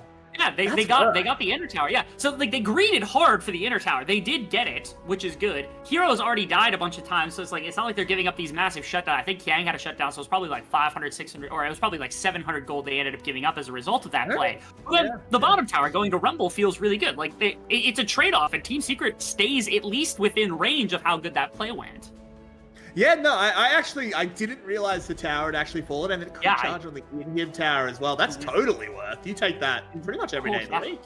Yeah, that's insane. I see. It was like down to 1,000 health, and I didn't think it was gonna break before the tower got it, or before it got the tower. But I thought somebody would hit it and not let it hit the inhibitor tower. But like you said, I didn't even notice the inhibitor tower got hit. That's probably a positive play for Team Secret, which is crazy because VCS oftentimes when they do something like this, they just get punished everywhere else on the map. This is a very rare. Team Secret's like, oh, if we go super hard, what are they gonna do? Kill us? Like it doesn't matter. We won the rest of the map all at once. Now you're seeing that, like Team Wales, like they're probably shaking their heads. They don't like that play. Yeah, I mean, the thing to keep in mind from the Team Wales perspective, it was on the Azir. Probably the second best play for it to go. You'd love it on Artemis, but Glory getting it is almost as good. He is going to be accelerated. He'll get even further ahead of Hero. So it just makes that pain point of the mid-diff just a little bit more painful. Yes. Furthermore, again, outright DPS, we're starting to get into an area where Sparta is going to feel good. I talked about top lane influence. If he gets on another dirty flank and doesn't have Glory troll him by pushing all the members over top of a wall that he can't respond over, Duskblade's going to make him feel good. Like, he's going to get some solid kills. He's going to get some shutdowns. There's some fighting potential here for this side. We're close to Artemis getting onto second item as well. If Artemis gets to second item, you end up getting Nasters for second item for Glory. If Sparta ends up getting, like, a completed pair of boots, has a little bit of resistance, there's very real chance that they can come back because they're only down about 2,500 gold at this point, maybe closer to 3,000 gold at this point. And it's even dragged. So, like, standing gold still on the map, they can still claim towers, they're still well within striking distance. It's that at some point they're going to need a big enough fight that they can really kind of force their hand on the map to grab some of these objectives, like mid tower, bot tower, top tower, whatever it might be, whatever they want to go for. That's probably going to necessitate some kind of bigger fight. And so they've got the tools for these bigger fights. You actually just saw Navori finish, so that's a mythic done. Nashers is done for the Azir. Again, when we're done with second item for Aatrox, it's feeling like that 2-minute timer on the Dragon might be the perfect situation for them to find this strike that they can get the game's tempo back under their control. And I just want to touch in with Kai'Sa builds. We do see a lot of things. It is going to be the Navori Quick Blades for the Mythic this game. Decision by Artemis, do you approve? I think... I'm always a fan of the AP one because it feels so unrespondable. In this game specifically, you're going to be able to hit Alistar, you're going to be able to get into backline relatively easily with Ws and things like that. I don't hate it necessarily. Consistent damage is also just the preference of Artemis, so if he doesn't like playing the AP variant or any sort of kind of more poking style build, that's perfectly fine. They had the DPS, I think, to do it with Azir. That's like, okay, if you wanted to play poking, you definitely could. But then you're putting everything into Sparta to do most of your like physical damage. So it's like, all right, one way or another. What I've also noticed is that the AP variant here inside of the VCS over the course of the split just didn't have the influence you would want it to. But the AD ones at least made the ADCs feel like they were doing something. And so they were just like really, really heavily leaning on that one the majority of the split. So whether or not it's better or not doesn't matter. If they feel better and Artist feels more confident, that's perfectly fine. At least get him some opportunity to auto attack. Even if, again, if he delivers 3 auto attacks in a fight, it's not worth it. But at least he delivered 3 auto attacks instead of delivering like 2 or 3 Ws and then feeling like he's not doing anything and then completely trolling his team because he doesn't feel like he's accomplishing much. One thing that we do need to keep an eye on is actually support itemization, as Taki is still not on his Mythic compared to B, who already has the Locket. I don't think you want to fight into a completed Locket when you don't have one, which is tricky because you really want to use the fact that Ivan's ahead right now. Ivan's build is dirt cheap, and Kang has been like the absolute farm god, so he's already 2 items. You want to leverage that, but you can't fight into this Locket. Yeah, this is actually really surprisingly the thing that Team Secret has that's ready that like you really can't accomplish much with. Like looking at the fact that they've got this like redemption alongside this Moonstone, like Kiang, it just makes such a big influence. The only thing, like you said, this V locket that like you could use to create this big shield, even the Radiant Virtue coming out from BJ can be a bit of response for sustain inside of a fight. But Kiang is just going to be so massive for that. It almost feels like they should be targeting for Kiang first inside of fights, and so that's what I'm looking forward to. Is like VCS sometimes has a propensity to be really rough around the edges when it comes to focus in team fights. This is one I think you really have to pay attention to. I know there's 3 big damage dealers. You have to get Kiang out of the fight because if you let them sustain up these damage dealers, Rumble just becomes an absolute beast. His abilities do so much over the course of a fight. When you get a second rotation from Hero because Kiang keeps him alive, he's gonna shock blast somebody out of existence. It's just not gonna happen. This is surprising. There's no fight coming in from Team Secret. They don't want to risk potentially losing this mild advantage they have, the kind of pressure they've got around the map, giving up any pressure in lanes to give up towers and give a bunch of gold back. So they just say, okay, take the dragon. We don't care. Again, that late, like, first dragon of the game really is having influence because it's not third or fourth. This is just second Drake here for Team Wales. Yeah, but then they call it a TP to mid. That confuses me a little bit, because I actually like the decision of just like, we don't need to fight around this dragon. Look, we don't have good vision set up around it. We don't have good positioning. Just let it go. Who cares? But then you use Husband's TP to mid. This feels like you do want to fight. Husband's TP, Eddie's ultimate, out Equalizer. Yeah, I think they just want to try and get the tower and then disengage. Big play out of Taki, even bigger one out of BJ, though. They need to find a way out. The Ivan has fallen. Oh, no, this is an absolute disaster for Team Secret. You didn't need to do this, and now you lose Baron. Like, the whole point of setting up, like, giving up the dragon, keeping your advantage, is to try to put pressure in other lanes. Bottom lane is pushed into you. Top lane's going to push into you. Mid lane was where you were putting all of your focus in an attempt to do something. That's a really close TP. I was worried B was actually going to go try to hook him and just kill him there. But it doesn't matter anyway. Team Wales is going to be able to clean up this Baron. They're going to be able to equalize gold. They're going to be able to clean up probably top and maybe mid tower, although mid influence was a little bit better, so that's the one knock. What was the idea? Just take the tower. Yeah, they grabbed you know tower. what it is? No, I know what it is. They hit the root caller onto Glory. Okay. And then they hit get like the this root caller on massive... Glory, and they go, oh, we got him, let's go. It's like, no. I mean, even if Taki ends up going down, it doesn't feel like that's enough for the Baron take from the side of Team Wales, given that there's so much extra damage and so much extra range, especially with, like, everything coming through. Well, like, I get the idea of wanting to crack the tower, because if they crack mid-tower, they can use so much of the area that they just claimed on the map to push forward vision, and then it's going to be near impossible to ever get influence on the map on one side without giving up, like, an objective on the other. That's how you set up Dragon, that's how you set up Baron if you're Team Secret. So, like, forcing into mid lane to grab mid-tower is perfectly fine. I have no problem with that. Why fight? There's just no reason. I know they got the dirty, like, Q onto the Azir, and they're like, oh, we got a backline. Like, just don't, like, even if Taki goes in, just don't follow him. Like, you don't need to fight that. The response from BJ, also gorgeous to get all 5 members right on top of where Sparta can throw in some additional damage. One extra item probably would have been an ace, just from the Aatrox on his lonesome, running through all 5 of the members that got caught up in BJ. Yeah, exactly. And we still don't have a support mythic for Taki. He is so poor. Yeah, he was roaming around a lot at the beginning of the game. I don't think he's focusing too much on gold, which is a bit to his team's detriment. It's not great. When he gets the mythic, it's going to feel a little bit better. He's going to have a bit more impact.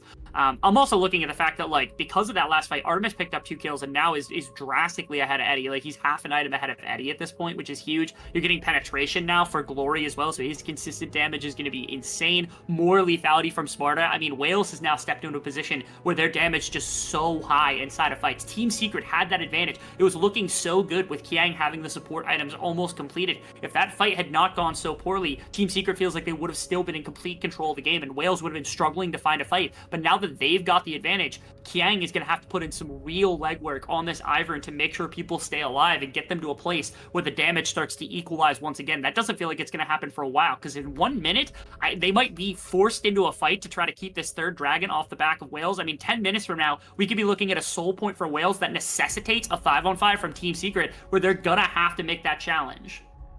Yeah, and it feels like the weight of the world is on Eddie's shoulders. We can praise Kang, and I think he still deserves it. He's been fantastic on this Ivan, but when it comes to brass tacks, Ivan doesn't get you over the line. Someone needs to deal the damage. And I think in this game, given the state of things, that person is Eddie.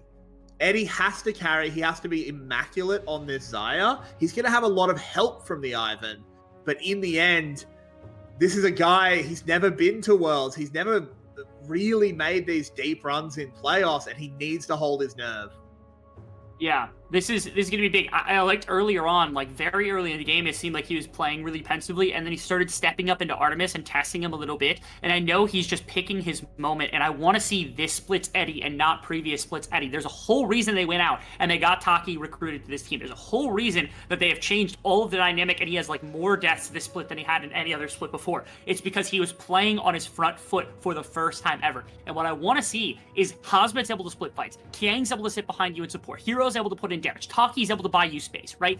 You have everything going for you alongside some of the best defensive tools of any marksman in the league. If you are ever going to do an Artemis cosplay, a Shogun cosplay, and if you want to eventually kind of coin the phrase an Eddie cosplay, where he steps up and puts in damage, show us this game what it looks like. That's what we want to see from him. And now, 5-minute timer is going to be set here before the soul point comes through. Ocean Soul's obviously not the most absurd one in the entire batch, but it is enough with a team like this where like Glory and Sparta and they have all this kind of innate healing and some poke and stuff that it's going to be hard to get a full 5-on-5, especially a through fight for Eddie where Team Secret are the ones kind of commanding things if they let the soul point through. They are now on a 5-minute timer to prevent that from happening.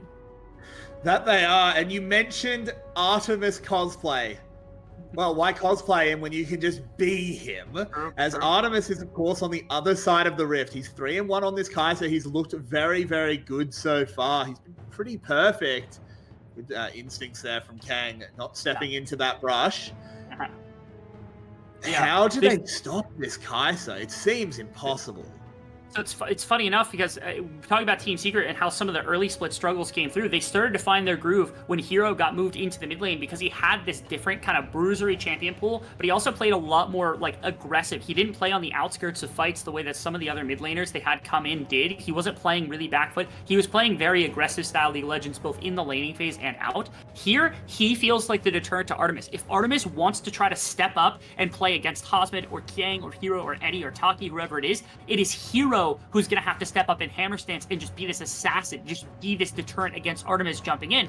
Because if you end up getting into a front-to-back fight and Artemis is hitting, Taki with an ultimate on and shielding and stuff coming through, and on the opposite side, it's Eddie who's hitting Sparta and Bean J and B, you're getting so much more through damage from the feathers from Eddie that it doesn't matter. Artemis's damage is a lot more single target, so he wants to dive onto damage dealers. That's where Hero's #1 benefit's going to come through. He wants to throw in Shock Blast to get some supplemental damage to what Eddie's going to do to carry through a fight, and then he is hammer stance, and he's an assassin to prevent Artemis from jumping in. That's what I want to see from him. He is a role-swapped top laner into mid lane, and he made a massive influence. Here, he's going to be having to play a very unique and very kind of different role than what a top laner usually brings to the table in being this kind of bouncer against the ADC coming in, as they're going to surround now the Baron. This is great. If Hosmet can stay out of engage range, he can really, really be a deterrent against Wales coming in here with the equalizer. Well, they've started the Baron. Husband has been caught, has to flash over the wall immediately as Artemis has already used the ult. That's actually a fairly big tool now down. Team Secret can actually just disengage off this. I think you're just happy. You go, okay. I mean, you got a couple of ultimates, which means that you can re-engage in certain situations, but you have to be careful about Glory being here and Artemis being here because they have so much damage against this Baron. They've got insane DPS out of their mage, and obviously you have percent health damage coming out of Artemis with these plasma stacks. I mean, they're looking for like a secret-esque, like they're feeling this too. They're like, we cannot really leave this completely. Like, if we fall back here, we're gonna have struggles. Hosmet's trying to find a way back around to get into a place where you could drop an equalizer on top of this group. They've almost baited them into the pit. Yeah. Sparta low. Oh. There's an equalizer. It's a good angle. Unfortunately, everyone had mobility to get out. Now with that down, I don't feel like you can go back into this pit. Glory does take a shock blast. This may well be where this series is decided, Rebel, in this pit. Sparta wants to back and he doesn't have teleport. If he completes this back, I feel like it's a huge mistake. I don't think you can do it. You have ult. You have to just fight. 3,000 health on the Baron. Here comes an engage. Taki doing well. Smite goes down. Team Secret do secure it. Taki backing off first kill. Sparta doing a lot in the backside, though. We'll pick up one, but it's only onto the Alistair. They need to get onto Artemis. They need to get onto him. They can't do it, Rebel. Artemis will run them through, and he goes down. And why cosplay when you can just be the genius as Artemis hard wins the fight? I'm just so lost about this once again. Team Secret, you played so well tactically. You pulled off a couple of ultimates to start things off. Then you bait them into saying like, hey, did they back? Did they not back? Should we go into the pit? And then they burn this Rumble ultimate, and it's like, guys, we can just reset. We can grab mid wave, we can grab bot wave. They want to back. We have a perfect reset timer, and they just force into Baron, and they get clustered up, and they end up running into Sparta and Artemis, and all this damage and all these tools that they burnt just seconds ago are back up and available. And Taki can't do right? anything. No Kang is just an Ivan. And Team Wales, the princes that were promised, the new kings of the VCS, or so they claim, will lock in Worlds. Glory has finally got a ticket to Worlds. He has worked so hard from Burst the Sky all the way to Team Wales, going to South Korea. Glory deserves it because he's been one of the most underappreciated players. I mean, he was like leading MVP voting through most of the split. Artemis as well has not really been like thrown to the world either. Like so many of these players that we know have been so good in the VCS for such a long time finally convened on Team Wales, and they're like, hey, let's get out there, let's show like everybody we can do. And it's really exciting to see them finally get an opportunity like this. It's going to be really great to see what Wales can do. It's also coming into the split is like, this is the team that we thought was like a super team that could push GAM. Now they're going to get an opportunity to do that in the finals, but at absolute minimum, we're going to get a chance to see what some of the best players here in the VCS that we've seen outside of GAM are going to be able to do on a world stage. And that's so exciting. And it's heartbreak for Team Secret. Yeah. They looked so good after that first round loss to GAM. I know that sounds contradictory, but believe me, I'm right. But now they can't make the lower bracket run, they fall. And yeah, it was... It's tragic for them, but... It was a heartbreaking game because like that did not feel like the way they should have lost that game. That like they made a dumb mistake. Yeah, they just threw it. It was literally just like, here you go, have this. And the game was just over. It was just such a fast, like, they had such a good wraparound, they had such good tactics, and then they just overforce one singular play, can't escape from the Baron buff, or like overcommit to not escaping from the Baron buff, and they just lose. And it didn't feel like the way that Team Secret should have lost. I know they're in Game 5, I know it was super close. That just felt like too quick of a loss for how well that they played, not only through the series, but through the rest of the season. I can't give enough props to this team for coming back from being like 5th and like recovering because of a role swap in mid lane from Hero and Kiang playing out of his mind, and all these players finally stepping up. Again, it's tragic that we only get to send 2 teams, but they are definitely our third best team, and they played like it. They really played right to the bitter end. That they did. But let's talk about our winners. Let's talk about Wales, and I think we should head straight over to the VCS English analyst desk. Bring Beast back in. I'm excited. We are sending, this is something lovely about that the VCS is really blessed that other minor regions don't have, is that we do have those 2 slots. Because we send GARM every year, all right, whatever. Everyone's familiar with GARM. But we actually get to show a new crop here.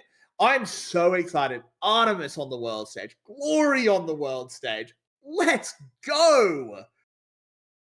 Yeah. And we've got to remember as well, it's welcome back for the SVGB members who joined Wales. It's great to see them drop out of SGB and come back, and they'll be back at Worlds again.